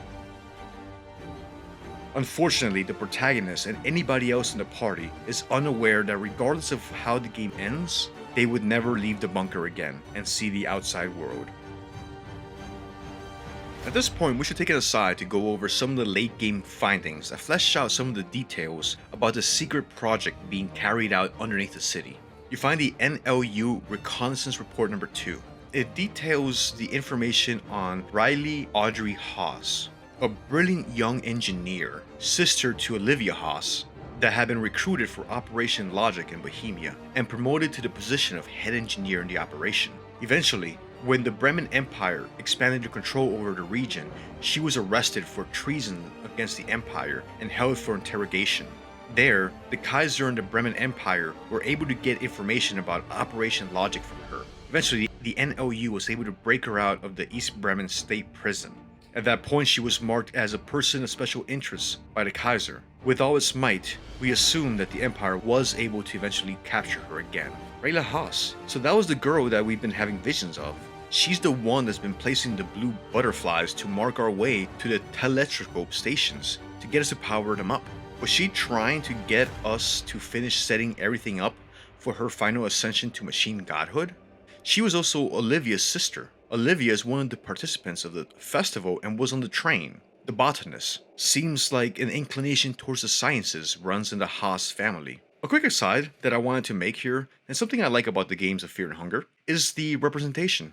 In the first game, the character that fills the knight archetype is a woman, Darcy. In the second game, Abel is an engineer. Olivia and Rayla are scientists. Olivia is also disabled, needing a wheelchair, not that it slows her down, and she can become a very powerful character. Levi is a trauma victim and a child soldier who's coping with addiction. Marina is a badass occultist in spite of her being looked down upon for being a trans woman. Marco, in spite of being a large, muscular fighter, comes off as very empathetic, contrary to his fighter archetype.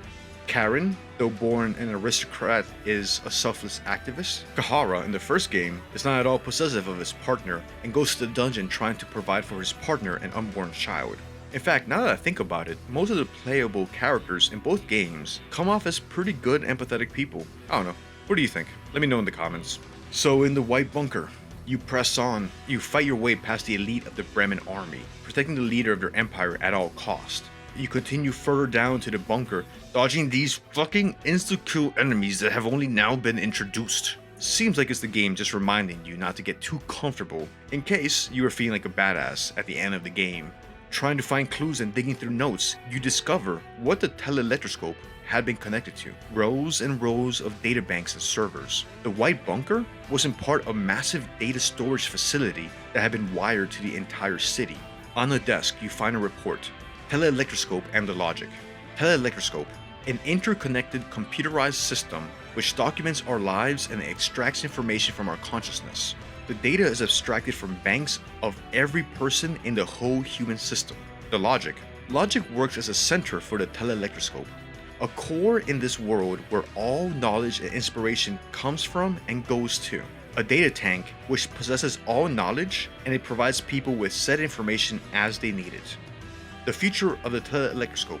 People become obsessed with these fake friends who exist in the walls. Ultimately, people will begin to shun personal contact, preferring to interact with each other via machine technology. People would rather stay in the world created by our shared consciousness. The logic is designed so that each individual human in the system will affect the surrounding world, thus creating a shared paradise, a shared consensus. So at long last, we get a glimpse about what all this was about. The Kaiser and the Eastern Union have found something underneath the city of Preheville that would allow them to build a wonder machine, a supercomputer, a machine god. As Legard says, we cannot control the world laid down by primal forces, but we can build a new one.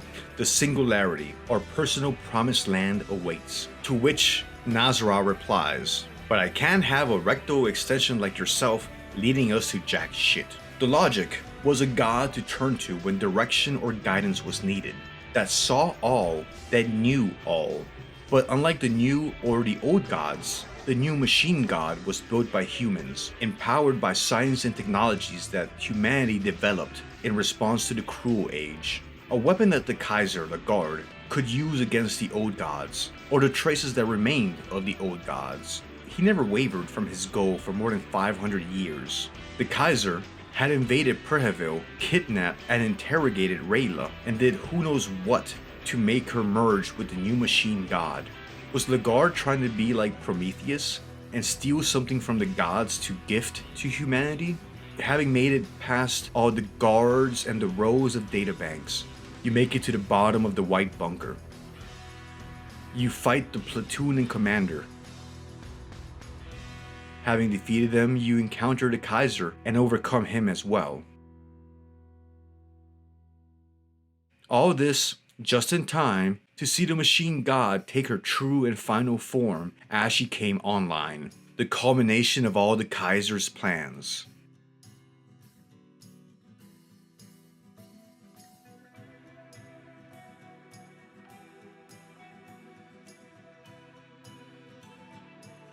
After a long and difficult fight, you manage to beat the machine god, maybe deactivate her. You don't know, but you lose consciousness.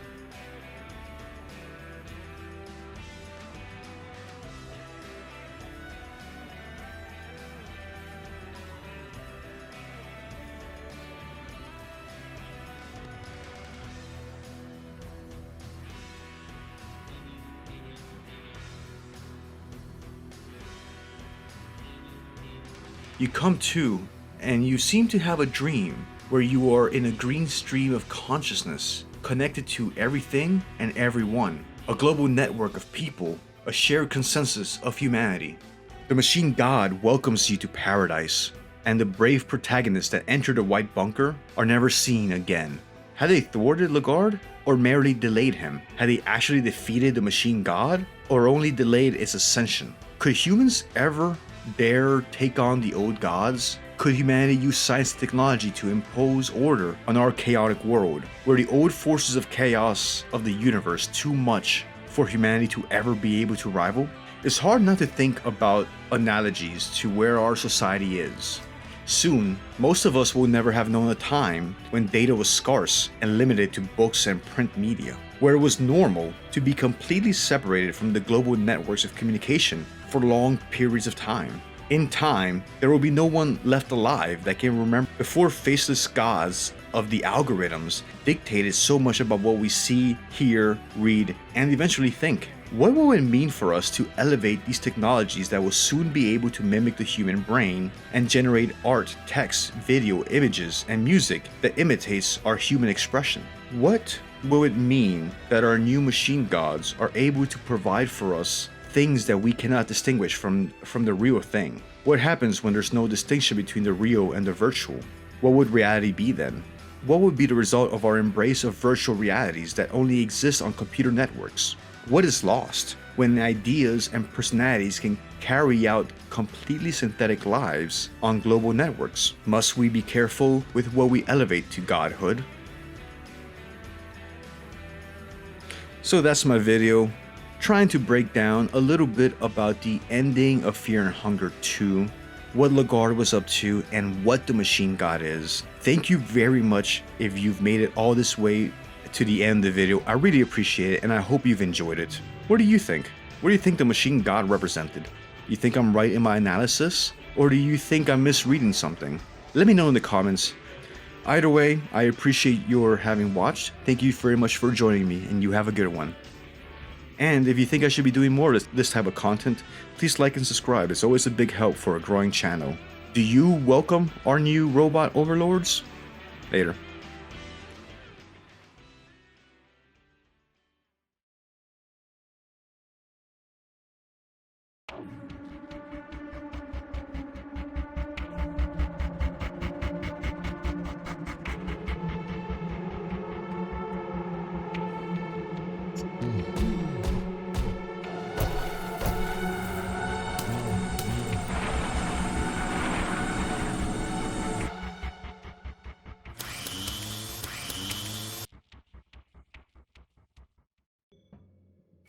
In today's video, we're going over a list of 20 things I thought were pretty nasty in Fear Hunger 2 Termina.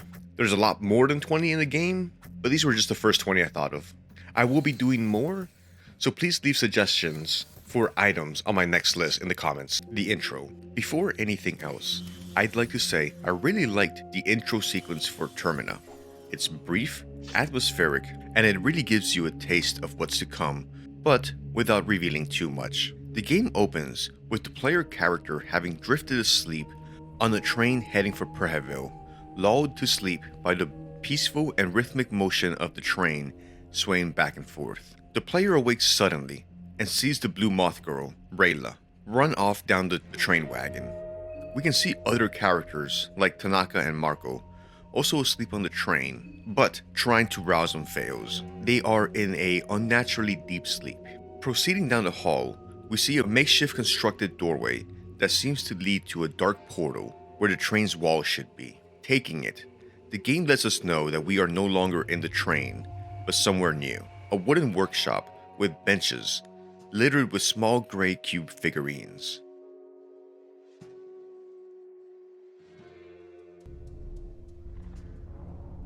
The deformed janitor makes his appearance and forces us to sit down to assemble cubes.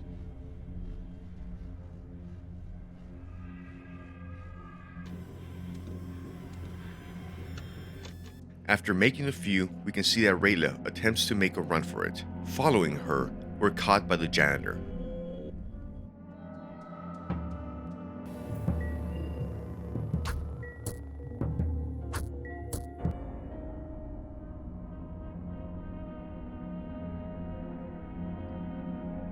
After a fight, the janitor severs the player's legs, saying, "Let's see you dash around like a little jailbird without these chicken thighs of yours," and leaves you to get back to work.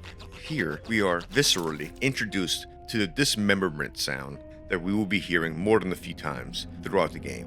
Feeling completely helpless, wandering around the room, looking for and failing to find an exit or help, the player will experience a sudden headache accompanied by a severe ear-piercing sound. Losing consciousness momentarily, the player has a premonition of the future, of briefly being in the Hall of Gods, surrounded by the many incarnations of the new gods. A flash, the player is whole again, with all of their limbs. But now we are standing on top of a massive tower overlooking the surrounding town. Perkele, a oddly dressed man with a feather-covered robe and a purplish hue to his skin, gives us the introduction to the Festival of Termina and tells us what the player will need to know to survive this grisly game. The moon-scorched villagers. Approaching the city, we start to get an idea of what happened to the local population when the moon scorching happened and the festival was unleashed onto Preheville. We see a few surviving townspeople standing catatonically looking at the sky, scratching at the flesh on their faces, and sometimes peeling strips of it off. Talking to them, they appear to be half distant, talking about the moon scorching everything and the green hue that came with it. They are the last survivors of the swamp dwellers that lived here. Talking to them in combat reveals little other information other than they are digging their nails into their faces. One of them reveals that he wants you to hurt him. Just to end this for him, he yells, "Take it off," like it's burning. He's talking about his skin, that his skin is burning. None of these moon-scorched villagers fight back at all. They're just passively waiting for the end, that they hope is sooner rather than later. There is only one moral and humanitarian thing to do here. You whip out the bench grinder and make it quick. Not wanting to leave anything useful behind, you then take out the bone saw and remove the heads from the villagers. Battered as they may be, they will still make a good offering to the new gods. Dinner with the mayor. Dinner with the mayor sounds like something top students of the local high school would get for winning the national spelling bee. But obviously, things are a bit more sinister in Fear and Hunger 2. Sitting down for dinner with either the gentleman or a moon-scorched Hendrik, depending on how things play out, we are treated to this monster's idea of a fine meal. The mayor will present you with some nauseating variations on what he calls exquisite local cuisine. Here, the player will have to weight their options, trying to anticipate what the gentleman wants to hear. Giving him the wrong answer will prompt him to fly into a rage and attack the player. While he isn't particularly difficult, the player will initially encounter him early on in the game, before having much of a chance to get better equipment or a full party. The image of each of the different food items are very off-putting and very phallic. The sausage thing and the mushroom look particularly unpleasant. Not the type of thing you'd like to see when you sit down for dinner. But the gentleman seems delighted and is loving every second of the meal, like it was Thanksgiving, and grandma didn't fucking overcook the turkey for once. And it's actually nice, juicy, and has flavor. Personally, I'm more of a pork guy myself. Turkeys don't seem to have too many redeeming qualities. Navigating the conversation and telling the mayor what he wants to hear 3 times will befriend him and prompt him to give the player one of the 2 keys needed to get past the gate and head into the city. The woodsman. He is a man that lives in the woods, and he makes one hell of an entrance the first time we encounter him, stepping out of the fog to decapitate a villager in a single swipe. He is scary, nasty, and oddly tragic. We encounter him right at the beginning of the game, not far from where the train stopped. We find out from the wretched being in the slums that the woodsman eagerly embraced the Festival of Termina and took out a large part of the slum dwellers himself. He wears an open trench coat, revealing his alien face hugger appendage. He is like a nightmare combination of a trench coat flasher and xenomorph. In combat, you'll want to take out his axe first, since it's very capable of dismembering any members of your party. Taking him out, and hopefully dodging his appendage when it lunges at you, you'll get the basement key to unlock the basement in his house nearby. Entering the building, we see that the basement door has multiple chains on it going back and forth and is barred shut. There's also a blood trail leading up to it. The design of the locks on this door is kind of reminiscent on the locks in the apartment in Silent Hill 4.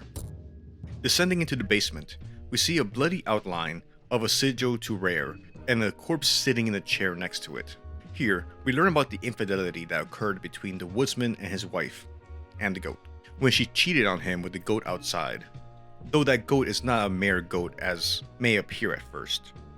So in retaliation, the woodsman kills his wife in rage. We can find a letter of hers admitting to it and taunting the woodsman about her new lover's girth. If we use a chalk to draw the sigil of Rare in the ritual circle, we can enter the other realm and talk to the mysterious man in black. He asks us if we believe in darkness and talks about the contrast of the dark with the light, how one complements and requires the other. He laments humanity turning to and embracing science, and he says that he will help us out on our quest, and then promptly disappears. Don't you just hate it when you're speaking to somebody and they just disappear into the ether? Going back outside, the goat is now a recruitable member for your party, and will help you along your journey to decipher the mysteries of Termina and the festival. Alright, next is the public toilet, an unasked for throwback to the original game, and like in the first game, it serves no purpose. If you jump in there, there's no way of climbing out. But to be fair, the game never gives you any indication that you should jump down there, and it promptly lets you know that it was a poor decision. If you can think of any possible reason why jumping down this toilet is a good idea, go ahead and put it in the comments. I'm very curious. But either way, gamers are known for their curiosity. And if a game gives you the option to do something, somebody will eventually do it. There are a few more unnerving little details that the game slides in. First of all, why is it public? Don't get me wrong, Perheville is stuck in the past. But it doesn't seem that stuck in the past. It doesn't seem like it would have been much work to make more stalls. Also, the game does mention semen traces everywhere, and why? I don't want to know, really. And I'm okay with that. Let's move on to the next one. Dirty toilet paper. In both Funger 1 and 2, the player will frequently have to deal with the bleed status effect, which is not surprising given the nature of the game, from either stepping on a nail or losing another limb. The player will always have a need to have cloth fragments on hand, but in Termina, a new item that can stop bleeding was introduced. Behold, the dirty toilet paper. Would you rather bleed to death or die from an infection? Dirty toilet paper item gives you that option, which I'm sure everybody has been clamoring for. But if you have a green herb and dirty toilet paper, you can treat bleeding, but you'll get infected. Because, well, you treated an open wound with dirty toilet paper that you found in the trash. But then you can use the green herb to treat the infection. So it's all good. Fortunately, I'm currently spending a lot of time with my 1-year-old, and I can tell you from personal experience that the in-game sprite art for the item is far less graphic than it could be. At least the item is not called a dirty diaper. Alright, next. The department store. I do appreciate the build up to this one. The player has just made it to the Perheville Bop in the center of the city, and is now properly starting the exploration of the center of the city while locating the 3 effigies. The anticipation builds at the thought of what lies in wait as you go through the environment that once appeared normal, but now is eerily quiet, with only weird creatures found in the fog. You enter a department store, seemingly the most normal location so far, with this distinctive sense of modernity and normality. A coffee bar, stools, wide tall ceiling, fixtures, lightings, rugs, but you can hear a distant echo, a yelling in the far distance. As you go deeper into the department store, They get louder. It's screaming. It's coming from the top of the department store. Ascending the stairs, the screaming gets clearer, becoming more of a noise rather than a distant echo. Reaching the top, we are greeted with the grisly display that we have been hearing since we entered the department store. I'm not sure how much I'll be able to show you, since it's a bit gruesome, but let me say, you find a group of people suspended from the ceiling with chains, most seemingly still alive and moving, some being tormented, like the human husk did in the Tower of the Tormented in the original game. And just a note, if the player keeps exploring, they will find a useful ring at the very top being held by what seems to be a desiccated corpse. Caligula. I just do not like this dude. How hateful he is stands in stark contrast with how endearing the other 13 participants of the festival are. Even his character portrait looks off. He looks like a deep one from a H.P. Lovecraft story rather than a human male. And he is absolutely unpleasant. He's either trying to assault you while you're sleeping or telling you to go fuck yourself. And he's not even witty or clever about it. At least Pav comes off as an intriguing character that makes you wonder what his deal, and is far more eloquent. Caligula is just malice incarnate, like something the sulfur god would have spawned onto the earth to punish humanity. Caligula is the one participant of the festival that really goes all in during the events of the game. He tries to kill Tanaka, Marco, Levi, while assaulting a few other characters if he's given the chance. He is the worst of the participants in Gear and Fungert too. It's almost like, what if humans are the real monsters? Someone should make a movie about that. Nazra's head. In kind of a funny follow-up from the first game, we have the appearance of Nazra's raisin-looking head, which now looks like a dried-up raisin. This confirms that he did indeed get burnt up by the traces of Grogoroth in the first game. Nazra's head is found by Osa in his backstory. Osa left his hometown to continue his studies into religion and the otherworldly, which brings Osa to the kingdom of Wrong Dawn. Having joined an expedition to the Dungeon of Fear and Hunger, Osa enters the ruins of the dungeon by himself, feeling the call of the other world. Osa finds Nazra's head under a pile of rocks in the dungeon. During the events of the game and the Festival of Termina, Nazra's head is relegated to being an item that can sometimes reflect spells back at the caster, which can be kinda useful in some situations, and in the final confrontation at the tower. If playing as Osa, Nazra will become an annoying and crude backseat driver during the game, constantly cursing at Osa, but sometimes with some insight and history. Nazra will yell out obscenities to Osa every time the poor man takes a break and closes his eyes for some rest. At the very end of the game, we do get an interesting scene where Nazra and Lagarde follow up the discussion they had in the first game. In part 2, they'll debate about the nature of humanity and the meaning of chaos and order. Should humanity be confined to a rigid system of order, or is humanity chaotic and needs to be unbound to fully develop? The Vial. Continuing the old tradition of spraying fish with pesticide, we first encountered a Vial in the slums, spraying down local catch. A dweller of the slums, he wears a pig mask that has fused with his face, meaning that it cannot be taken off. It's part of his face. He carries a pesticide tank that he wields as a melee weapon and sprays any survivors down with poison. Not much is known about the Vial, how he survived the festival, what he's doing, what drives him, why he's spraying down fish with pesticide, or why he's wearing a pig mask and how did it fuse with his face. But his presence is troubling, and his corruption is emblematic of the fall of Preheville. Poe Death Animation. In central Preheville, in the back of the store Dr. Kiefer's Tricks and Magic, there is a magic lamp resting on the desk. Walking up to it and interacting with it, you have the option of rubbing it. Afterwards, a disturbance in the radio next to you will be noticeable. Hanging around too long, we see a Poe or a ghost materialize out of the radio and start chasing you after he sees you. Fighting him, he only has one attack, and that's to try to catch you in the grasp of a genie, a coin flip attack. If he's successful, well, he'll do this.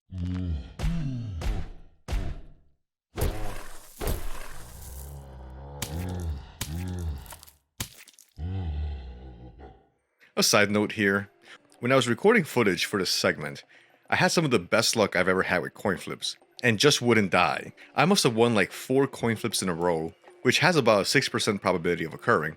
But I always find it entertaining how you always seem to win coin flips when you don't need to. It's like the game knows. So you can see this one took a little bit longer to get the footage. I was like, Ghost, I just need footage of you sticking your hand up my butt. Moving on to the next nasty thing depicted in Fear Hunger 2 Termina, and that's addiction. Getting real here for a second. Through Levi, we get a glimpse of what it is to deal with addiction. Addiction is a neurophysical disorder characterized by strong physical or psychological urge or need to do something or use something, which can be a problem when that compulsion gets in the way of one's long-term goals or ability to function in a healthy and happy fashion. Some forms of addiction are more accepted and more benign than others. Likewise, some are more damaging and more harmful. A caffeine addiction isn't even something people notice, or that will affect your ability to function in society. Others, like heroin, well, you know. Addiction's a very real condition that can trap someone in a habit where they can be participants and witness to their own downfall. Being a participant in destroying your lifestyle, alienating loved ones, or destroying your financial and physical health.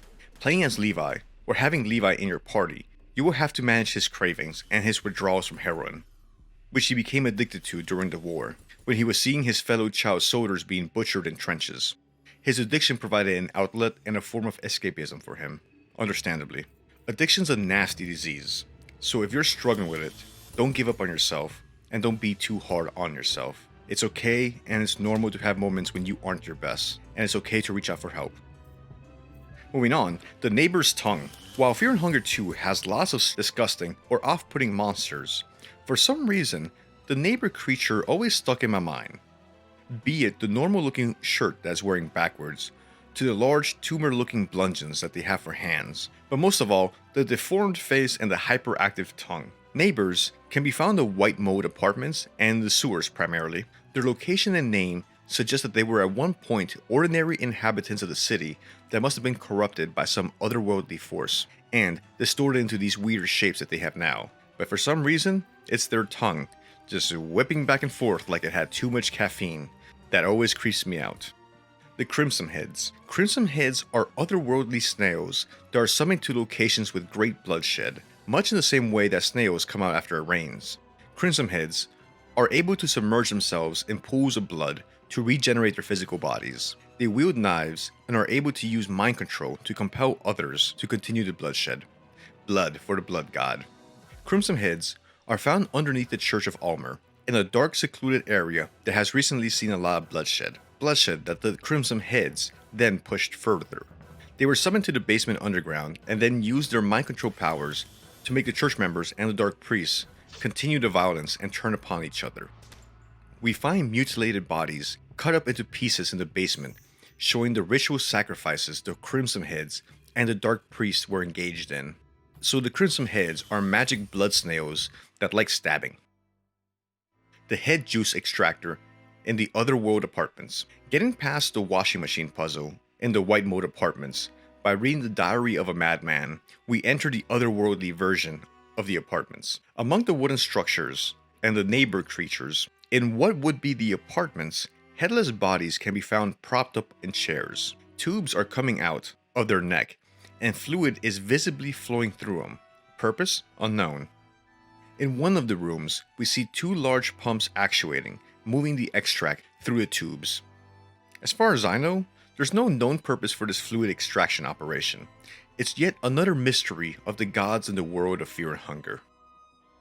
The image of a human farm and its associated extraction operation definitely makes this image stand out in the menagerie of horrors that we find in the world of Fear and Hunger. Ron Shambhara's poetry. The lost city of Mahabra will house a lot of mysteries, terrors, and lore of a world that predates and supersedes the world of humanity. Some of this ancient knowledge and wisdom that survived is some of Ron Shambhara's poetry, from his life as a poet before joining the Fellowship, venturing to Mahabra, and ascending to become a new god. Ron Shambhara, who we talked about in my last video, was once a tortured artist and poet, quite in contrast to the appearance of the tormented soul that we see in Mahabra during the events of the first game. And let me tell you, did you think you knew about all the horrors these games have in store for you? Well, let me introduce you to a new one, Shambhara's poetry. found in the book New Poems of Love and Torment. Thanks to my wife for agreeing to help with the reading of Chambara's poetry, The Blackened Heart. Poem 1, The Blackened Heart. Stakes are high, you are also, and more so. Live your lie, and play with my blood torso. Who would believe all your tries to blacken my name, dead crow as a prize? They say that a tear only dries. So, I want to see the day even Grogoroth cries. They will come to know this day as the cruel age. They will come to know this page as the fourth phase. Won't you die? So stupid.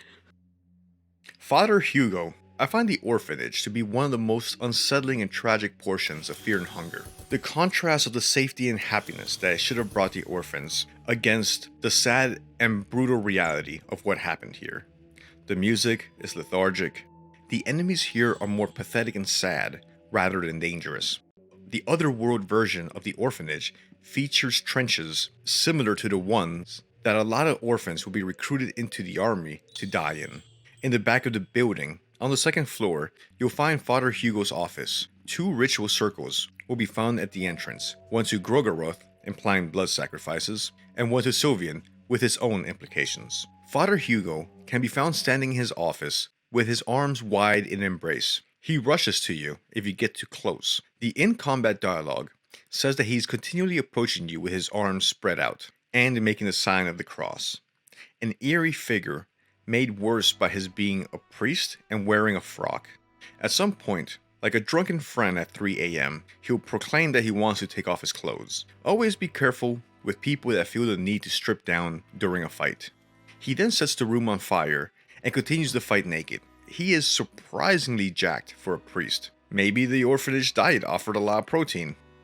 I just wanted to make a joke about the priest being ripped. Now I'm troubled by the implications of thinking about where they got their protein. But to be fair, I don't think the lore insinuates anything about cannibalism. Anyway, Father Hugo is disturbing. But before moving on, this video is brought to you by you. I'm making these because they're being watched, so I just wanted to take a second and say thank you. I hope you're enjoying them. Alright, number 18 on our list, the Bobbies. The Bobbies are part monster, part police, all horror. Former public servants that have been exposed to the moon scorch. Now, they patrol the main streets of Preheville looking for survivors. Their heads are moving unnaturally fast back and forth, following in the great horror tradition started in the movie Jacob's Ladder and the series Silent Hill. They have multiple arms, meaning they can deliver several attacks in quick succession. Attacking the limbs will easily dismember them, but they will grow back soon. Attacking his legs, knocking him off balance, will make his head stop twitching and become vulnerable. After the fight, inspecting a Bobbie's body will show that he's still warm and pulsating. If left alone, it will regenerate and the Bobbie will stand up again. Bobbies have to be beaten again to make sure they don't stand up. Between their twitching heads, abuse of authority, and general yuckiness, I definitely think the Bobbies are some of the nastier creatures we encounter. Number 19, Caligula, again, but in his moon-scorched form. I do not like Caligula. Have I mentioned that? His moon-scorched form does deserve mention for its design and its one-liners. Once moon-scorched, Caligula can be found in the sewers in his monster form. He is obscene, constantly yelling out to gargle his balls, and his attack is primarily by spewing toxic poison at the party. His design is inspired by, well, it's kind of obvious, isn't it? So all in all, encountering him in his monster form is definitely an affront on the senses. Caligula is one of the characters in the game that is inspired by a real historical person. So I thought it'd be kind of fun to see how Caligula stands up to Caligula. And oddly, I'm not sure the in-game Caligula is the worst of the two. So here are some highlights from the Wikipedia article on the Roman Emperor Caligula. Disclosure, some of these are believed to be contemporaneous propaganda of the time, but hey, it makes for good stories. And if you like sex and violence, I highly recommend checking out Roman history. It is wild. Quote, they described him as an insane emperor who was self-absorbed and short-tempered, who killed on a whim and indulged in too much spending and sex.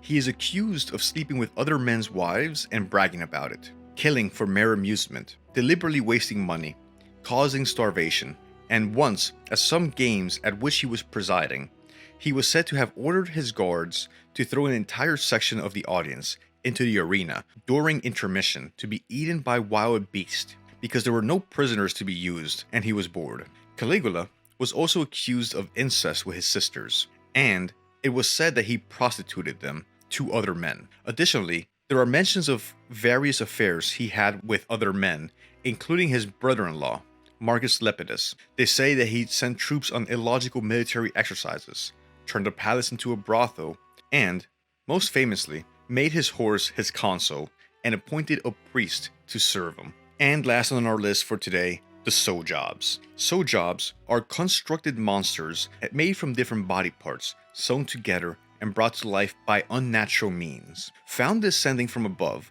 in different parts of the city. We find out their origins while visiting Bunker 1, where we find Stitches and her other unnatural experiments with the human form and body parts. I think it can be argued that the Sojobs' appearance may draw a little bit of inspiration from Mary Shelley's description of the Frankenstein monster, being composed of different discarded body parts that were sewn together after death and then reanimated to create a creature that doesn't conform with the natural order. It's been a long time since I've read it. I do recommend reading Frankenstein. It is a scary but sometimes heartfelt story, and is considered to be the first sci-fi novel ever written. Anyways, while the Sojob is creepy and unsettling, at least they are fortunately some of the least deadly monsters that you will encounter in Prehevel and have fairly low HP. They're fairly easy to deal with. And that's all for my list today. Thank you very much for watching. Take care, have a good one, and later.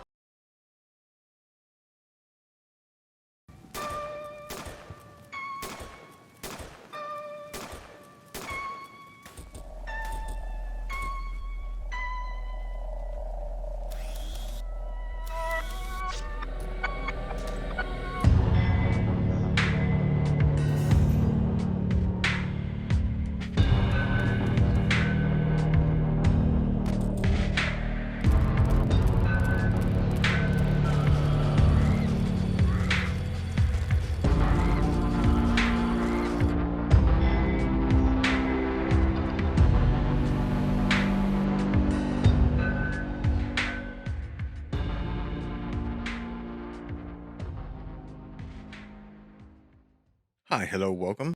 Thank you very much for clicking on the thumbnail and checking out my video. Like several of my other recent videos, this will be a list of 20 nasty things in Fear and Hunger 2 Termina. No point in wasting time, let's get to it. Number 1, the Centaur.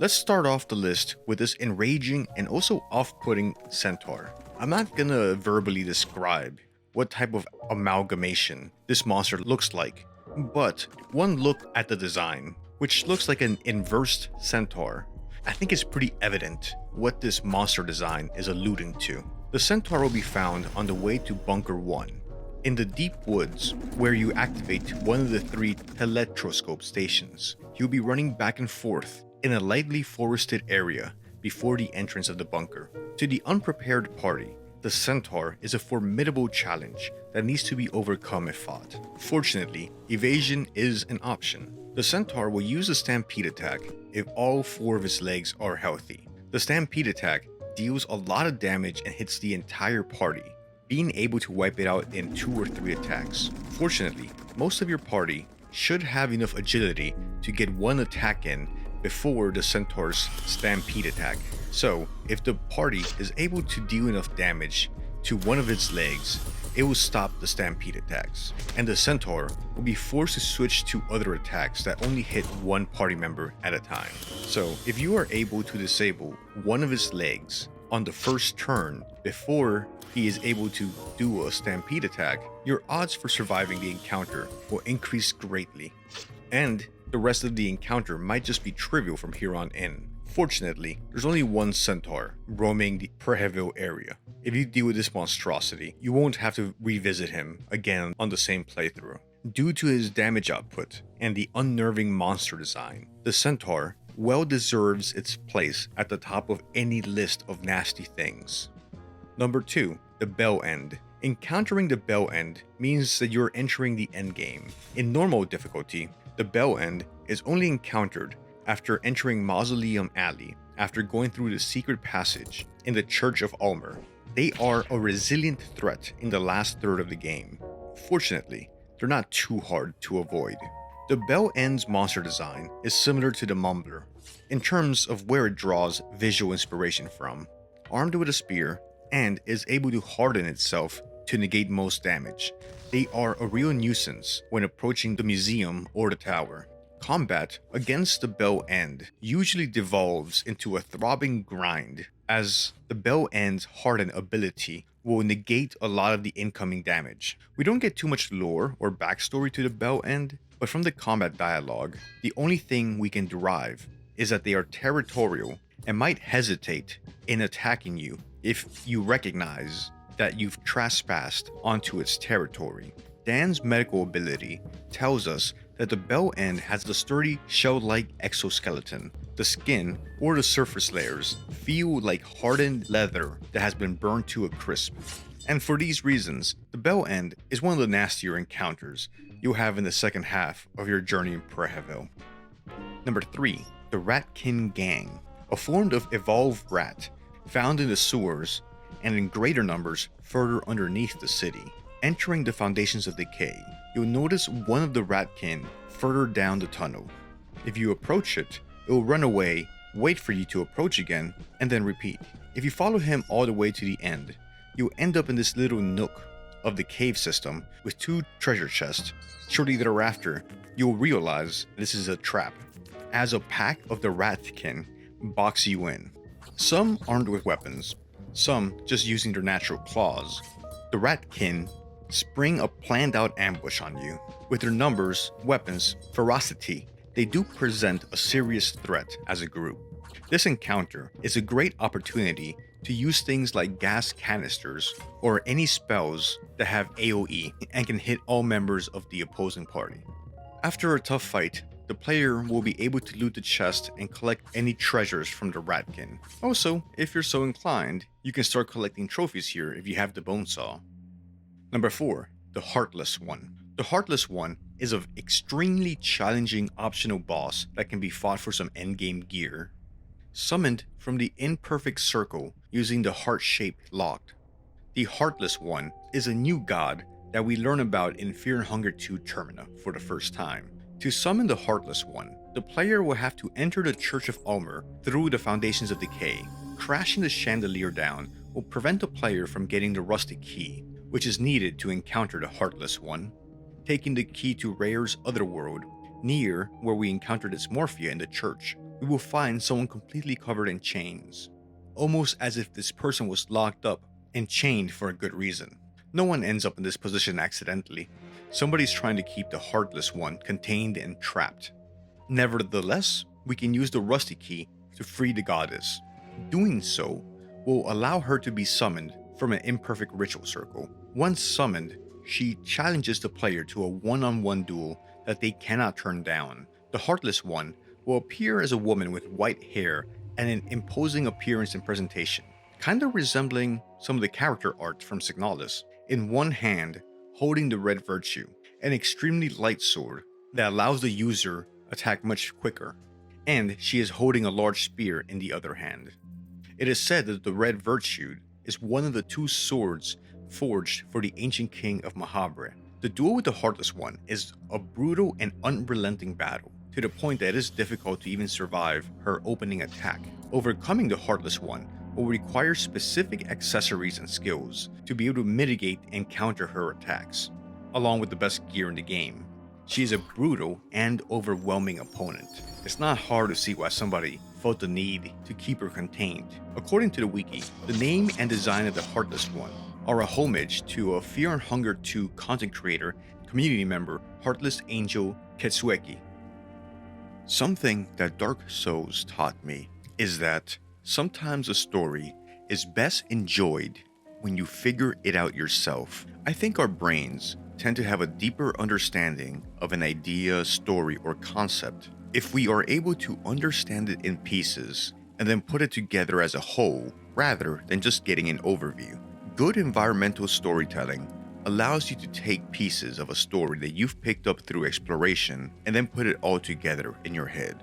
When I was doing an Olivia run For this video, I ran through the sewers that I had run through so many times before, probably dozens of times by now, when something stood out to me I had never noticed before.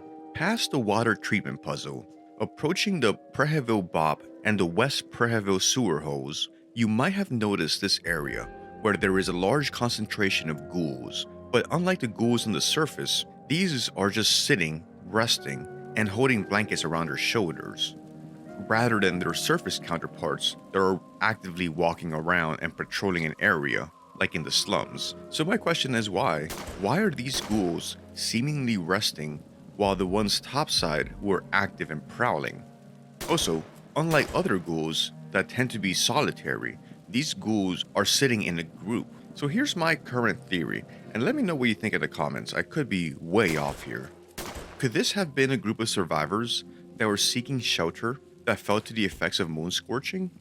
From playing masochism mode, and from what the moon scorched villagers tell us, we know that moon scorching requires direct exposure to Rare's light. But is it possible the green hue could have the same effect? Could people have been exposed to moon scorching and while still having some of their faculties and logic, made their way down to the sewers seeking safety and shelter?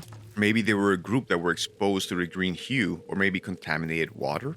It makes sense to me that given the invasion by the Bremen army and then the chaos of the festival, that some people would have sought to escape by going underground. I don't know, but when observing the ghouls grouped up in the sewers, holding blankets around themselves, almost comforting themselves, it's hard not to remember they were just villagers at some point, whose lives were destroyed due to the whims of the gods. It's hard not to stare at them for a second and feel some sympathy for them. I mean, we've all had moments when we do the same, wrap something cozy around ourselves and just take a moment and a breather, collect yourself, especially in such a chaotic and turbulent world. Well, having said that, it's time to break out the bone saw and start harvesting some trophies. These heads aren't going to get to the tainted one by themselves, and nobody wants to let soul stones go to waste. Number 6, the White Mode Apartment Serial Killer. When I say that something in a game is inspired or similar to something in an older game, my goal is not to discredit anything. So by mentioning that something in Fear and Hunger is inspired by Silent Hill, I'm not trying to cheapen the work Orange has done, but rather point out that these are Easter eggs for players that may have grown up playing the same games that Miro did, such as Silent Hill. If I made a game, it'd be filled with references and homages in much the same way. So continuing Fear and Hunger's tradition of honoring older games that have laid out the foundation upon which newer games will continue from, for number 6 we have another Silent Hill reference in Fear and Hunger, and that is the White Mode Apartment Serial Killer. Exploring Central Preheville, the player will eventually encounter the goddamn fecal dogs, I hate them in particular, and enter this non-assuming apartment building, only to find out that the door has locked behind you. The apartment building is large, quiet, and still. You get a chance to explore the basement, where parts and supplies are kept, and then each individual apartment, each having its own distinct theme or personality. The boxed up room of a new tenant, the instruments of a music-loving lady, the tenant with a puppet collection that's not creepy at all, and the one that apparently loved astronomy and telescopes, or was simply a creeper. We eventually learned the story of the serial killer in the building that had targeted the inhabitants for an ancient, forbidden ritual that he would carry out, but he needed sacrifices. The story of the White Mode Apartment serial killer has a few similarities to the story of Walter Sullivan in Silent Hill 4. In Silent Hill 4, Walter tries to complete an ancient and forbidden ritual that requires human sacrifices. So he starts hunting down the inhabitants of the apartment building and sacrificing them for a ritual called the 21 Sacraments. The protagonist of Silent Hill 4, much like the party in the White Mode Apartments, eventually learns that he is trapped in the apartment building and can't get out, just like how the doors lock behind you when you enter the apartment building in Gungar Fungar 2 Termina. I just thought it was really cool. I'm a big fan of the good Silent Hill games. Moving on, number 7, the Foundations of Decay. One of the areas that most fascinates me in Preheville is the Foundations of Decay. Found after solving the water treatment puzzle, the Foundations of Decay are somewhere underneath the old train station in Preheville. This mysterious location gives us more questions than answers as we explore it. Upon first descending, what stands out most is the blue hue of the caves, along with the expansive herb and mushroom variety growing down here. Like I hinted before, this also seems to partially be the realm of the Ratkin. Exploring further, we find these pile of corpses that seem to be organized into a pile around some sort of monument or statue. No idea what the purpose is of this, or how these bodies got here. Was this grisly display here before the festival, or a more recent addition? Also, if you have any information on what the structure might be, let me know in the comments, I'm kind of curious. Down here, we also encounter an old friend. This is where Moonless lives now. I wonder if her presence here means that Preheville was built on top of the cave system that the Dungeon of Fear and Hunger tapped into. Past where we encounter Moonless, we'll find a crypt filled with skulls, and it reminds me a lot of some of the themes and visual design of Blasphemous, which I had the pleasure of playing through recently, specifically Melquiades and the Ossuary, where the bones are collected. At the far end of the tunnel system, we'll find an elevator leading back up to the surface near the slums, but also connecting to the Church of Almer. Presumably, it was used by the Dark Priest to move around, access the slums, and the people that live there. Eidos is one of the most iconic enemies in Fear and Hunger 2 Termina. Most players will run into him for the first time in the nearest bunker to the train, where Eidos makes one hell of a first impression by decapitating Tanaka and stealing his hat. As long as the player hasn't defeated him in battle, Eidos will stalk the player throughout Preheville with his evil laughter echoing down the empty cobblestone streets of Preheville, all the while grinning and looking like he's having a fun time behind his twisted white and blue clown grin. In combat, he proves to be a challenge to all but a well-equipped party. He has high HP and is able to inflict a good bit of damage with his needle whip and poison the player with the syringe he's holding in his other hand. If his arms are damaged enough, he'll stop with the pleasantries and whip out a pistol that he'll use for the rest of the fight. That I know of, other than the Weeping Scope, he is the only monster encountered in Preheville that uses a firearm. Well, I guess you could include the platoon in that, depending on what you would call a firearm. In the lore, it's suggested that Eidos is or has some connection to Baron Einher von Dutch from Dan's backstory. Before being drafted into the war, Dan was studying medicine under the Baron and was engaged to his daughter Elise. When the Great War broke out, Dan was drafted to the army to serve on the front lines. While he was gone, the Baron's interest in the occult deepened. Once released from his military service with the army, he returned home to find the most tragic scene that had played out. His beloved Elise and her father Baron Einher von Dutch had perished in the middle of a ritual to an old god. While playing as Dan, he'll mention that Eidos looks like his father-in-law if you inspect the body with the medical diagnosis skill, and Eidos will scowl at Dan in combat. Though there's another member of the Von Dutch family that is believed to be alive in some form in Preheville. Also, Eidos has a hat. Number 9. Stitches. Most players will make it to the Teletoscope station in the deep forest last, right when they are starting to unravel the mystery of what is really under Preheville. Here, they will run into Stitches, a character similar in theme to Eidos. Stitches has a similar scarred and pale appearance to Eidos. She is found underground, surrounded by monstrosities that it's believed she created. The lump of flesh, the human caterpillar, and a sew job found next to a bone saw and dismembered limbs. Inspecting her body with Dan's medical skill gives us this sad realization. She eerily reminds you of somebody. The more you entertain the idea, the more certain you become of this haunting realization. No matter how disfigured her face would be, you would always recognize your wife Elise. This woman has her appearance. You are 100% certain of it now, but it's impossible. She's dead. This place has gotten the best of you. Or maybe there is some other sinister reasoning behind all this. You hope that it is only your mind that is crumbling here. You wish Elise has her rest now. We don't know for sure what dark power reanimated Elise and her father but let's hope they find their rest, and that Dan can find some peace after the events of the Festival of Termina. Number 10. Cutting off heads to get skills. An interesting sleight of hand that Fear and Hunger 2 does is regarding skill and progression. The game doesn't have a traditional level nor experience system, so at a glance, it appears that progression is done through gear, kind of like in the Monster Hunter games. But as you get familiar with the game, and as veterans will quickly figure out, you'll notice the presence of soul stones and the hexen tables. Getting even more familiar with the world of Termina, you'll learn that soul stones can be crafted by presenting offerings to the Tainted One.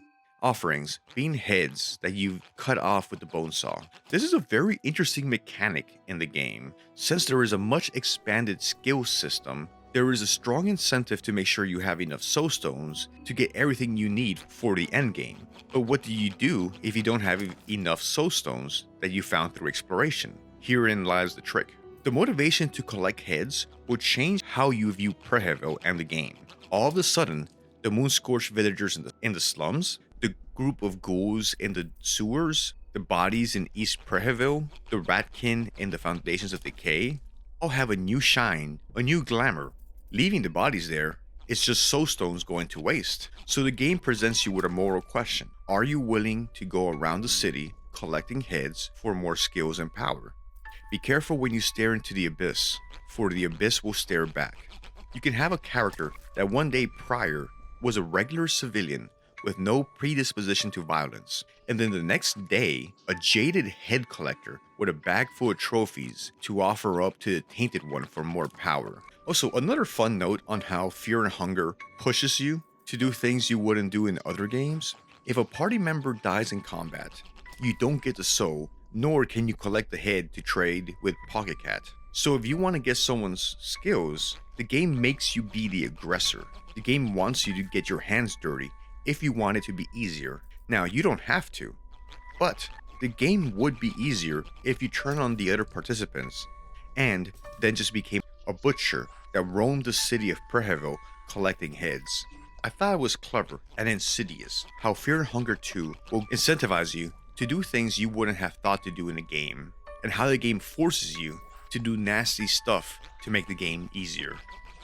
Alright, and moving on to number 11, continuing a similar theme, we have getting access to the tower. If you're going for ending A, you can beat the game without ever using violence against any other participants of the festival. But that changes if you're going for ending B. So say you start a new game, and you already know what skills you want for that given run. You can then proceed to hunt down every other participant like a cold-blooded killer at the very start of the game. I think it's a very interesting and powerful narrative tool to immerse the player in the dark world of the festival. And this is something I really thought was interesting for ending B, where you confront Rare in the tower. The easiest way to get end game gear is to have a party to make the early and mid game easier, meaning that if you're going to try to fight Rare, you might squad up in the first parts of the game, but that means approaching the end game, you'll have to kill everybody else in your party, or find a way for them to accidentally meet their end, such as unequipping all their armor and forgetting to heal them. But even after dealing with the deaths of everybody in your party, you will inevitably hunt down the other participants. So if you're trying to save yourself, you will eventually end up with a lot of blood on your hands. And this stands in stark contrast to ending A, where your character sacrifices themselves entering the white bunker and not surviving the events of the game, but all the remaining characters will survive. So it's an interesting contrast between both endings. In one ending, you doom everybody else but save yourself while having tons of blood on your hands.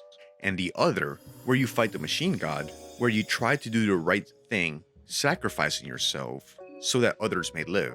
I'm sure there's some deep moral or philosophical statement here, but I don't know what it is. It just stood out to me that there's such a difference thematically between both endings. Do you survive at the cost of the lives of everybody else? Or do you become the sacrificial hero and go into the white bunker so that the others might escape Prehevil? Number 12, accessibility and disability. Something I've mentioned before that I liked about Fear and Hunger is in its portrayal of character types that don't always get represented in different forms of media.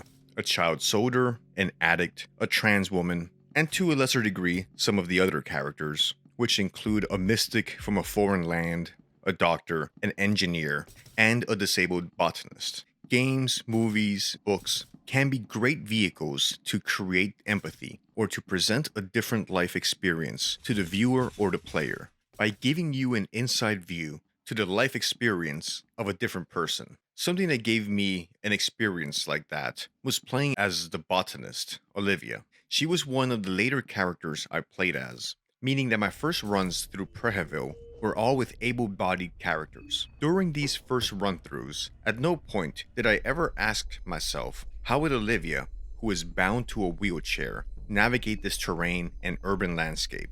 It hadn't impacted me, so I didn't think about it, as tends to happen. The first time I played with Olivia, I got a glimpse of what a disability such as hers would be like. Small things that I didn't even consider became big obstacles when playing as Olivia. Routine actions now involved conscious effort and planning. Now, you have to be sure to hit C to be able to climb up the stairs, or face being stuck.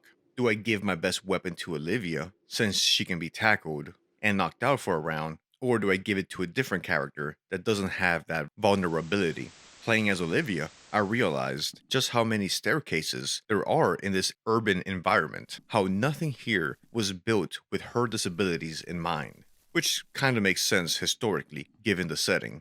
If you can't climb stairs, well, sorry for you. Which sucks, because outside of the slums, I think most of the apartments and dwellings are not at surface level. In different ways, we will all have challenges, or disabilities, shortcomings, handicaps that others don't. Mountains or stairways that we have to overcome that others may not see. The same way that I never registered most of the stairs in the game until I had to dismount from the wheelchair to navigate them. When I was younger, I had a really bad stutter. That put me in a situation where I knew what I wanted to say, but was unable to do so, which sometimes caused people to laugh. I used to wonder why did I have to deal with this when no one else around me did.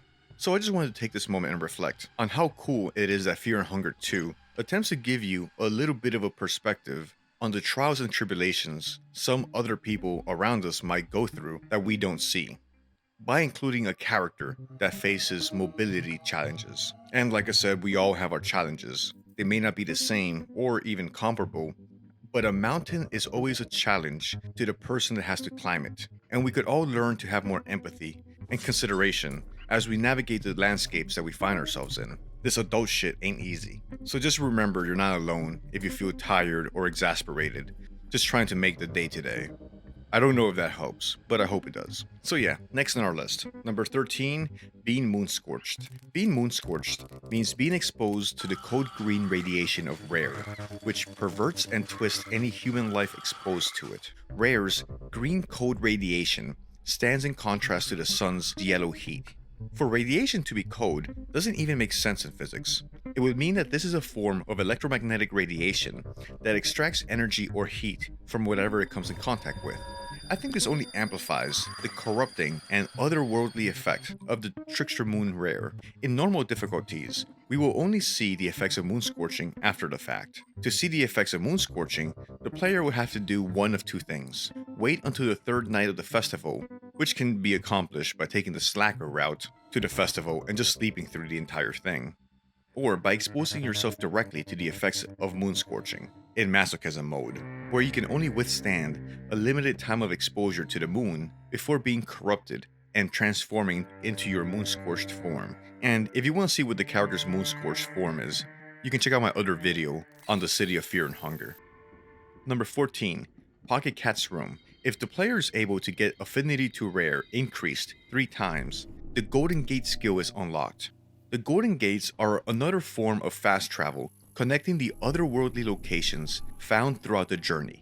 But in this mysterious golden hallway, there are deeper mysteries still. If the player investigates the pitch black walls, they will find that one section of the wall opens into another room. Inside this room, the player will encounter the mysterious stranger who doesn't communicate much and is chewing something. His face appears bandaged and his head deformed. Passing up the stranger, we can enter another room. This is Pocket Cat's secret room. Examining the items here, we will see a collection of toys, including the peculiar doll the little girl had, a jack-in-a-box that seems to reference Perkele, a tin man, and a baby Blight doll. But something disturbing lays behind the toys. Here, we can see where Pocket Cat would bring the poor little victims of his hunting. Bags leaking of blood can be seen alongside the toys. We don't have a way to be sure what's inside of them, but circumstantial evidence is enough. The Decrepit Priest. Something I noticed when I was replaying through Fear and Hunger Termina recently is how loathsome the Decrepit Priests really are. I've already gone over the orphanage and everything that happened there, so instead I'd like to focus on the other nasty characteristics of these priests. That creepy smile of theirs. The Decrepit Priests have easily the most punchable smile in all of Perhevel. No, all of Bohemia. If not the most punchable faces in all of Eastern Europa, I dare say. It's almost as if their evilness and the essence of Grogaroth had infected and permeated their smile to make it as unsettling as possible. And their creepy smile is in addition to their Hellraiser-like crisscross skin, which just gives me goosebumps thinking about. And if all that wasn't bad enough, take a look at the Decrepit Priest after-death animation, which triggered for me when I failed a coin toss and was done in by the choke attack. A scene where the player is ritually sacrificed plays out, with seemingly deranged and bloodthirsty villagers dancing around the crucifixion, which removed any doubt about the dark arts still being practiced by the priest at the Church of Almer. For being able to creep out and make a Fear Hunger veteran think, why am I playing this game? I think the Decrepit Priests deserve a place on this list. The Crow Chimera in the White Bunker. Similarly to some of Stitch's experiments and handiwork that we saw in Bunker 1, in the White Bunker, we see the human Crow Chimera. We don't know much about it. Maybe it's a throwback to the Crow Mauler that I know of. There's nothing in the lore, notes, books, or dialogues that would give us insight into its history or purpose. Maybe the memory of what became of Captain Rudimer survived through the ages, perhaps in some book, or through Legard's memory. Is it possible that somebody in the Bremen army, under the command and direction of Legard, was trying to replicate or revive the Crow Mauler? The site of the White Bunker might be pretty close to where the original dungeon of Fear and Hunger was. Could they have found what remained of the body of Captain Rudimer, maybe as a plan B to use against the old gods, or maybe as a bodyguard and protector for Rayla, to keep those pesky intruders out? Either way, it will remain a mystery for now, and the Crow Chimera will remain the office mascot of the White Bunker. The commander and platoon. In the bottom of the White Bunker, having crossed both of the impressive and colossal chasms, we reach the bottom. Here begins the final 3-boss gauntlet you'll have to endure and overcome in order to get ending A, and the red arc skill that's become one of my favorites. The first boss in this gauntlet is the duel of the commander, also known as the Soviet trooper, and platoon. We first catch sight of them when we see the leather-clad commander. You can tell she honestly enjoys her job. Nobody dresses in leather like that, unless they like it. You could say that she's very obvious about her devotion to Sylvian. Approaching her, she merrily skitters away. A moment later, something large can be first felt and then heard approaching in the darkness. Then we see the platoon. Similar in design to the human Hydra, we can assume that the platoon is the result of a massive Sylvian ritual where dozens, if not hundreds, were fused together. The resulting human Hydra was then armed with new military technology to give it some extra punch. The resulting human tank was then placed under the order and control of a fanatical Bremen officer, the commander. The devoted, leather-clad believer in the Kaiser enjoys the thrill of battle. If you tell her the war is over, you learn that this isn't just a duty to her, but a labor of love. Engaging them in combat, the biggest threat will be the cannon on the platoon, which can one-shot anybody in your party. Fortunately, the commander and platoon function as a duo, operating in unison. Therefore, removing the weakest link cripples their combat capabilities. Taking out the commander will mean removing the cannon on the platoon from the equation, since the platoon will only fire when ordered by the commander. With the commander out of the picture, the party will have to withstand the platoon's much easier to manage melee attacks. Whittling away at the platoon, it can be put down easily enough. Searching the body of the commander after the fight, you get the important little detail that the Sylvian trooper doesn't exactly have any crevices where to hide anything. I can't imagine that outfit is comfortable. With the Kaiser's bodyguards out of the picture, the party may then continue to the second of 3 threats. Moving on, the rematch with the King in Yellow. A throwback to one of the endings of the first game, we have the encounter with the Kaiser of the Bremen army himself, the leader of a fierce military that led the invasion of Prehevil and triggered the start of the Great War that burned across Europa. The ascended new god, Legard, captain of the Knights of the Midnight Sun. Meeting this bastard baby is far more entertaining if you have Nasra in your possession, as they will revisit their old debate from part 1. Here, we hear about Legard's machinations to turn a repeating cycle into a spiral that one day would push humanity further and further from the grasp of the old gods and the old world. Legard hopes to build a new world out of the control of the primordial forces of reality, through having humanity merge with the machine god.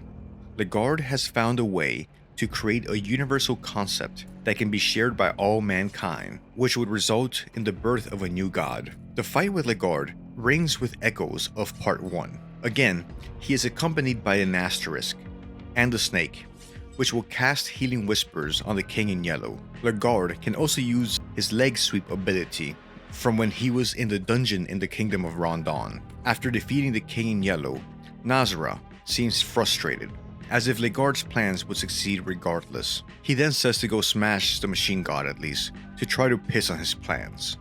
Number 19. The Machine God. The party enters the White Womb of Logic, the room where awakening a god and fusing it with Rayla should have given rise to a science-driven god that could wrestle control of reality away from the old primordial gods.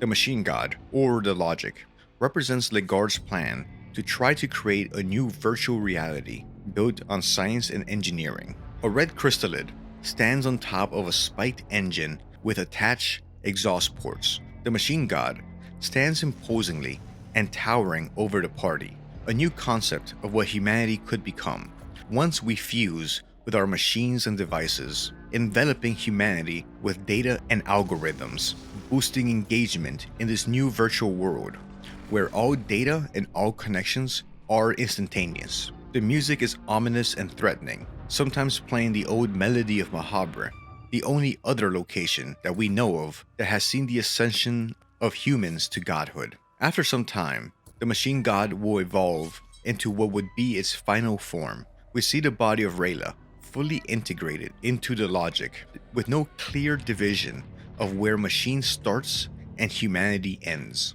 A portrait of a future for humanity with no chaos and only machine-maintained order, one hand representing creation and one hand representing destruction. Artificial replacements for the primordial forces that have ruled over humanity since the beginning of time. At the end of the encounter, the Logic will open itself up, revealing a green hue, absorbing the party into itself, bringing the reality into its new artificial reality, a new fake truth where all of humanity is restrained but connected, surrounded by an artificial green hue.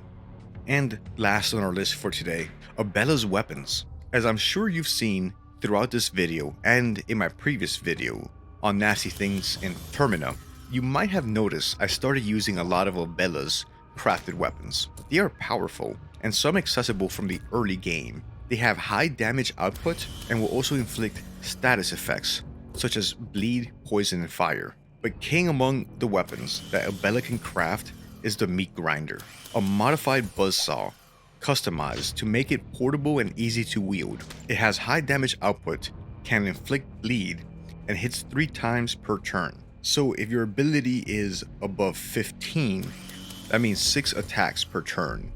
The challenge though is getting the meat grinder. First, you'll need the weapons craft skill, which a Bella can start with. Most of the components are pretty easy to find. The challenge will be getting the bench grinder. There are only 3 available in the game.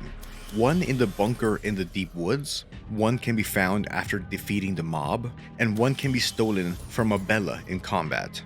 If the player can get 1 or 2 meat grinders, and couple them with the Small Things amulet, the party will be nearly unstoppable and will be able to take out most monsters in a turn or 2. After dying so many times to the horrors in Preheville, it's fun to turn the odds on them.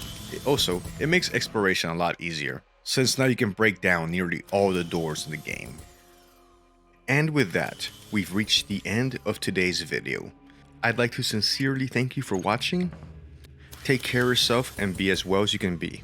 Later.